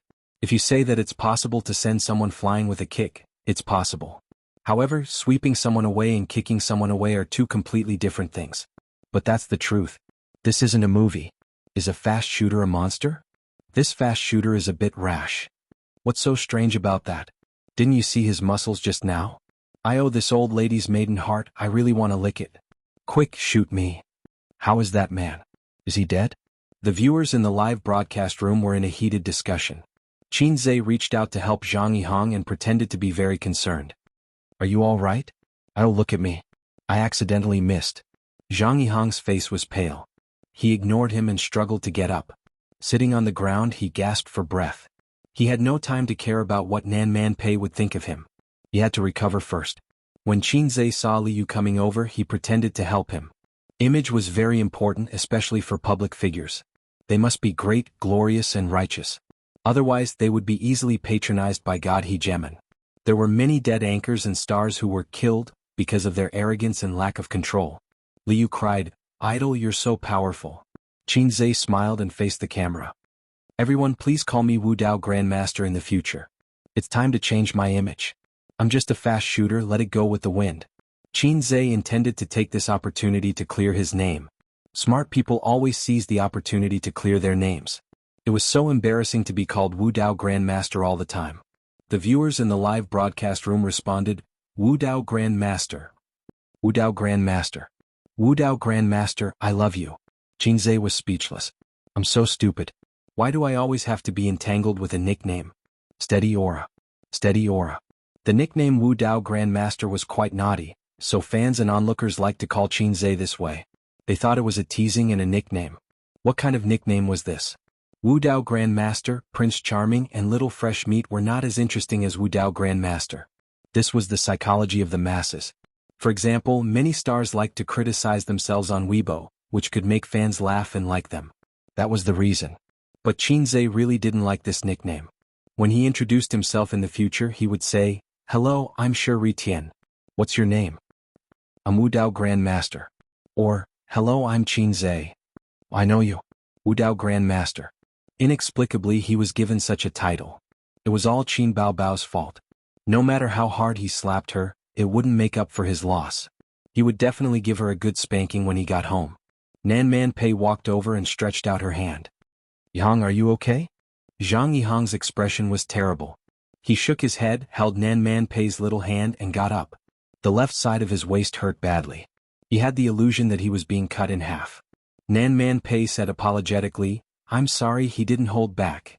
As she said that, she turned her head and looked at Qin Zhe. The moment she said that, Zhang Yihang was mesmerized. But the words she said made Zhang Yihang break down.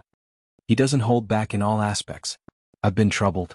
Zhang Yihang was speechless. It seemed like she said nothing, but it also seemed like she said everything. The art of language was filled with imagination. Zhang Yihang got up quietly, rubbed his waist and forced a smile. "My clothes are dirty. I'll go back to the hotel to change. You guys have fun." Nan Man Pei nodded. "I'll call an electric car to pick you up." There was an electric car in the forest park that was similar to the ferry at the airport. After all, the park was very big. It was impossible to walk there. Zhang Yihang waved his hand and left. For both parties, this blind date was undoubtedly a failure. Both of them were people of status. They didn't overdo it to save face. "Do you have a house?" "No." "Do you have a car?" "No." "Do you have more than $1 million in savings?" "No." "Then why did you go on a blind date?" "Are you a virgin?" "No." "Then why did you go on a blind date?" Only vulgar men and women would talk like this. They didn't hold back at all. Although these were the three essentials of a blind date: a car, a house, and money, one had to learn to hold back. In life, there were many things that could be said in a subtle way. This would not only show quality but also avoid conflict. For example, your wife gave you a green crown. Your father was furious. Your mother is seeking death. The grass in your grave is green.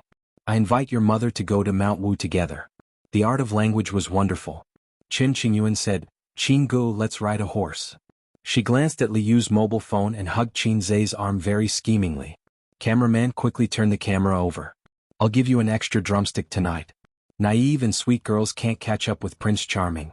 If a girl is not scheming, how can she hook up with her sweetheart? Qin Qingyuan felt that this was an opportunity. Regardless of the consequences, she had to first set the status of intimate relationship. With so many people watching in the live broadcast room, there would definitely be screenshots. She would become Qin Ji's rumored girlfriend. It was beautiful to think about.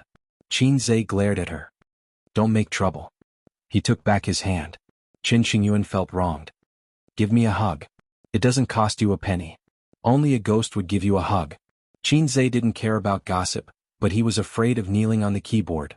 He was afraid of being pinched to death by his sister. He was afraid that Suyu would pinch his JJ. Qin Zhe had been surviving in the cracks of his sister. This was like a man saying to a woman, "Give me a slap. It doesn't cost you a penny. Maybe I'll give you money." They came to the racecourse. The so-called racecourse was actually a 200-meter playground, a miniature version of the 400-meter track in the school. The track surrounded the fir trees. 2 horses, 2 trainers. Qin Zhe was pulled by Qin Qingyuan to run a circle. 20 yuan. The 2 horses trotted and people bumped up and down on the back of the horses. "Ha, Qin Gu, don't you think we are like the Jianghu Rangers, the Condor Heroes?" Qin Qingyuan smiled brightly. "I think we are like 2 children." Qin Zhe said. "Why?" "This thing is like riding a wooden horse, up and down." "Now that you mention it, it does seem like it. It's not romantic at all." When riding a horse, one's buttocks couldn't sit stably. Both feet had to be on the stirrups. Even so, the person was still jolting. Riding a horse was not romantic at all. On the contrary, it was a little empty because a horse was a living thing, not a car or a bicycle. In the TV series, riding a horse in the martial arts world should be very romantic. Let's accompany the mortal world and enjoy the prosperity of the world. Reality, let me, us in the mortal world, urge, horse. 1 lap was soon finished. Qin Qingyuan was not satisfied yet.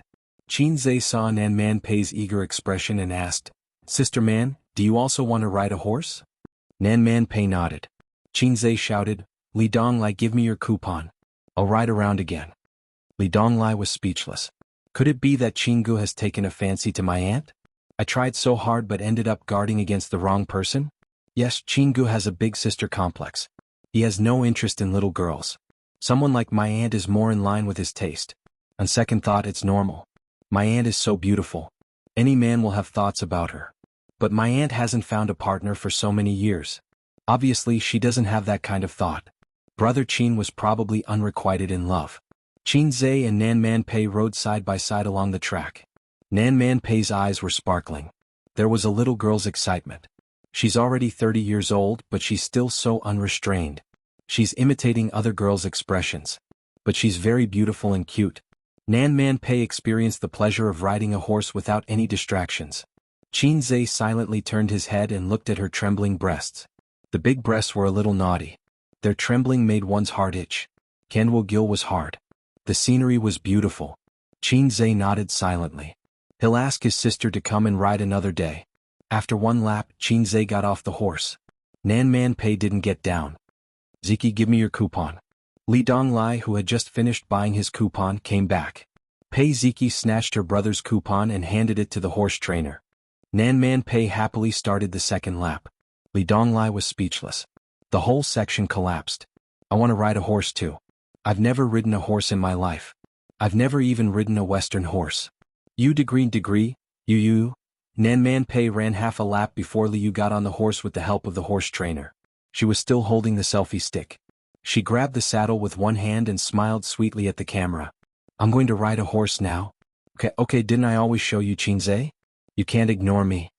The horse trainer said, put away your phone. You can't broadcast riding a horse. Liu bargained. It's okay. The horse is so slow. The horse trainer said, no, you can't hold it with one hand. What if you fall? We are responsible for your safety. Liu looked at Qin Zhe. She didn't know anyone here. She only spoke a few words to Qin Zhe. Qin Zhe smiled. Qingyuan, help me hold it? Qingyuan said obediently, okay. Qingyuan ran over and took the selfie stick from Liu. Liu smiled. Thank you, little sister. Qingyuan nodded and quickly ran back to Qin Zhe. The horse trainer said, don't squeeze the horse's belly. Don't pull the reins. After that, he gently patted the horse's butt. Liu sat on the horse's back and rushed out with a whoosh. She immediately screamed. The horse had been running slowly for the previous few laps, but when it came to her, the horse suddenly charged. The two horses in the horse farm were trained. They were like machines on an assembly line following a fixed program. The two horses had been running side by side, so the horse that Liu was sitting on subconsciously chased after Nan Man Pei's horse. A family should be neat and tidy. Liu screamed and bounced on the horse's back. A horse that accelerated was a terrifying experience for someone who had no riding experience. So she subconsciously grabbed the saddle and squeezed the horse's belly with her legs. Don't squeeze the horse's belly, don't squeeze the horse's belly, the horse trainer shouted. Liu, who was in a panic, squeezed the horse even tighter and screamed. There was a small commotion. The live broadcast room was even more lively. The audience commented. What's wrong? Did the horse suddenly go crazy? The horse is running so fast. So scary. You hold on tight. Don't fall. What's the horse trainer doing? Why don't you pull the horse? Idiot, you can't squeeze the horse's belly. This is an order to speed up. The horse she was sitting on quickly caught up with Nan Man Pei, but it didn't stop. Instead, it rushed to the finish line and was ready to continue the second lap. The horse trainer had been waiting at the finish line. Taking advantage of the horse's passing, he rushed up and pulled the reins hard. The horse anxiously raised its hooves and stopped. Under the strong inertia, Liu screamed and fell forward from the horse's back. The horse trainer didn't expect the woman to be so weak. The horse had stopped, but she still couldn't steady herself. Liu was frightened. Her body was tense the whole time. As soon as she relaxed a little, she was thrown down by the inertia. The girls exclaimed, "Be careful." The audience in the live broadcast room saw Liu fall down face first because her feet were caught in the stirrups. Under the watchful eyes of the crowd, a figure dashed out. Before Liu fell, he reached out and caught her, carrying her in his arms. Chapter 551. Qin Zhe looked at the pale and frightened girl in his arms. Are you okay? The track was not wide. A distance of more than 10 meters was just a sprint for him. Liu was still in shock. She thought she was going to fall and her heart was beating wildly. She didn't expect that someone would reach out and help her at the critical moment. When he saw that it was Qin Zhe at this moment, a familiar line flashed in his mind. My dream lover is a peerless hero. She looked at Qinzhe's face in a daze, her heart beating wildly. The words were the same, but the mentality was completely different. Liu was slightly wet. Qinzhe helped her up and asked, "Are you okay?" Liu quickly shook her head, her cheeks slightly red. "I'm okay. Thank you." Bao Bao was scared to death. Seeing that she was okay, the two horse trainers were relieved and went forward to ask and apologize with concern. If the tourists were really injured, the forest park would be responsible. But it was a false alarm, so the matter would be much lighter. Liu shook her head generously. "I'm okay." As she spoke, she peeked at Qinzhe. If it were an unreasonable or thick-skinned tourist, they would have made a scene and asked for a sum of money or at least the money for the coupons. But just like men pretending to be generous in front of women, women would also pretend to be educated and reasonable in front of men. Chen Qingyuan heard the teenagers next to her breathe a sigh of relief and shout, "Awesome! 666, and Qinggu is mighty." She first cast an admiring look at Qinzhe, then glanced at the people next to her with disdain. "He is indeed the man I like. Sit down, it's basic operation." In the live broadcast room, the screen was full of gifts. Chen Qingyuan looked curiously. She only saw the constantly changing comments and gifts flying all over the sky. How much money did all these add up to? The comments were quite interesting. It's Qinzhe, so fast. When did the fast shooter rush out? So fast. A hero saves a damsel in distress. Quick cheer for the fast shooter. Qinzhe is so charismatic. I really want to have a boyfriend like him. Wow, I feel more and more that Qinzhe is a good person. It gives me a sense of security. I want a boyfriend like that too. 666, that's F*King awesome. I was sweating for you just now. By the way, did anyone record it? Yes, I'm going to post it on Weibo. We've been recording the entire time, starting from the pavilion.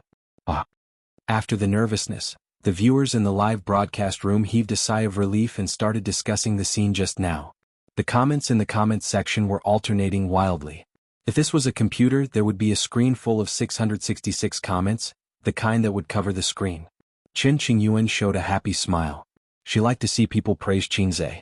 It was like when you took your pet dog out for a walk and passers-by praised, "Wow, your dog is so cute." At this moment, Chen Qingyuan saw someone talking about her in the comments section. "Girl, let's be friends."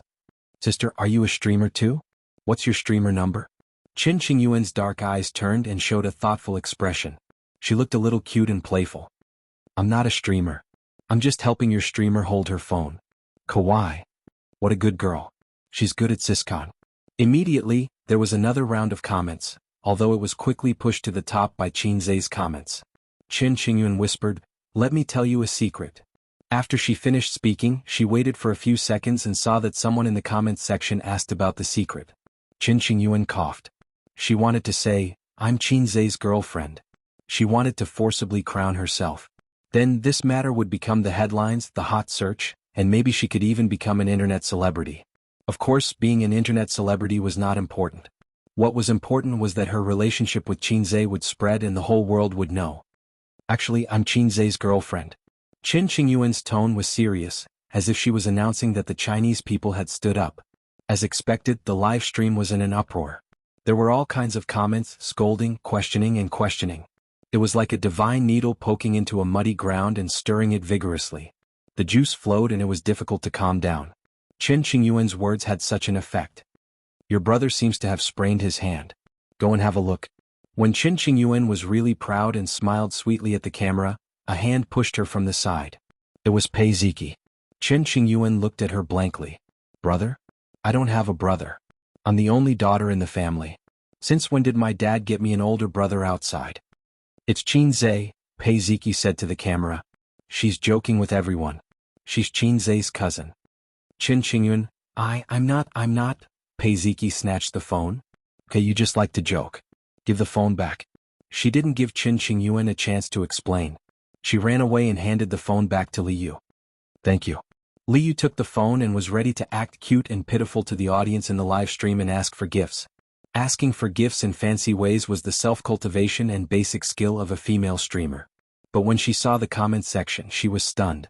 The audience didn't comfort her or discuss the thrilling scene just now. "So it's Qinzhe's cousin.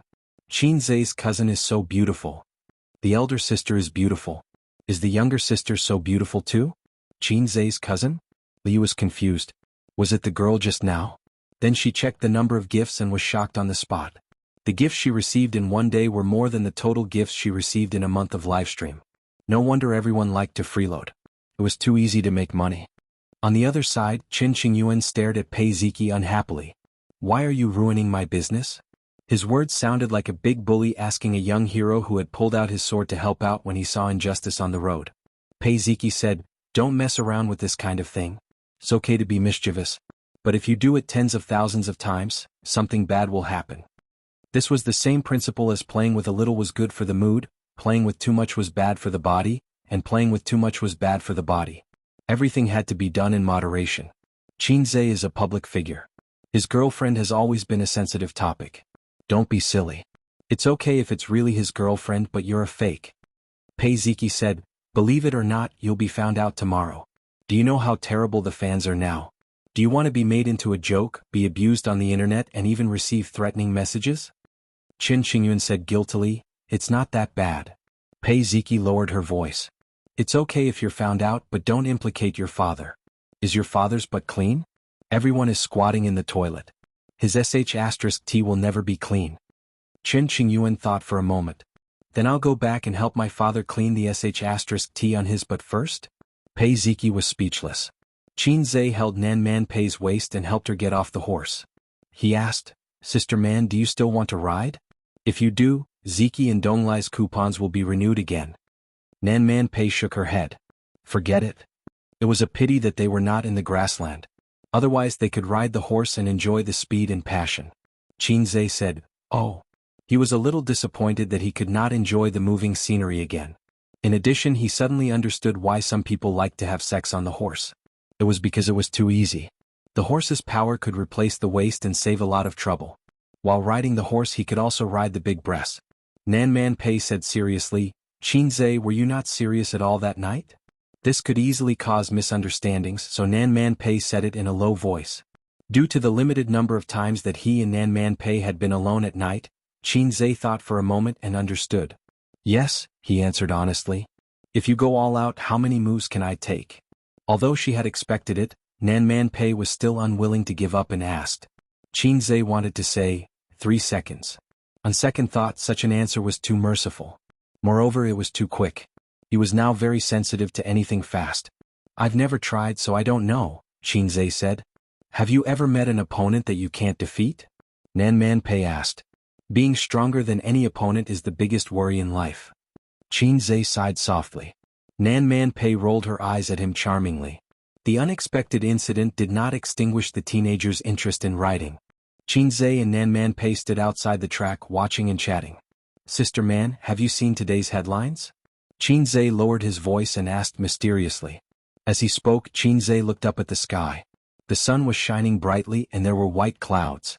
There was no shadow of the river crab god. I saw it. Nan Man Pei nodded. How do you feel? How does your brother-in-law feel? Qin Zhe asked. It was good to talk to smart people. They could always easily understand the meaning of your words. Nan Man Pei glanced at him lightly and said in a bad mood, eating gutter oil, worrying about Nan Man Pei's heart. It seemed that Sister Man was secretive and did not want to discuss it with him.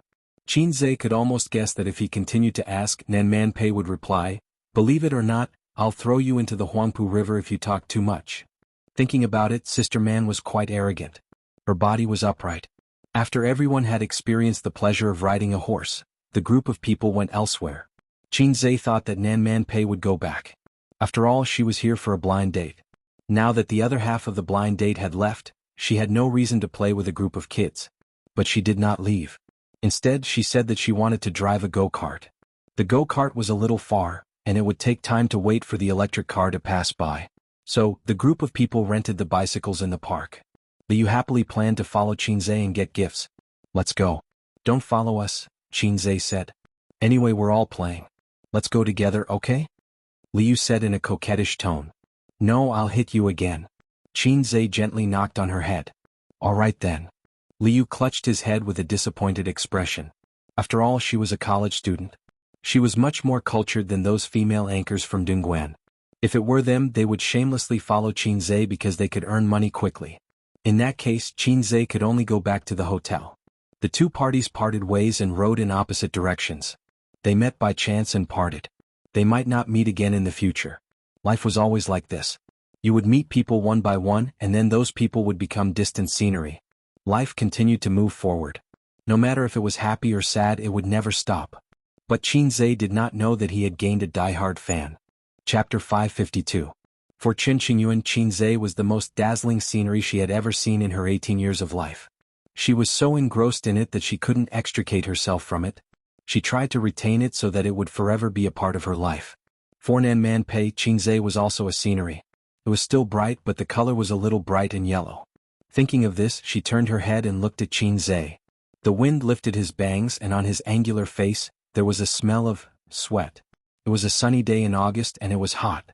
Nanman Pei regretted wearing a bra when she went out. It was uncomfortable, but if she didn't wear it, it would be heavier and more uncomfortable. Moreover, she was wearing short sleeves and when she walked it would jump and jump. It was very naughty. She envied women with small breasts who went out unrestrained. If Qin Baobao was here, she might be able to reach a consensus with Nanman Pei. If Su Yu and Wang Zijin were here, they might join forces to fight against the two shameless women. Halfway through the ride, everyone saw a little kid sitting under the shade of a tree by the roadside, holding a dead branch in his hand. He was small and looked very lonely and bored. Pei Ziki and Li Donglai's half-brother. Why was he here alone? He looked like a punching bag. Although they hated this brother, he was still a brother. He was still young and looked like he was separated from the adults. They couldn't just sit back and watch. Li Donglai stopped the car and shouted, "Little brat, why are you here?" The little brat raised his head and looked at him. He didn't appreciate it at all. "It's none of your business." "Hey you little brat, if I don't beat you up for a day your skin will itch." Li Donglai stretched out his leg and kicked him lightly, knocking him over. The little brat had always been hostile to his elder brother. He felt that he had been greatly insulted and pounced over. Li Donglai stretched out his hand and pressed it against his forehead. He waved his hands and bared his teeth, but he couldn't touch him. This scene was unbearable to look at. Qinzhe coughed and said, "Donglai, don't bully children." Who knew that after Li Donglai let go of his hand, the little brat spat at him. Fortunately, Li Donglai reacted quickly and dodged it. "I'll ask Daddy to hit you," Little Wimp threatened. Spit. It was a child's signature move. Children who didn't learn this trick were unqualified children. Qinzhe recalled a story. There was a kid next door who spat at everyone he saw. His parents spoiled him. Every time someone scolded him, his parents would say, "He's still a kid." One day, a narrow-minded guy was spat on by a child. He was furious, pried open the child's mouth and spat a mouthful of phlegm. Since then the child had never spat again. However, Little Wimp was Big Boss Li's son. Who would be tired of living and dare to do this? Nanman Pei stopped the car with one foot on the ground and asked, "Why are you here? Where's your mother?" Little Wimp didn't dare to be disrespectful to Nanman Pei.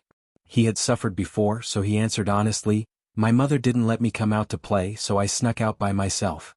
Nanman Pei heard this and frowned. "How long have you snuck out?" Little Wimp said, "Just for a while. All the things here cost money. I don't have any money." So he sat alone by the roadside and sulked.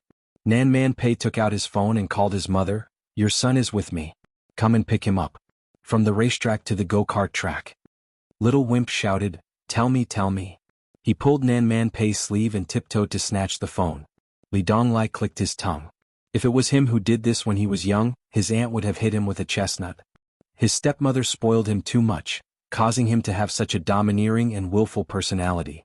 Nanman Pei passed the phone to him. Little Wimp said, "Mom, I'm with my aunt. I want to go and play. Don't worry about me." On the phone, the woman didn't seem to agree. Little Wimp threw a tantrum, I want to play. Otherwise I'll go home alone." After venting his anger for a while, he returned the phone to Nanman Pei. "My mother wants to talk to you." Nanman Pei took the phone and put it to his ear. Man, please take care of How," the woman said. Nanman Pei said concisely, "Okay." She hung up the phone and patted the back seat. "Get in?" Little Wimp said, "I don't want to sit in your car." Nanman Pei said, "Dong Lai, you take him." Little Wimp immediately refused, "I don't want to sit in his car." Nanman Pei looked at Pei Ziki. "Ziki, you take him." Little Wimp said, "I don't want to sit in his car either." This brat. Nanman Pei's mouth twitched, "But there are no electric scooters here. You can only take a bicycle." She could directly scold Little Wimp's mother without any pressure. However, Nan Man Pei couldn't show any attitude to a 10-year-old kid. Moreover, he wasn't like Li Donglai and Pei Ziki, who were elder sister's children and could be beaten up as she wished. That little wimp pointed at Qin Zhe and said, "I want to sit in his car." "I'm so flattered. My charm isn't just limited to girls anymore? Even children are looking at me with admiration." Nan Man Pei nodded. "Then can you give him a ride?" Qin Zhe said, "No problem, Sister Man." Little wimp immediately climbed onto Qin Zhe's bicycle. The bicycles in the forest park weren't as snobbish as the shared bicycles. They had back seats. In the end, little wimp got on the back seat and said, "Let's go. Take me to have fun. I'll put in a good word for you in front of my dad." Qin Zhe, who was pedaling, was stunned. "What? You want to suck up to my dad?" Little wimp said in a firm tone, "There are many people who want to suck up to my dad. As long as you listen to me obediently, I can put in a good word for you. Otherwise you're finished." "This little wimp," Qin Zhe said in annoyance, "which eye of yours saw that I want to suck up to your dad?" Little wimp said, "It's not like I haven't seen people like you before. Each and every one of them wanted to give my dad a gift and ask him for help. My dad wasn't willing, so they gave me a gift. They begged me to talk to my mom, and then my mom talked to my dad." Seeing that Qin Zhe didn't say anything, little wimp said in disdain, "What are you pretending for? Hey, this kid wants to beat me up." When they arrived at the karting area, the group stopped and bought coupons to play. The fun of karting was that there was no need to consider any traffic rules. You could drive as much as you wanted and take turns in all kinds of positions. As for those who didn't know how to drive, they could experience the thrill of driving. The operation of karting was not much different from a real car. There were 5 karting cars on the track. If there were more, the track wouldn't be able to accommodate them. Qin Zhe, Nan Man Pei, Li Donglai, Pei Ziki, and Qin Xingyuan were the first to finish. Qin Zhe held the steering wheel and waited for the staff behind him to start the karting car with the key. He looked at Nan Man Pei beside him and said, "Sister Man, 3 laps. Let's race." Nan Man Pei raised the corner of her mouth and said, "What's the bet?" Qin Zhe said, "If I lose, I'll sleep with you. If I win, you'll sleep with me." Nan Man Pei said, "I'll sink you." Qin Zhe cut in and said, "I'll sink you into the Huangpu River. Do you believe me?" Nan Man Pei said, "If you lose, I'll kick you. If I win, I'll let you kick me." "No problem." As soon as they finished speaking, they stepped on the accelerator almost at the same time. The 2 karting cars had the same horsepower and speed. It was just a matter of who was more experienced and who could take turns better. Qin Zhe soon realized that his driving skills were not as good as Nan Man Pei's. When Qin Zhe turned, he first braked and slowed down before taking turns.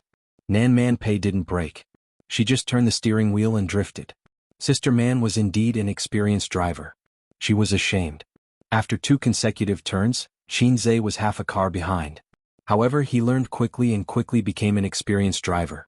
He learned from Nan Man Pei and drifted without braking. An experienced driver and a wanton person were the same. The former would rather die than step on the brakes. The latter would rather die than return to the city. On the 3rd lap, Nan Man Pei was still half a car ahead of him. The result was set. Her lips curled into a smile. However, at the last turn, Qin Zhe turned the steering wheel violently. The front of the car hit Nan Man Pei's car. Nan Man Pei was at the edge of the turn.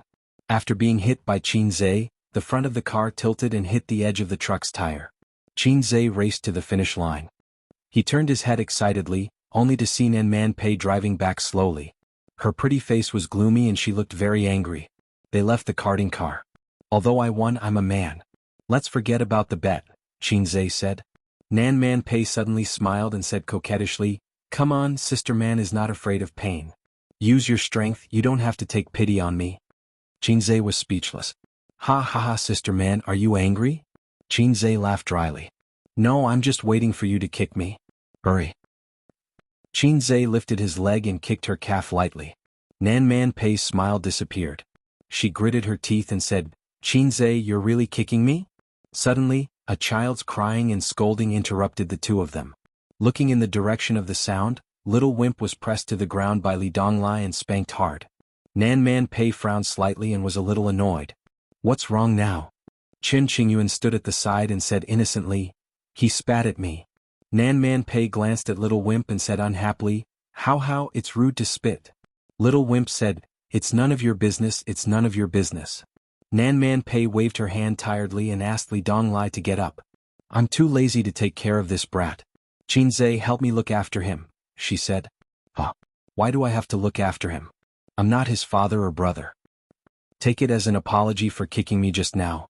I'll try my best to control the burning silence aura in my body. Little Wimp laid on the ground and did not get up, crying loudly.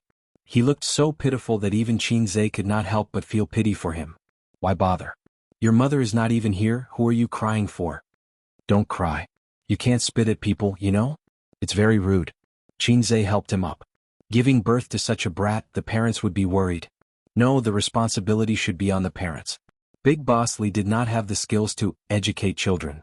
Whether it was this brat or Li Donglai and Pei Ziki, when they first met, their personalities were so bad that they wanted to die. It was better not to have children in the future. Qinzhe did not have the skills to educate children and had no experience. If he gave birth to a son and raised him wrongly, it would be painful. He would discuss it with his sister later. It would be better to have a daughter as the first child. Help me beat him up. Little Wimp pointed at Li Donglai and said to Qinzhe, he's my disciple. Qinzhe rolled his eyes. You should be more obedient. Pei. Little Wimp spat at Qinzhe's face, quickly and accurately spraying venom. Chapter 553. At that time, the spit was only a millimeter away from my face. In 0.01 seconds, it would have stuck to my handsome face. What the hell, old Master Qin, am not dead yet and you're already spitting at me. Fortunately, the effects of the times or calling that Qinzhe had painstakingly trained came in handy. Relying on his superhuman reflexes, he leaned back and narrowly avoided the venom attack. Venom attack from the brat. Miss. This was like a high-level account with godly equipment facing a goblin with a wooden hammer. If the goblin stood still and let the goblin hit him, only a miss would appear on top of the goblin's head. Similarly, a high-level account with a light hit would be able to blast the goblin into pieces. Unfortunately, this was not a game. Not to mention that the brat was Big Brother Li's son. Even if he wasn't, Qinzhe couldn't lay his hands on a child.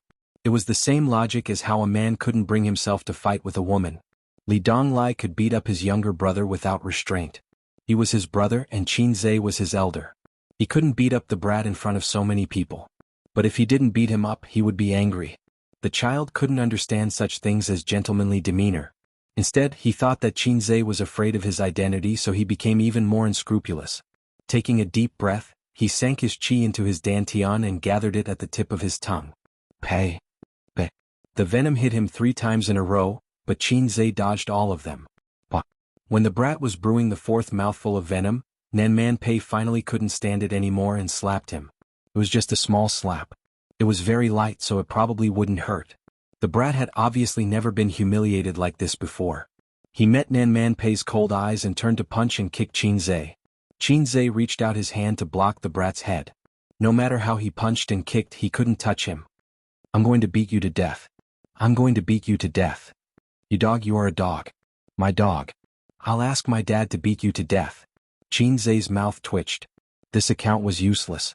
He suggested that Big Brother Li delete his account and start from scratch. He had met a lot of naughty children.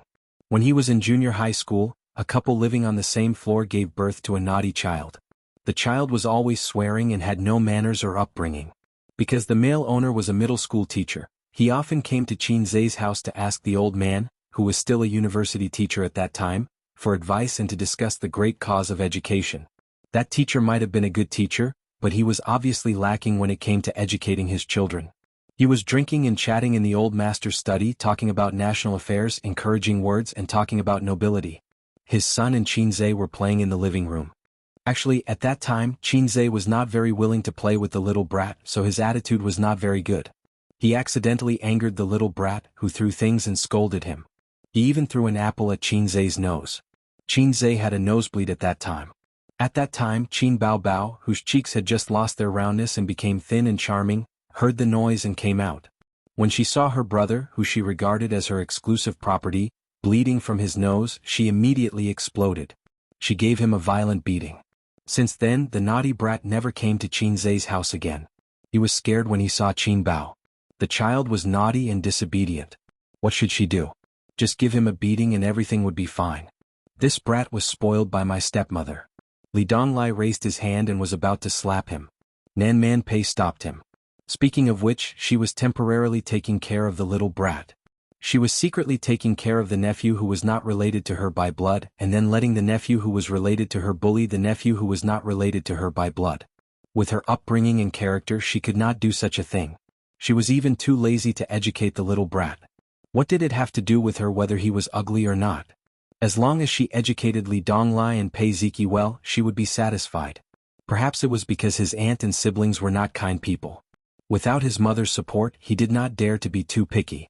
He also felt that Qin Zhe was the same as those who came to ask for help and did not dare to offend him. Hence, he grabbed Qin Zhe and scolded, "You're a dog who comes to my father for help. I want my father to beat you to death." Li Donglai was furious. "I'll beat you to death." His ambition was not small.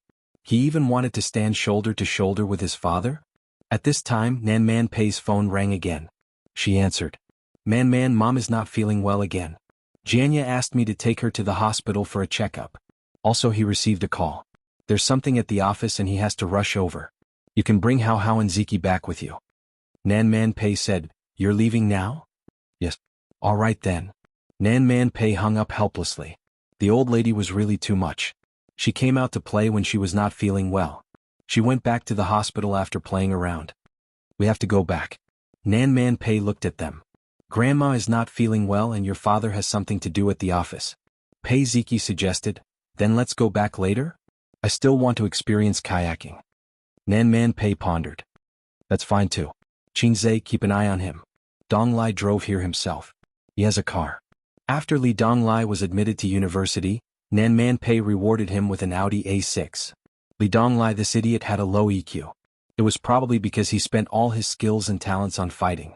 He often talked about finding a girlfriend. He was good at talking but he was not good at acting. Otherwise, he would have driven the A6 to the entrance of the university to pick up girls. Qin Zhe was unwilling. He also wanted to go back, but if he left, Nan Man Pei would definitely be worried. This group of people were all children. He was the only adult and the elder. Hence he said, "Don't worry. I'm an experienced driver and I'm skilled. I guarantee that everyone in the car will be in good condition."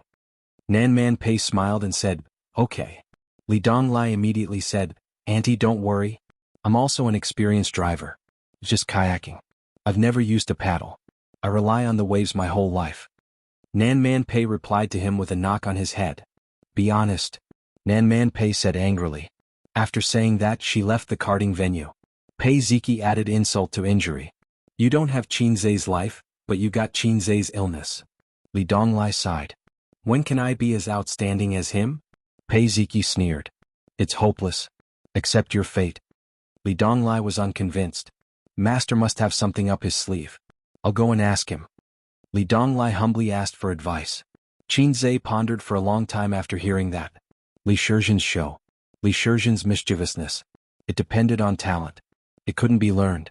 "How about this? I'll say something. If you can understand it one day you'll probably graduate," Qin Zhe said. Li Donglai put on an expression of listening attentively. Chen Qingyuan and Pei Ziki, who were beside him, also pricked up their ears. Qin Zhe said, "You just started university. How's university life?" "I came back from Japan and wanted to make friends with you.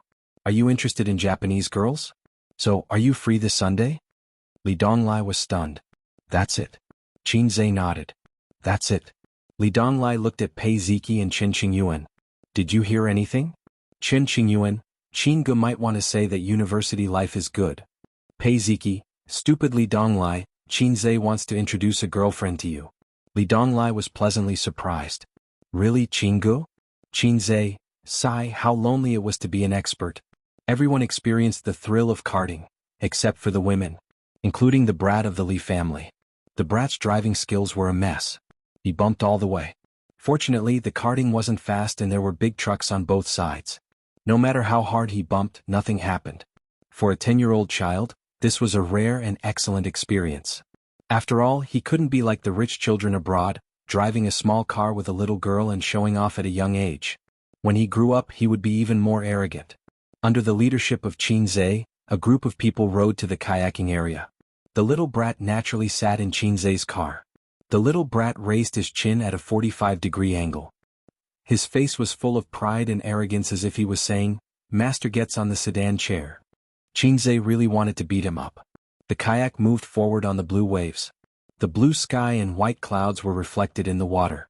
Qinzhe sat at the front of the boat and remembered that he went to the amusement park in Xishan with his sister and experienced many exciting games such as the haunted house and roller coaster. At that time his parents were also with him. He was forced onto the roller coaster and pendulum by his sister. When they came down, his sister vomited. Qinzhe's face was as pale as a ghost. In the haunted house, the staff jumped out at the corner to scare his sister. His sister screamed in a high decibel. Qinzhe heard the staff cursing. "Damn, you scared me." Although the light was dim, Qinzhe clearly saw the staff's body tremble. At this time he was suddenly kicked in the waist. "Go away, I want to sit at the front of the boat," the brat ordered. "You want to get beaten up again?" Li Donglai, who was rowing the boat, scolded. "Donglai, don't be so angry." Qinzhe moved and gave the seat to the brat.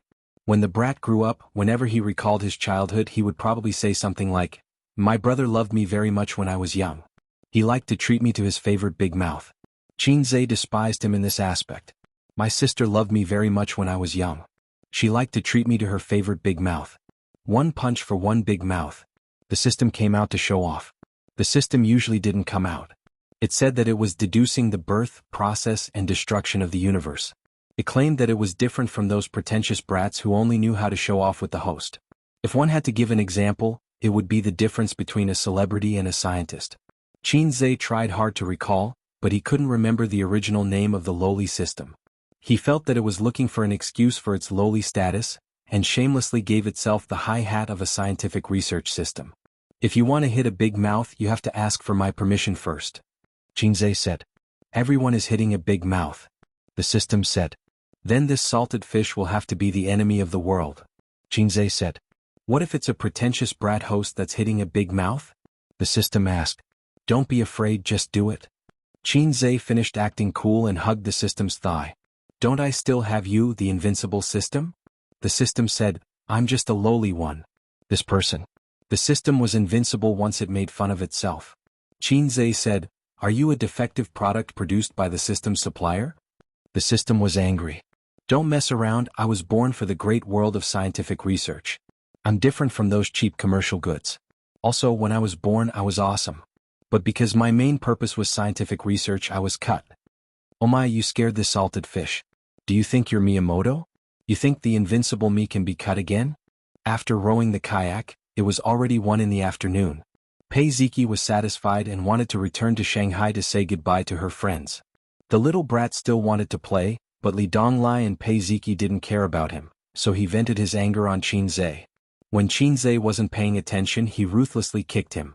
"Dog, you're a dog. Poo poo poo." Venom triple strike. Although he avoided the saliva attack, the 10-year-old brat's kick still hurt a little.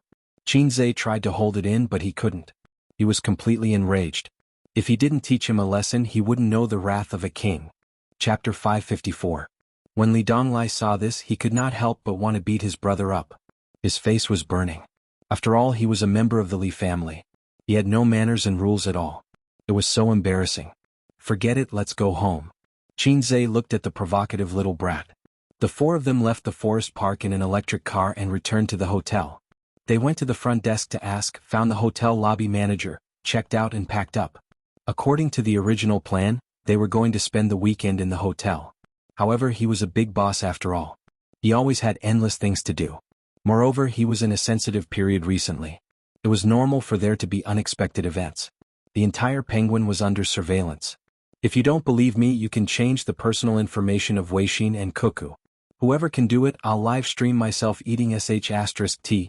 Eat a pound of sh*t. "Wait here, we'll drive over," Qinzhe said to the little brat. The little brat ignored him and stood at the entrance of the hotel. A 10-year-old child could understand a lot of things. Moreover, he was born in such a family. His vision was definitely higher than that of ordinary children. When he said that Qinzhe was a dog, he was referring to "You are the Li family's dog." This was how it was shown on TV. In fact, since Qinzhe became famous until now, the Li family had not done much. For Qinzhe and Li Jianya, this was a friendship. Of course, the little brat did not understand this. He just said what he saw on the surface without restraint. Qinzhe drove Li Donglai's Audi A6 out of the underground parking lot. When the bumper was raised, he looked back. There were no cars, so he stopped and asked the old man in the guard booth, "Sir, do you have a rope?" The old man first looked at the A6 logo and said kindly, "What kind of rope do you want?" Qinzhe smiled and said, "Any kind of rope is fine." The old man said, "Yes." The Audi A6 left the underground parking lot and stopped at the entrance of the hotel. Qinzhe pushed the door open and got out of the car. He stood beside the car like a butler and asked the young master to get in. The young master got into the car valiantly. He seemed a little surprised by Qinzhe's sensibility and looked up at him. Then he saw the scene in the car and was stunned. Bang! The car door closed.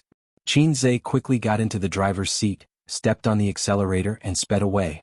His impatient look made him look like a human trafficker who was driving a van to kidnap children from the roadside.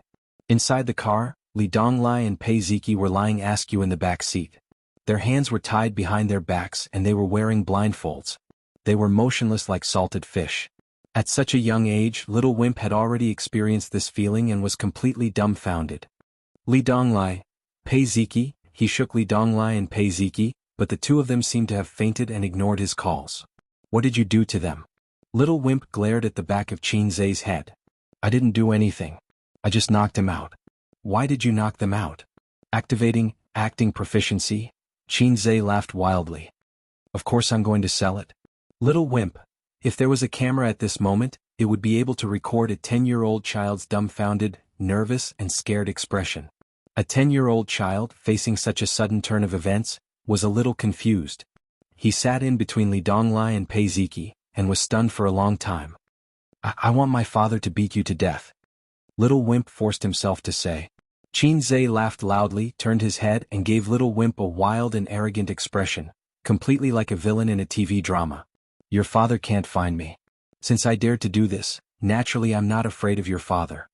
His acting was a little exaggerated. A real bad guy should be reserved and sinister. However, the target was a child. He acted as a reserved and calm bad guy and it was not effective. Little Wimp was obviously frightened by his expression, and subconsciously leaned back in his seat. Qinzhe's expression was ferocious and his tone was fierce. "I'm going to sell your sister and brother, not to buy them as children but to sell their organs." Little Wimp's eyes widened. "Dig your brother and sister's heart out, dig out their eyes, dig out their intestines and sell them all. You can earn a lot of money." Qinzhe laughed sinisterly. Little Wimp was scared and trembled. He said in a sobbing tone, "Don't sell them." Qinzhe was stunned and his tone was still fierce. "Fine, if I don't sell them then I'll sell you." Little Wimp cried on the spot. "Oh, don't sell me, you can sell Li Donglai and Pei Ziki. Pei Ziki can be sold as someone's wife, someone worth more than me." "Oh, burp." Qinzhe saw Pei Ziki's mouth twitching from the rearview mirror. He did not hesitate to sell his brother and sister. This child had a future. Qinzhe said fiercely, "Shut up, if you cry again I'll tie you up like them and dig out your heart and eyes. Your mother told you before, human traffickers are inhumane."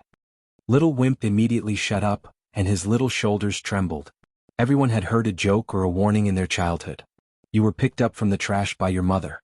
Don't talk to strangers, be careful not to be kidnapped by human traffickers. Therefore, everyone's childhood was shrouded in the shadow of human traffickers. Little Wimp was no exception. He met the terrifying human traffickers that his mother spoke of. "But I won't dig out your eyes, I'll ask your father for a sum of money to redeem you. As long as you listen to me and cooperate you'll be fine. Otherwise you'll be like your brother and sister." Qinzhe said in a low voice. "Do you want to have your eyes dug out and your heart dug out like your brothers and sisters?" Little Wimp choked. "No." He looked pitiful as if he wanted to cry but did not dare to. The car left Chongming and drove onto the Yangtze River Bridge. Qinzhe did not say anything along the way. Pei Ziki and Li Donglai quietly adjusted their positions midway. They had been lying crookedly for a long time and they were tired. Not long after, Li Donglai's snoring sounded. He had fallen asleep.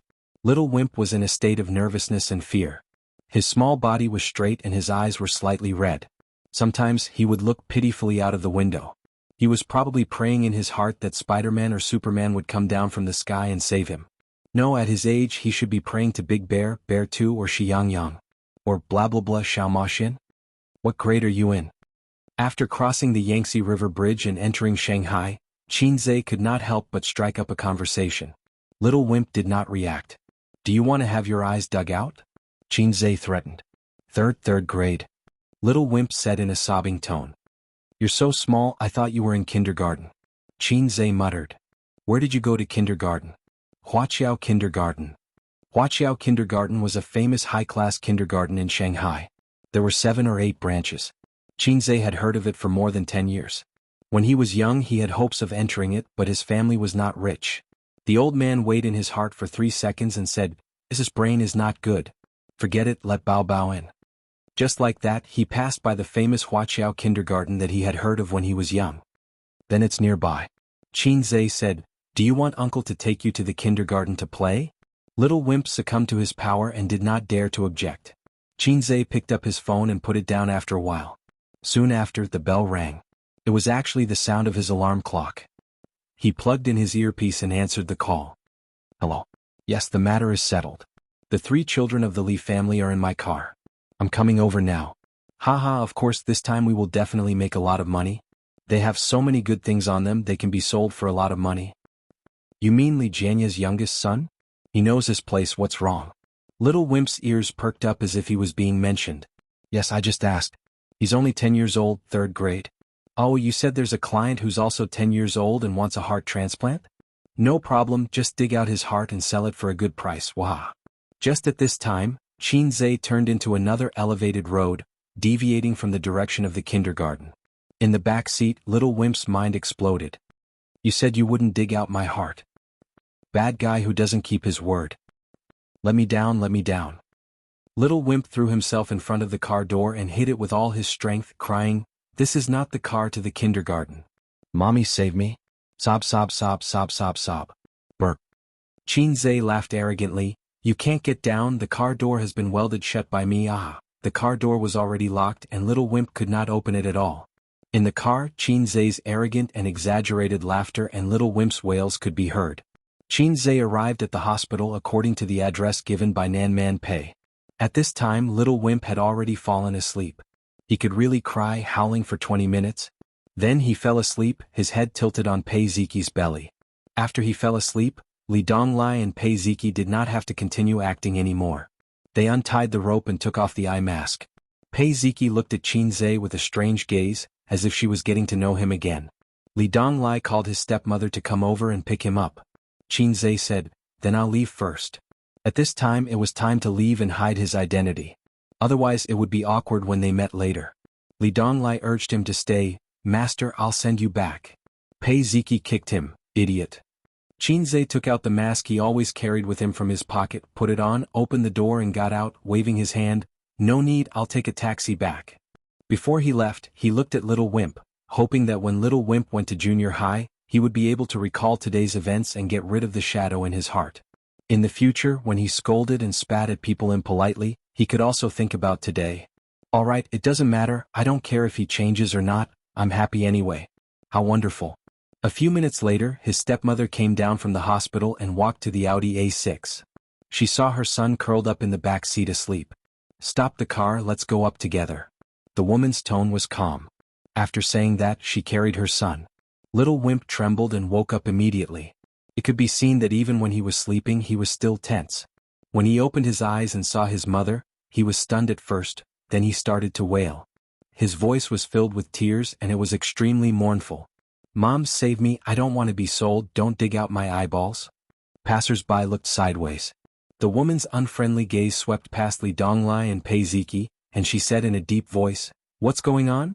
Little Wimp cried loudly, "He wants to sell us, sell all 3 of us." Li Donglai and Pei Ziqi were caught and dug out their eyeballs and hearts, sob, sob, sob. He buried his head in his mother's arms and cried loudly. The woman was stunned.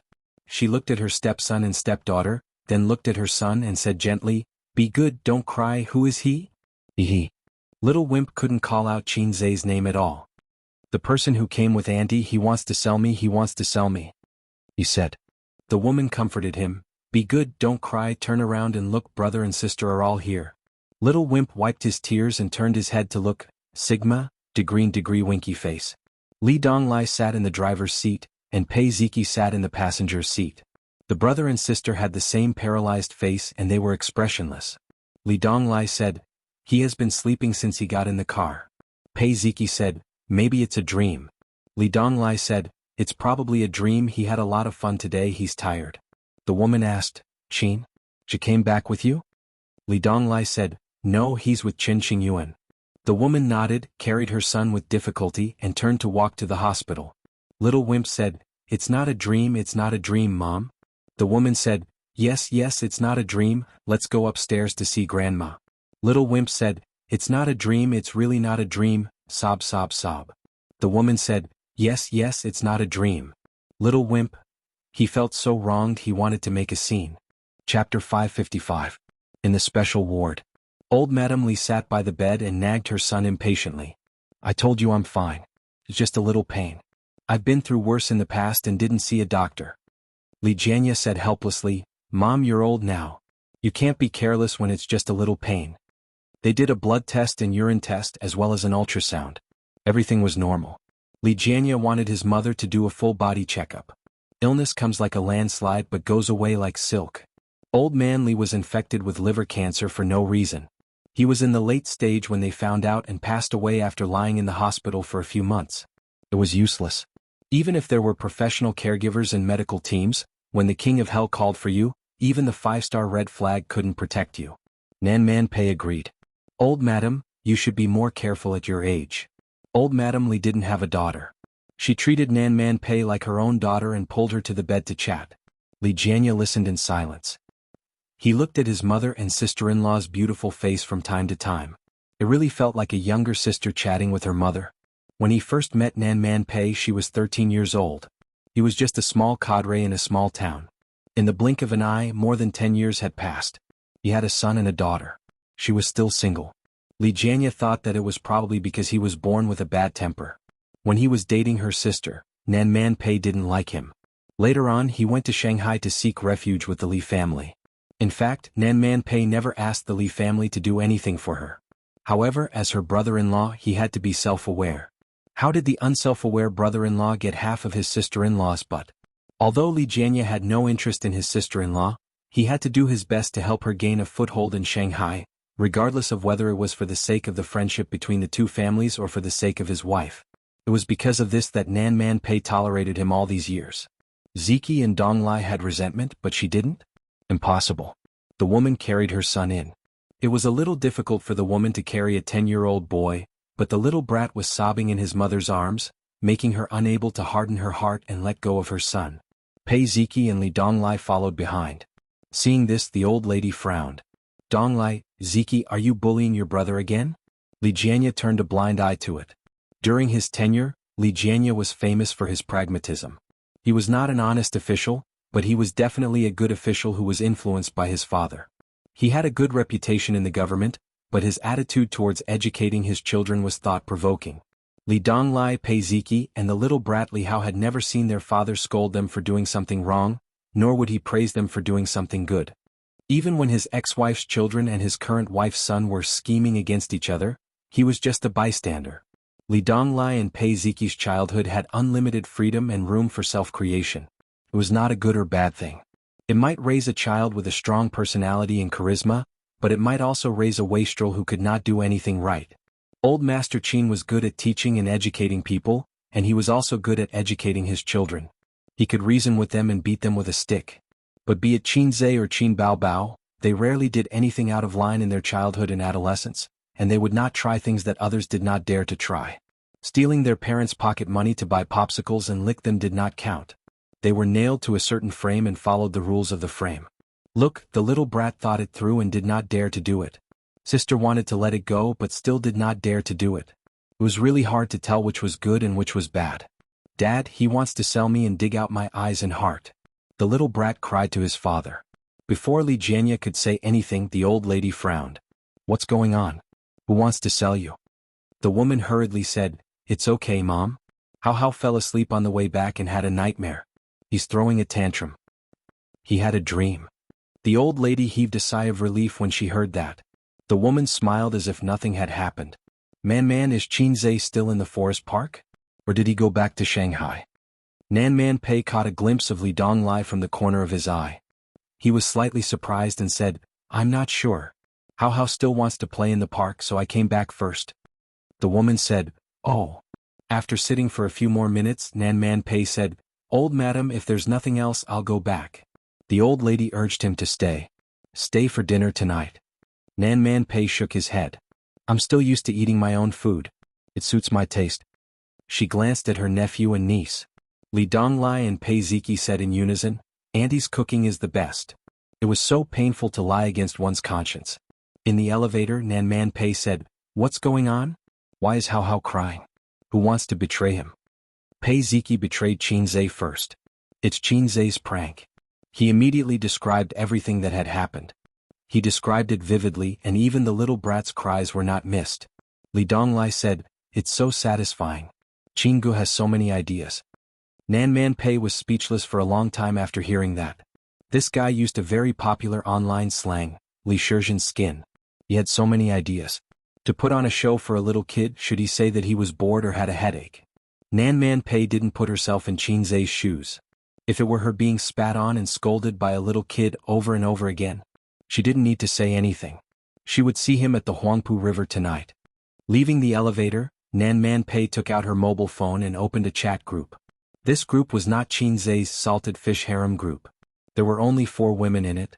The meaning of its existence was to serve as a battlefield for Qin Bao Bao and Su Yu's quarrel. Occasionally Wang Zijin would get involved. Nan Man Pei mostly watched.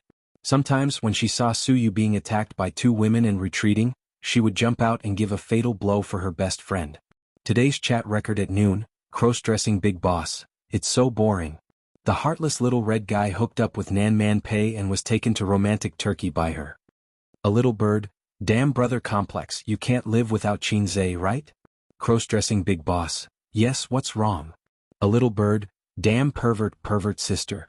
Cross-dressing big boss, Zijin, scold her for me Ching Zijin. Ching Zijin, in the face of ironclad facts, any attack I make is pale and powerless. Cross-dressing big boss, a little bird, cross-dressing big boss, Qin Zhe said that your company is going to shoot a TV series again, right? Cross-dressing big boss, yes. A little bird, reserve a leading role for me, not a small supporting role but a big supporting role. Cross-dressing big boss, okay. A little bird, you actually agreed so quickly? Then send me the show. Qin Zhe only told her that Tianfang was going to shoot a TV series and that he would still write the script, but he did not say that he and Qin Bao Bao would not act in it. So you thought that the siblings would still be the female lead. She couldn't wait to book a role, preferably with Qin Bao Bao. Cross-dressing big boss, but I have something to ask you. How much is Qin Zhe's monthly salary and bonus at Baoza Investment? A little bird, 7 million yuan. Cross-dressing big boss, so little? Shocked expression. Baoza Investment was Qin Zhe's most profitable company at present, half a notch higher than Tianfang Entertainment. As far as Qin Bao Bao knew, most of Baoza Investment's shares were in Qin Zhe's hands, because it was the company he built single-handedly.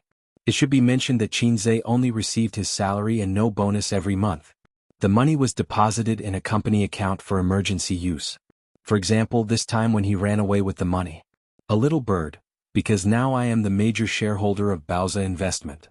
Cross-dressing big boss, degree, Ching Zijin, degree, a little bird, I bought it from him a long time ago. Didn't he tell you? Cross-dressing big boss, I want to kill him. Ching Zijin, same. A little bird, that's it. Give me the script, I will look for a role first. Cross-dressing big boss, the electronic version of the script is at the company, not at home. There are only copies at home. A little bird, then I will come over. I can't help but want to see it.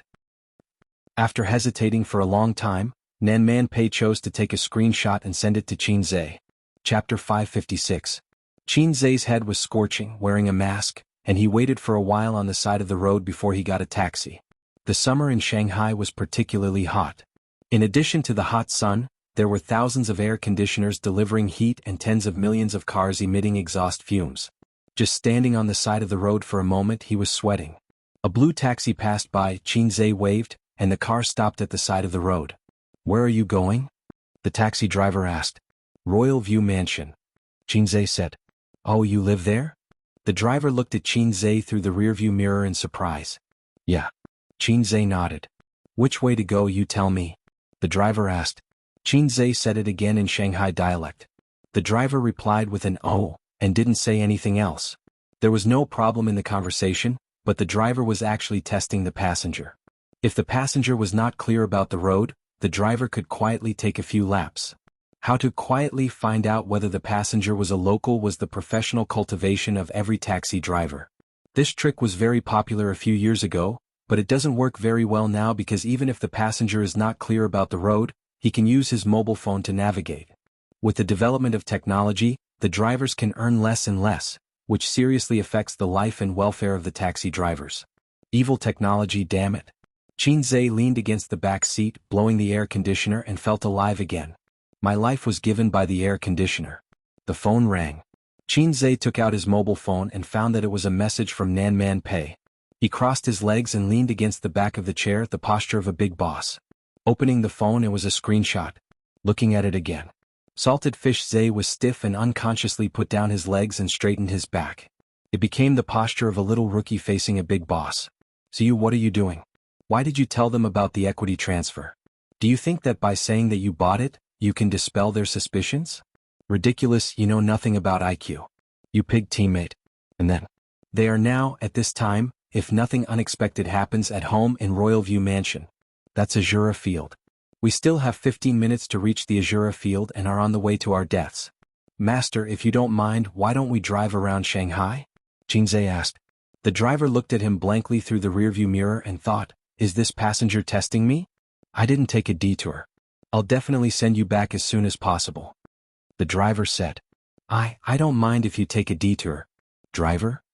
What was wrong with his brain? In the luxurious residence of Royal View Grand Garden, Qin Bao, Su Yu, and Wang Zijin were sitting on the sofa, each with a tall glass in front of them. There was red wine in the glass and a large plate of half-melted ice cream. It could barely be considered ice cream. It was Qin Bao's failed creation.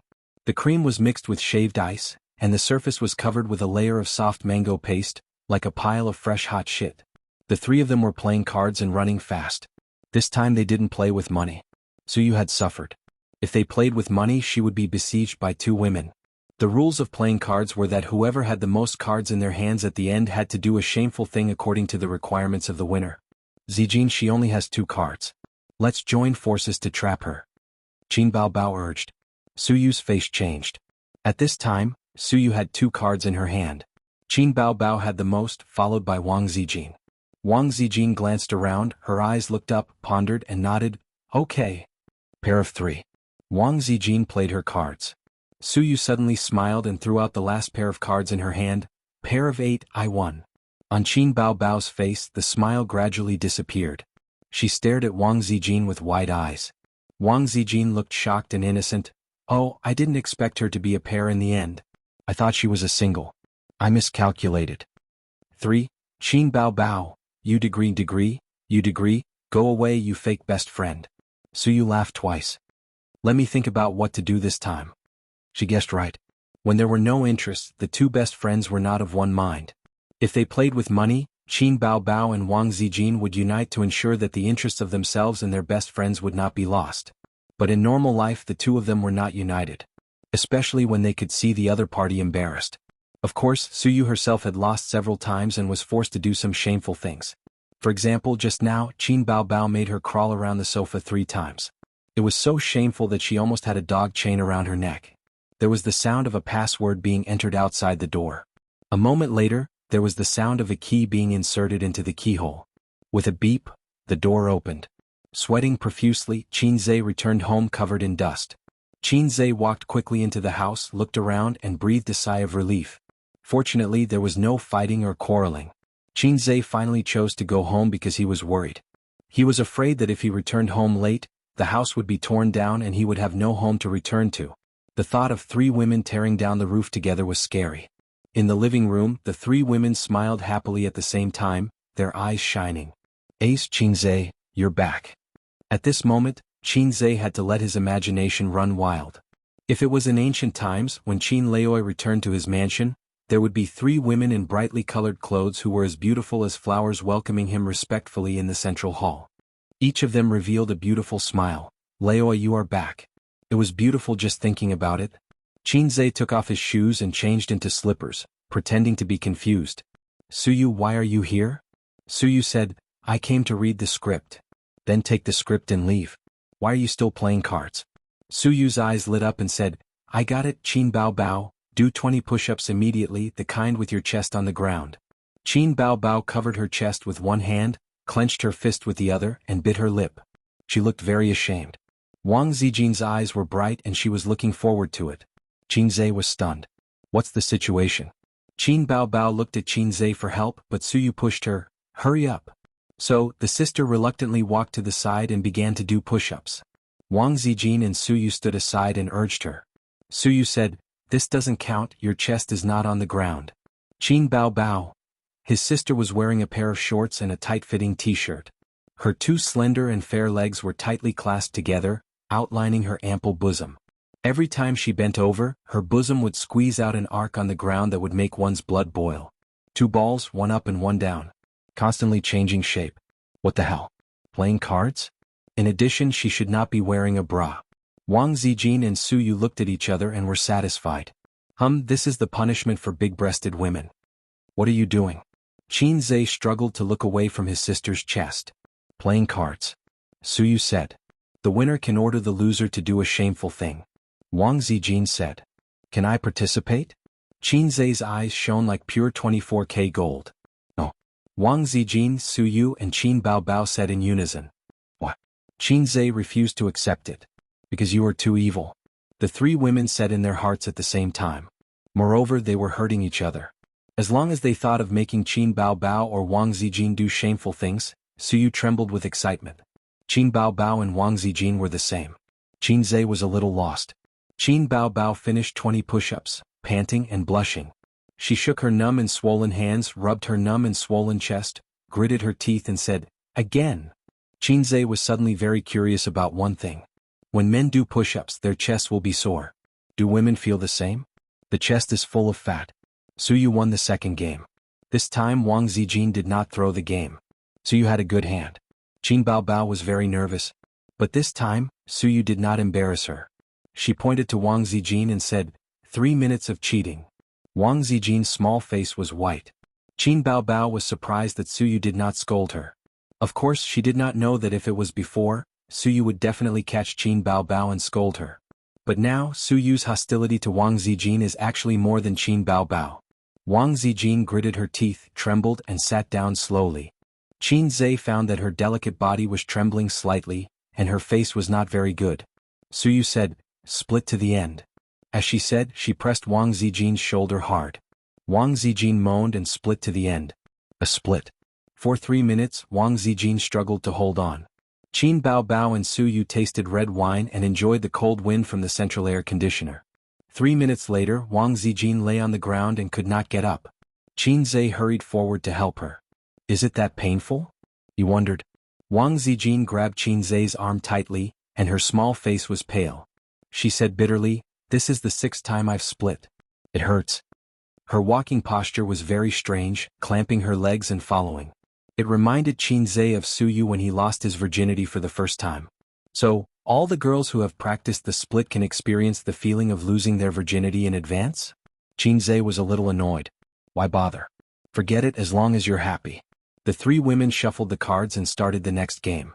Qin Zhe sat aside, made himself a glass of whiskey, lit a cigarette, and watched them play while being on tenterhooks. As a man, he should be like a stabilizing needle, able to suppress all storms. So, in order to prevent the sisters from fighting, he had to watch from the side, and by the way, he was a little envious of Long Out Yen in his heart. Also, don't call me a scumbag compared to those, incompetent, I'm much more manly. Ha, I won. Wang Zijin's voice rang out. Qin Zhe nodded slightly. Sister Ziwei played her cards beautifully. Her cards were not good, but she played them wisely and it was a narrow victory. Then who would she make do shameful things? Even though she and her sister were best friends, the two of them were always scheming against each other. Qin Zhe was actually eager to watch his sister play again, so that he could fully understand his sister's magnanimity and magnanimity. Wang Zijin snorted, Suyu, do 50 squats and say, I'm poisonous as you do it. Suyu pouted. She was willing to admit defeat. She got up, stood in front of the TV, put her hands on her head and squatted. As she did, she said, I'm poisonous, I'm poisonous. Qin Bao Bao hit her when she was down. This B***TCH is poisonous. Wang Zijin agreed. I think so too. Qin Zhe's face was full of tears. It's not poisonous, really not poisonous. I swear on my integrity. I swear on my life. Chapter 557. Qin Zhe watched his sisters come up with all kinds of ideas, such as Wang Zijin tearfully eating mango puree that was similar to hot poop. Suyu ate all the smoothies in 1 minute, then went to the toilet to vomit after eating with tears in her eyes. His sister was asked to beat her chest 100 times like a chimpanzee. In an instant, the calm sea became turbulent. Wang Zijin and Suyu both had hateful and happy expressions on their faces, and it was easy to imagine their inner activities. So big breasts, are they showing it to me? Accept the punishment of small breasts, the amount of breasts you have. Fortunately, his sister's breasts were original goods. If she was like some stars, wouldn't she have to go to the hospital after beating? Qin Zhe was enjoying all kinds of benefits and he was always envious. He wanted to participate and let his sisters see his imagination. He might as well play something more exciting, such as putting the fat girl on his head, or wearing a bra outside. Thinking about it made his nose hot. Another day play such a game with Suyu? In terms of card skills he should be better than Suyu. If he won he would encourage Suyu to taste the lollipop. If he lost, what if Suyu encouraged him to taste his sister's juice? Thinking of this, Qin Zhe shuddered. Equality between men and women, equality between men and women. Suyu went to the toilet halfway. Qin Baobao sat in the middle, Wang Zijin sat on the left and Qin Zhe sat on the right. Qin Baobao leaned on her brother's shoulder tiredly and sighed, "Why are you back today?" With Sister Ziwei present, he couldn't hug his sister's small waist and said, "Big Boss Li has something to do, so he came back." Qin Baobao asked, "Well, did you get anything from this flattery?" Wang Zijin said unhappily, "That's unpleasant to hear. This is called networking. A's business is getting bigger and bigger in the future, and he must know more powerful people." Qin Baobao said sarcastically, that's right. My A's comes from an ordinary background, and he can only rely on himself in the future. He doesn't need to climb up the social ladder." "Ways?" Qin Zhe was about to speak when he felt someone gently poke his waist. He lowered his head slightly and found that it was Wang Zijin's hand. She winked at herself and pouted. Qin Zhe understood and hugged his sister's small waist, but his hand secretly held Wang Zijin's hand. Wang Zijin's beautiful oval-shaped face revealed a sly smile like a little fox. Sister Ziwei felt that she had won the chicken dinner. Qin Zhe was speechless. This style was not what he wanted. At this moment his phone rang again. There was a notification. Suyu sent a photo and a message, "Husband, do you want to do it?" "I will scream softly." Qin Zhe's small hand trembled and his face changed. He put the phone on his sister's forehead, so that neither his sister nor Sister Ziwei could see it. Then he clicked on the picture. Qin Zhe was speechless. This was not the style he wanted. Qin Zhe comforted himself with tears streaming down his face. All the male protagonists in the world are incompetent, and I am the only one who is rough and hard. It was hard to imagine what his life would be like if Suyu lived with him. Suyu came out of the toilet quickly. She was just joking. She didn't think that she would really have sex with Qin Zhe. The moment her footsteps sounded, Qin Zhe and Wang Zijin retracted their hands at the same time, and Qin Baobao sat up straight at the same time. The three of them sat upright as if nothing had happened. At 5:30 in the afternoon, the sisters finally ended the day of hurting each other. Everyone was older than Qin Zhe, and there was nothing wrong with calling them sisters. It was impossible for him to take a fancy to a girl, not in this lifetime. But it was too empty and boring. He could only kiss or have sex with his sisters to maintain a normal life. After playing cards, Qin Zhe made ice cream for his sisters. The ingredients were all in the kitchen and stored in the freezer. How could a refrigerator match the high-end Royal View Park community? This was a super luxurious house that could compete with Thomson Reuters. After eating the ice cream, Suyu was about to leave. She was a little reluctant. Qin Zhe sent her downstairs. In the elevator, Suyu had a branded Baobao on her shoulder and a script in her hand. This kind of women's bag, which was as small as a wallet, was completely decorative. It had no practical value and was damn expensive. At least 6 figures. She pouted. "I also want to move here." In the face of such a difficult question, Qin Zhe said earnestly, "Do you want to face Qin Bao and Wang Zijin's 2 hateful and ugly faces every day? Wouldn't it be a juror's field every day? The sisters might not just play cards every day." "No." Suyu smiled, her dimples shallow. "But I can face your cute and handsome face every day." "Good." Qin Zhe touched her head. Suyu narrowed her eyes, her face full of enjoyment. They took the elevator downstairs and arrived at the underground parking lot. Suyu looked around, pulled Qin Zhe to a corner without surveillance, and put her hot red lips on his without saying a word. The two of them had a 5-minute saliva exchange in the corner. Qin Zhe hugged Suyu's slender waist and teased her chest with his other hand. Really funny breast. Suyu brand tofu milk, great. Night. Come to my home? Suyu said, panting. I have to write the script at night. The company has already started casting. I have to finish the script quickly, Qin Zhe said. Because of the bra he couldn't pick grapes. You can also write at my house. Suyu looked coquettish. Coming to your house is to eat grapes, not to write a script. Qin Zhe refused. Suyu was a very beautiful woman. Doing indescribable things with her was far easier and happier than writing a script. Qin Zhe found it hard to resist that kind of temptation. Qinghua Gil Van Galja. The two finished making out and walked toward the parking lot. Suyu reminded, when the box office of Journey to the West comes in, you should quickly ask Qin Bao to pay back the money. Our company lost a lot this time. Damn Jin Yoshin, if you catch him, you must throw him into the Huangpu River. She gritted her teeth. She must have learned the catchphrase from Sister Man. Qin Zhe said in his heart that he had already been thrown into the Huangpu River, no, into the sea. Light a candle. Terrible Sister Man, he always thought that, throw you into the Huangpu River, was just a joke. A woman like Sister Man is very difficult to conquer. If you talk about the script, which one is good to play?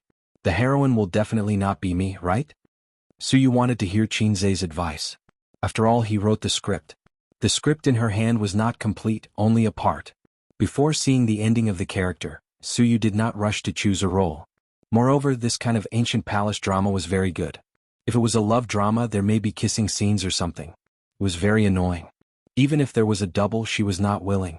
When the TV series was released, her face would kiss other men. She couldn't stand it. There was no such trouble in a palace drama. The theme was different and there was no need for pretentious love. But you can add some kissing scenes, Suyu said. Let's also have a hot kiss without a double.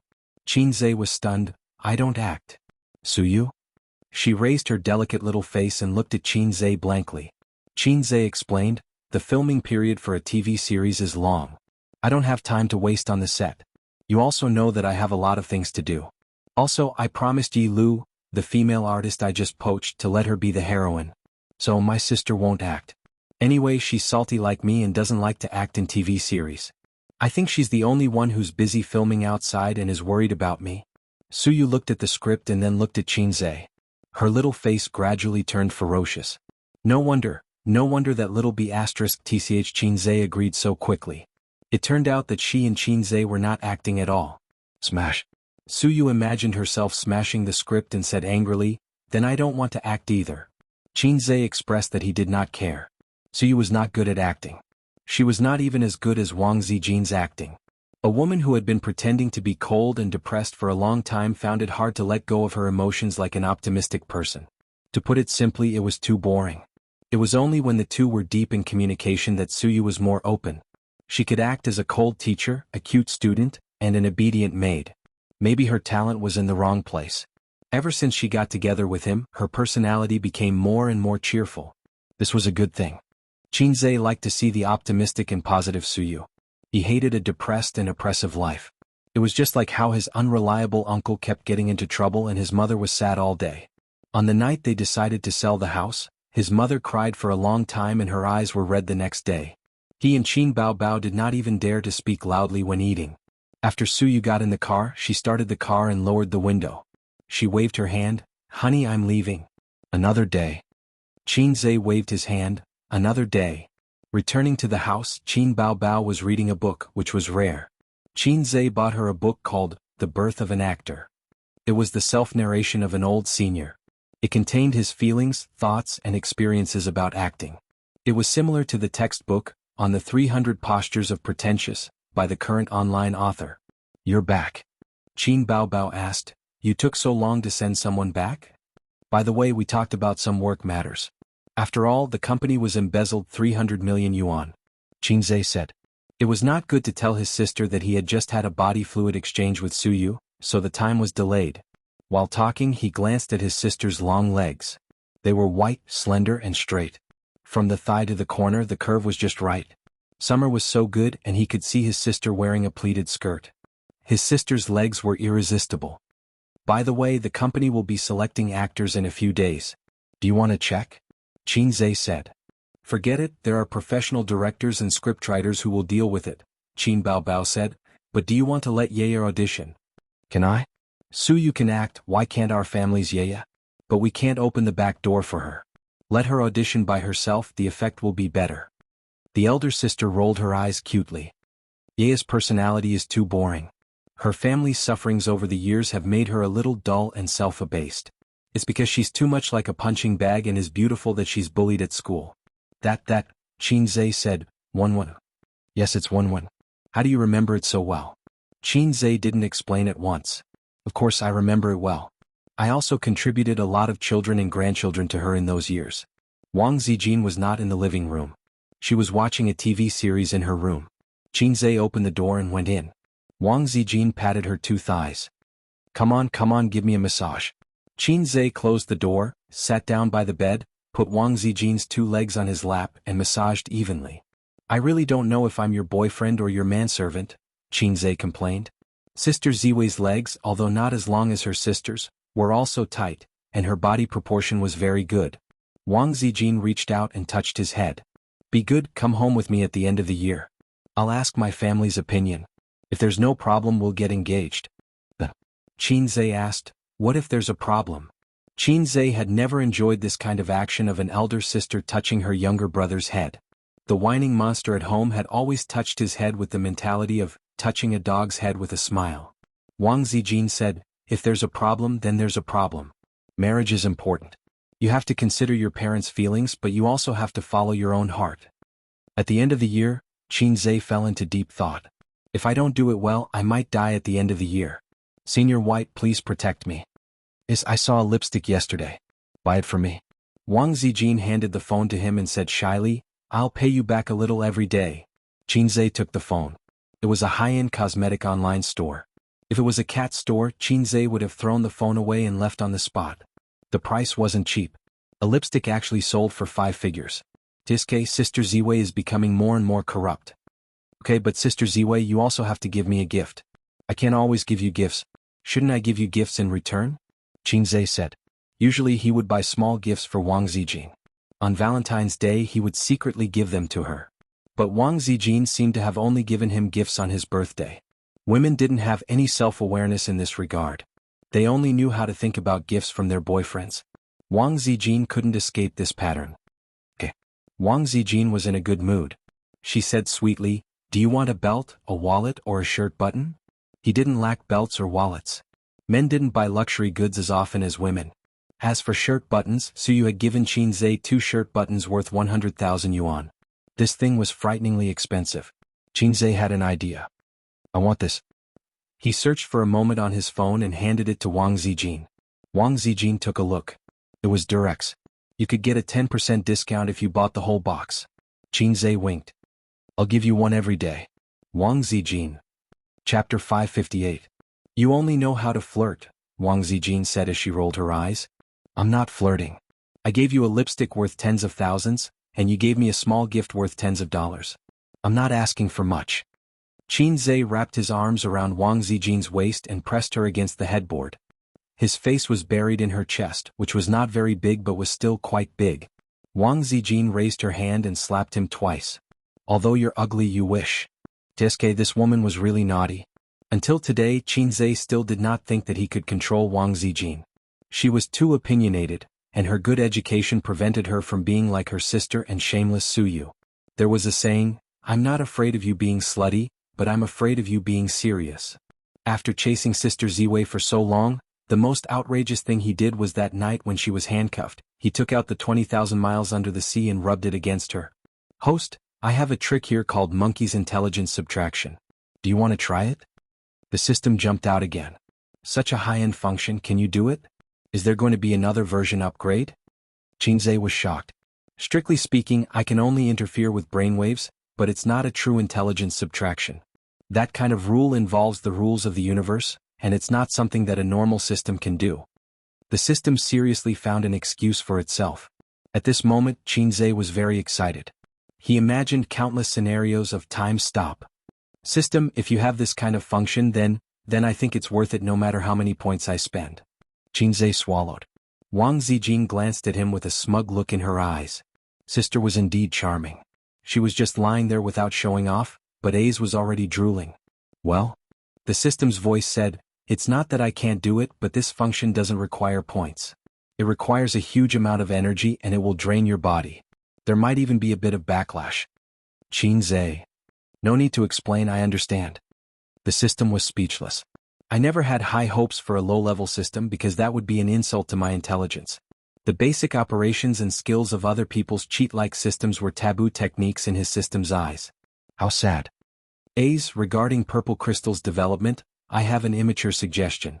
Wang Zijin wrapped her legs around his waist, hugged his back with her small hands, and rested her chin on Qin Zhe's head. Fortunately, she was only a B-rank boss. If she was a D-rank boss like his sister, who was 36 years old, Qin Zhe would have suffocated. Tell me your immature suggestion. Maybe I'll have a bold idea, Qin Zhe said in a muffled voice. He stuck out the tip of his tongue and licked her chest. Wang Zijin had goosebumps all over. She patted her head lightly and said coquettishly, don't mess around. She gently touched Qin Zhe's head again and said softly, our Golden Shield antivirus users have exceeded 1.5 billion domestically and overseas, and the number of users in the client is even more. Let me tell you a secret, we make a lot of money, even more than Qin Baobao's Tianfang and Suyu's Baoza. But I won't say it. She smiled like a sly little fox who had stolen a chicken. She squinted her eyes, and her fair and beautiful face had the innocence and sweetness of a girl who had licked a lollipop. Qin Zhe was speechless. Making a fortune in silence, pretending to be poor. This was very Wang Zijin. And then what's your immature suggestion? Qin Zhe asked. Don't you want to ask how much money we've made? Wang Zijin was stunned. She was still waiting for Qin Zhe to ask, and then she would throw out a shocking number to receive her boyfriend's praise. Money isn't important as long as you're happy. Qin Zhe said, do you know the moment I met you, I heard God whisper 4 words into my ear. Wang Zijin asked instinctively, what 4 words? Qin Zhe said, you can't escape from your doom. Wang Zijin stared at him blankly, her eyes gradually blurring. Lighting, shine it over here. Cameraman, focus the camera over here. Wow, good acting skills were indeed a godly skill in picking up girls. He didn't ask how much money he had made. He was the one who gave the purple crystals to Wang Zijin. No matter what happened in the future, he was the one who gave the purple crystals to Wang Zijin. It might be worth tens of billions or even hundreds of billions, but Qin Zhe didn't care. He had the confidence to not care. Even if he didn't have the purple crystals, he still had Tianfang and Baoze. Even if he failed in the end and lost everything, he still had the system. It was a little low, but it was still the system. You couldn't treat the system that was kicked out of the group as the system. What if he didn't have the system? Would he be willing to give the purple crystals to Tianfang? Would he be willing to give most of the shares to Suyu for free? Don't mess around. It was impossible for Salted Fish Zhe to hook up with the 2 goddesses. Salted Fish Zhe's fate was to be a silly boy under his sister's legs. No, he couldn't even get his sister. Forget about each other and live a peaceful life. That was his and his sister's fate. So I still have to thank you, low system. Every time Qin Zhe reminisced about the past, he would silently thank the system from the bottom of his heart. Many times, but every time he felt the same gratitude. The more salted fish he was in the past, the more grateful he was now. There were millions of salted fish in the world, but the system chose me. I accidentally became the saltiest one, hard and salty. I really am a man with great luck. So don't F** King Blabber. I started a harem because of God's will. Hey, I want to make a game. Wang Zijin restrained the emotion in her eyes and said seriously, try a mobile game first. Smartphones are so developed now. An excellent mobile game, the income is not worse than online games, and the cost is less than online games. Qin Zhe nodded slightly. Sister Ziwei seemed to have made preparations. But even if it's a mobile game, it's not easy to do well. There are millions of mobile games and there are too few really outstanding ones. Qin Zhe said. He couldn't exchange mobile game data or anything with the system. The points had to be used to deal with the risk of failure of the next task. Wang Zijin said, I've already thought about it. We can use it as a reference. She took out her mobile phone and searched in the App Store. She said, do you know the Parade of Frogs that is very popular recently? The mobile game in Japan is unexpectedly popular in China. She handed the mobile phone to Qin Zhe. Qin Zhe took it and looked at it. There was a software in the App Store. It had the same color, the same icon, and the same name. Parade of Pandas, a domestic product by Penguin. I've played it before. It has the same design, the same template, and even the color and background are 90% similar. It's a shameless plagiarized work. But this game is very popular in China. There are many people playing it.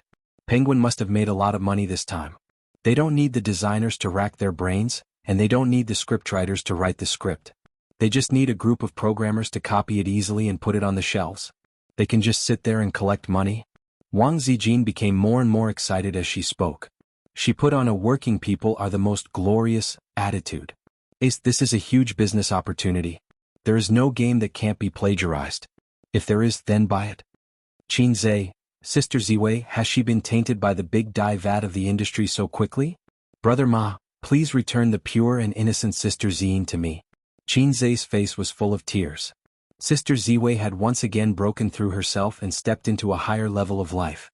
She had gone from being a young lady to a veteran of the internet to a game designer. Sob, sob, sob. Wang Zijin was full of pride. This time, I'm definitely going to use King of Glory as a reference and develop a mobile game of my own. Qin Zhe shook his head. Don't, you'll be sued. Wang Zijin snorted. You think I'm afraid? Qin Zhe. Go, Sister Ziwei. Let Brother Ma also feel the fear of being plagiarized and the shame of being dominated by piracy. Piracy was a word that could never be avoided in China. Perhaps it could be beautified with the word pirated, but at the end of the day, it was still piracy. It was a world-famous pirated culture. It was really shameful to think about it. Don't blame foreigners for looking down on us. After all, we have too many things to complain about. It's just like how we look at those Hindustanis who treat trains as electric scooters and are looking for trouble. Then, in the eyes of foreigners, we are also labeled as pirates. Don't refute it. The biggest game company in China, a well-known listed company, started and made money from piracy. Even now, it was still tirelessly on the road of piracy and plagiarism. There was no way to refute it. Qin Zhe hoped that one day he could lead the world, clear the name of his motherland, and let the world know that Red Flag Nation didn't only have piracy. Just thinking about it made him happy. Stop, he couldn't go on indefinitely. With such a grand theme, if the system gave him a grand task of leading the world, Qin Zhe wouldn't have to wait until the end of the year to die. In mid-August, Qin Zhe wrote, copied, the entire script and revised and perfected it himself.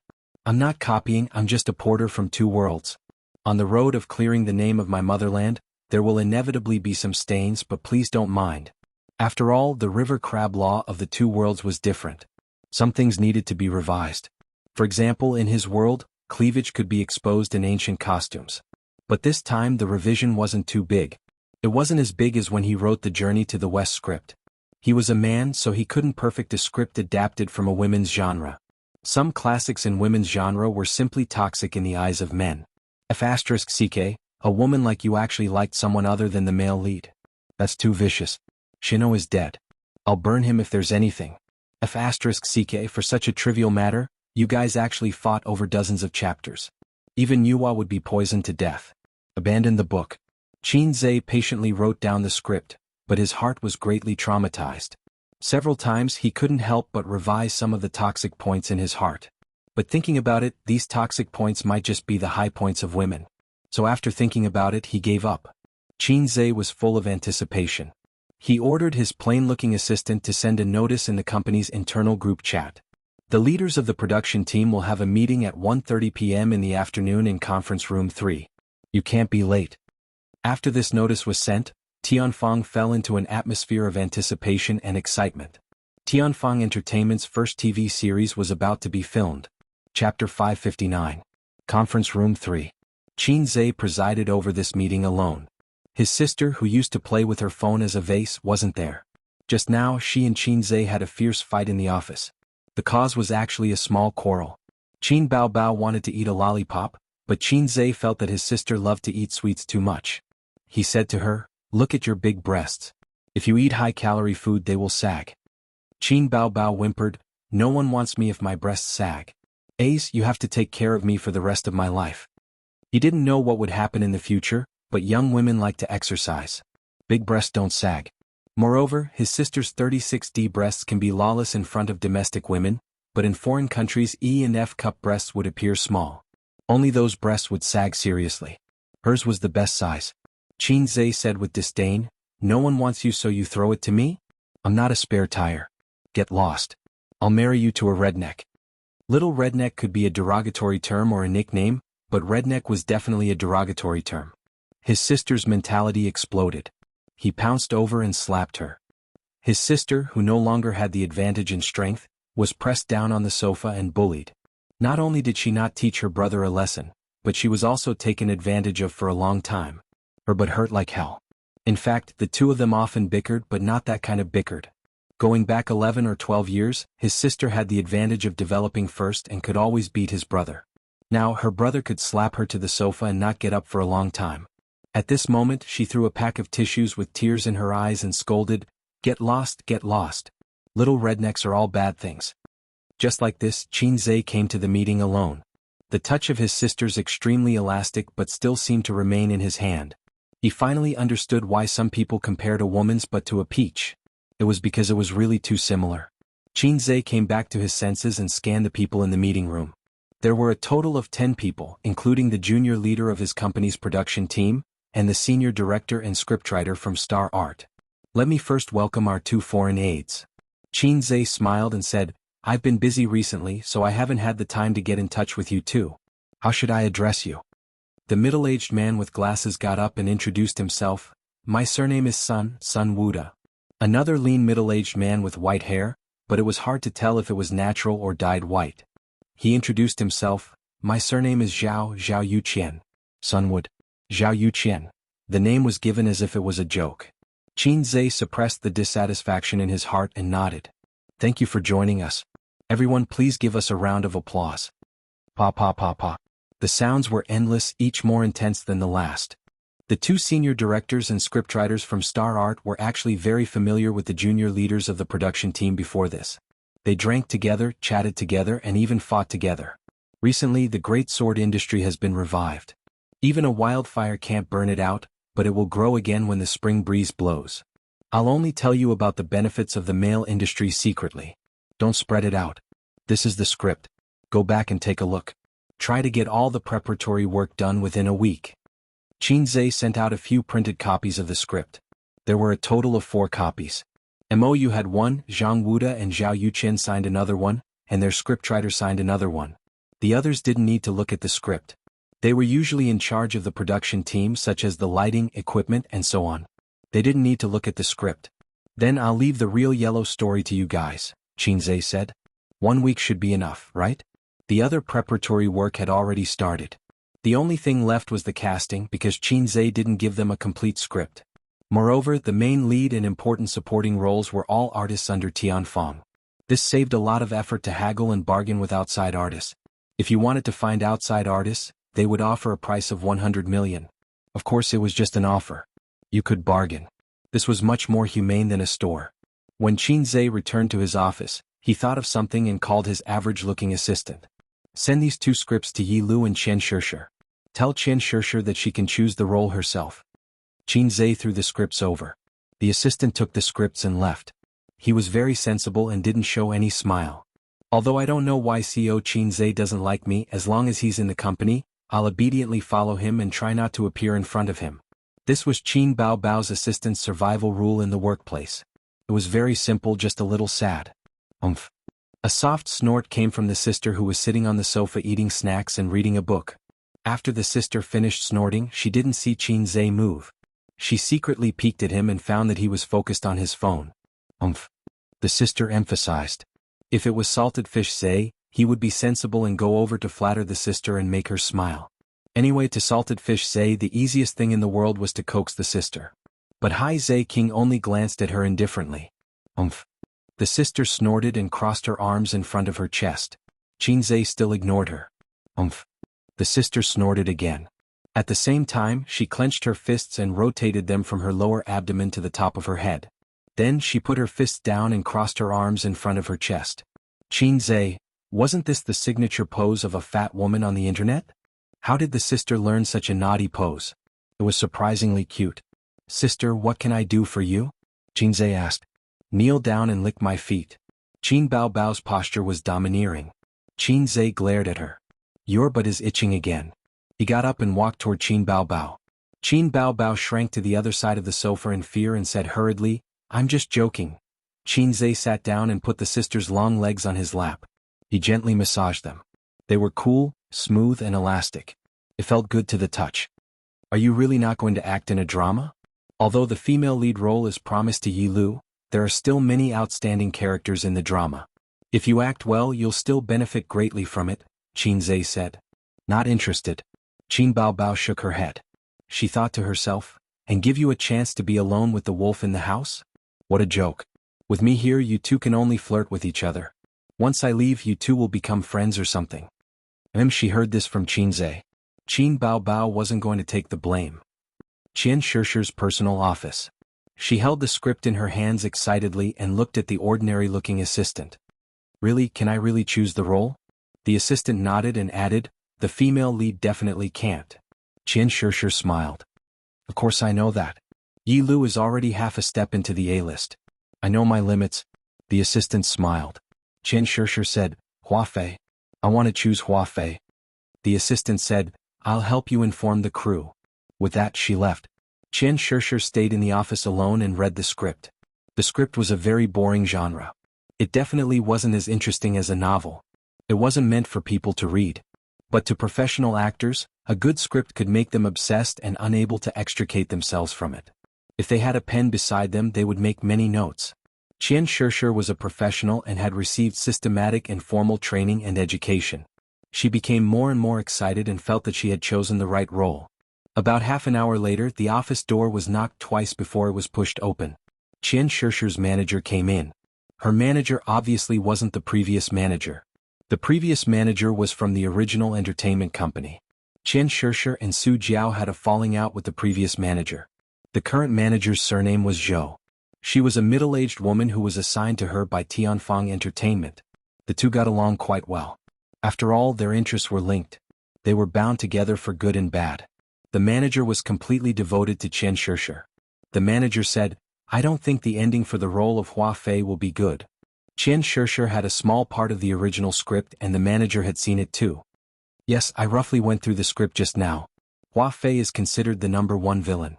Sister Zhou, take a look. Qian Shishir handed the script to the manager.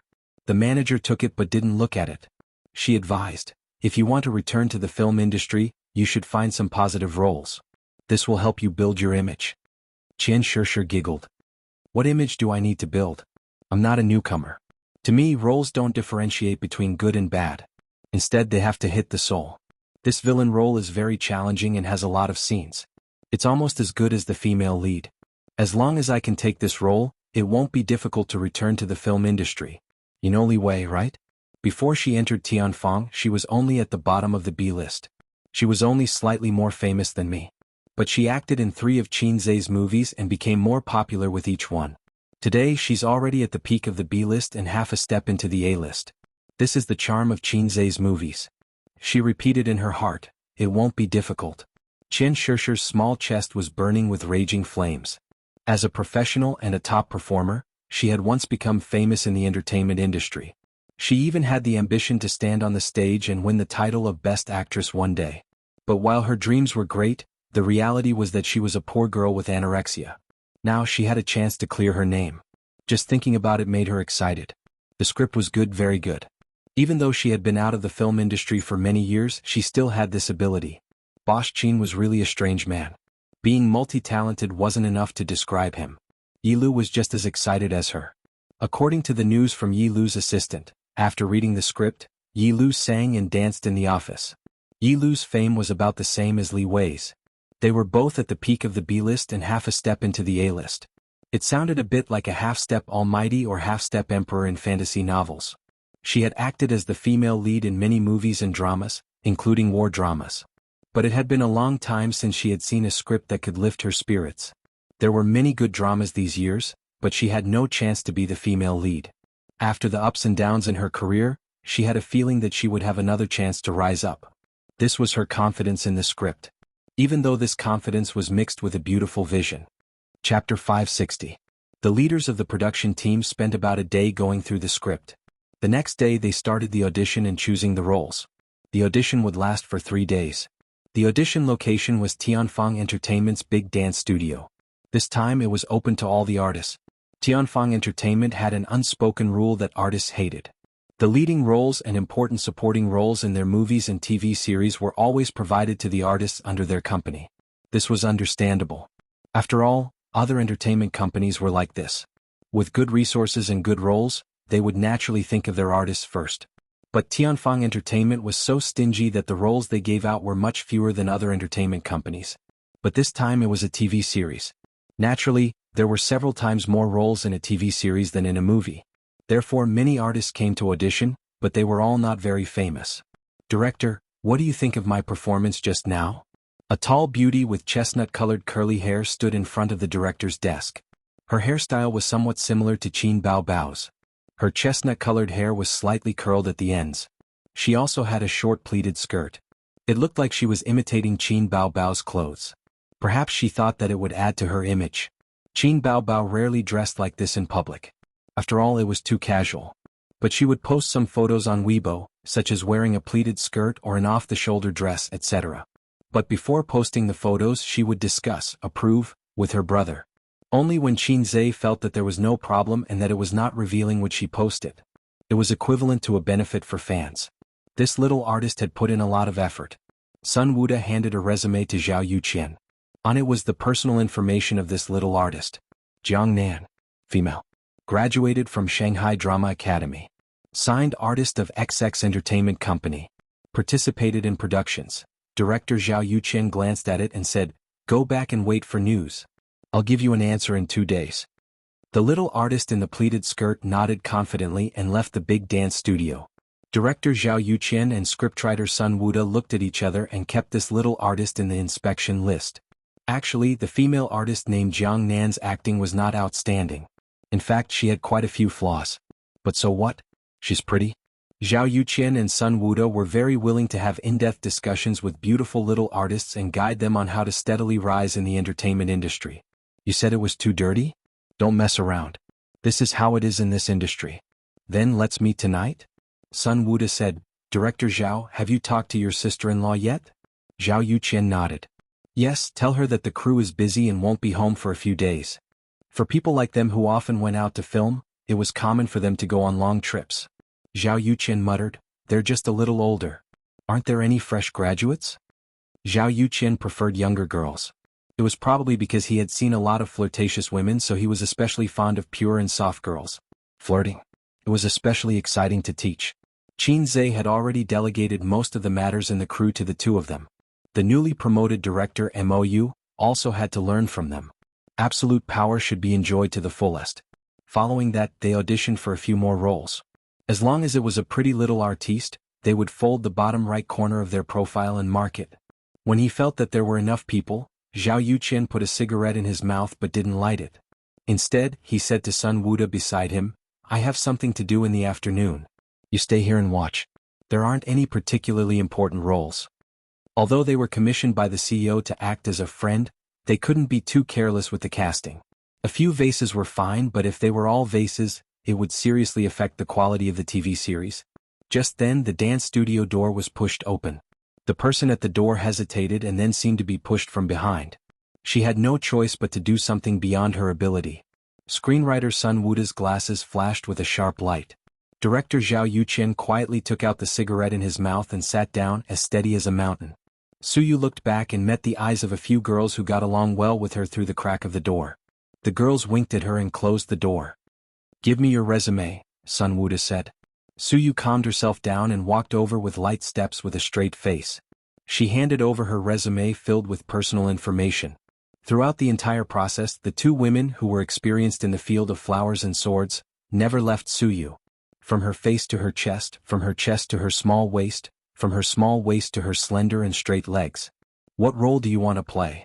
Sun Wuda glanced at the resume that couldn't be any simpler and handed it to Zhao Yuqian.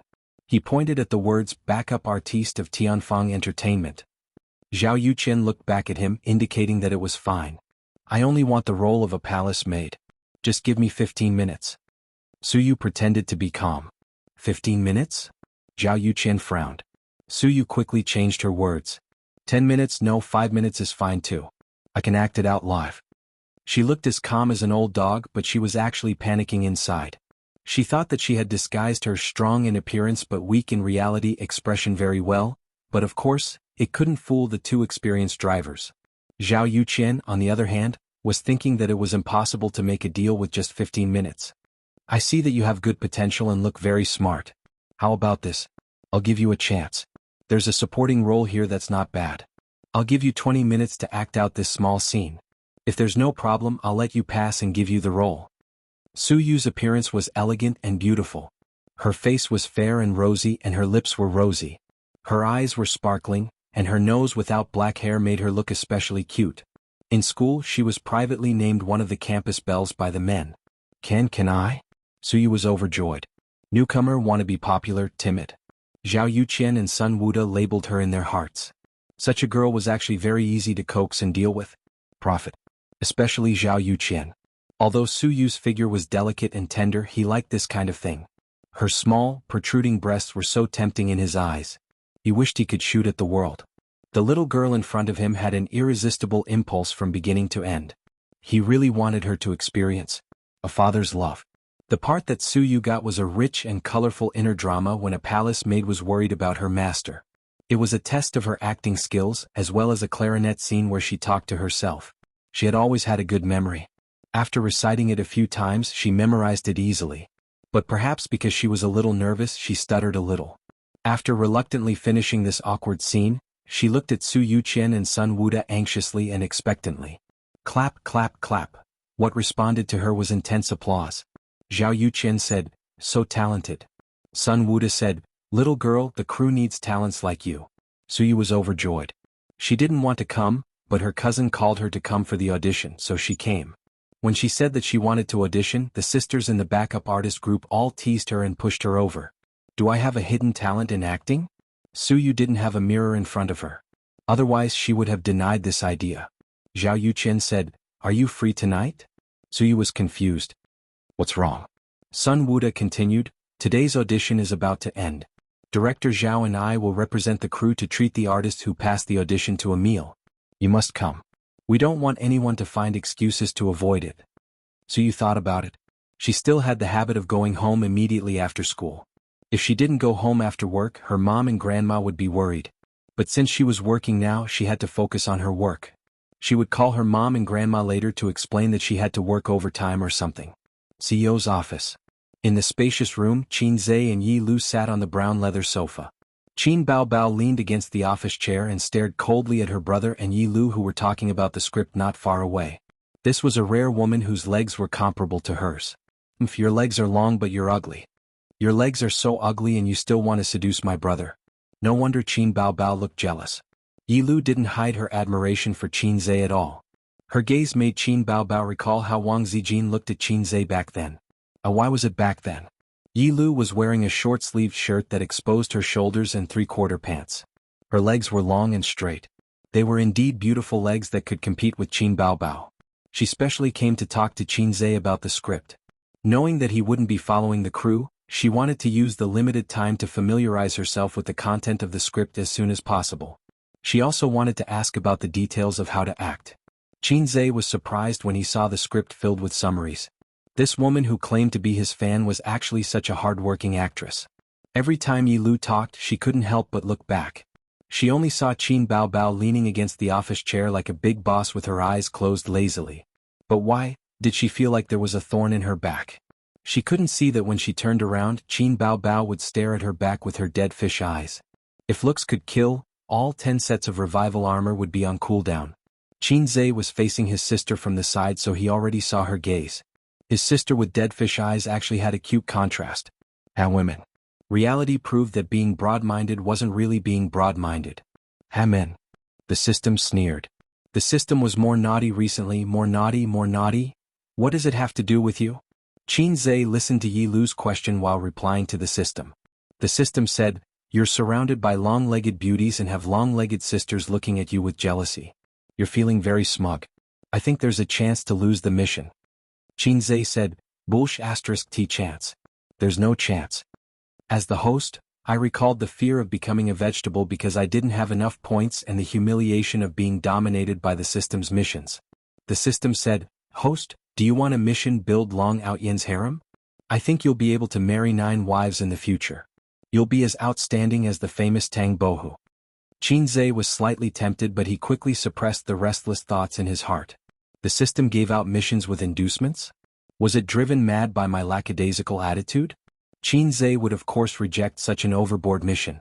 Don't joke around. If I want to start a harem, all the female artists and singers in Tianfang can be ridden by me and suck their breasts. As for me, Hai Zhe King, I'm not afraid at all. Why should I be bound by your mission? Lastly, Tang Bohu doesn't have 9 wives. Who told you that Tang Bohu has 9 wives? I think it's some joker called Zhou Xingxing, the system answered honestly. At this moment his phone rang. It was his cousin Suyu.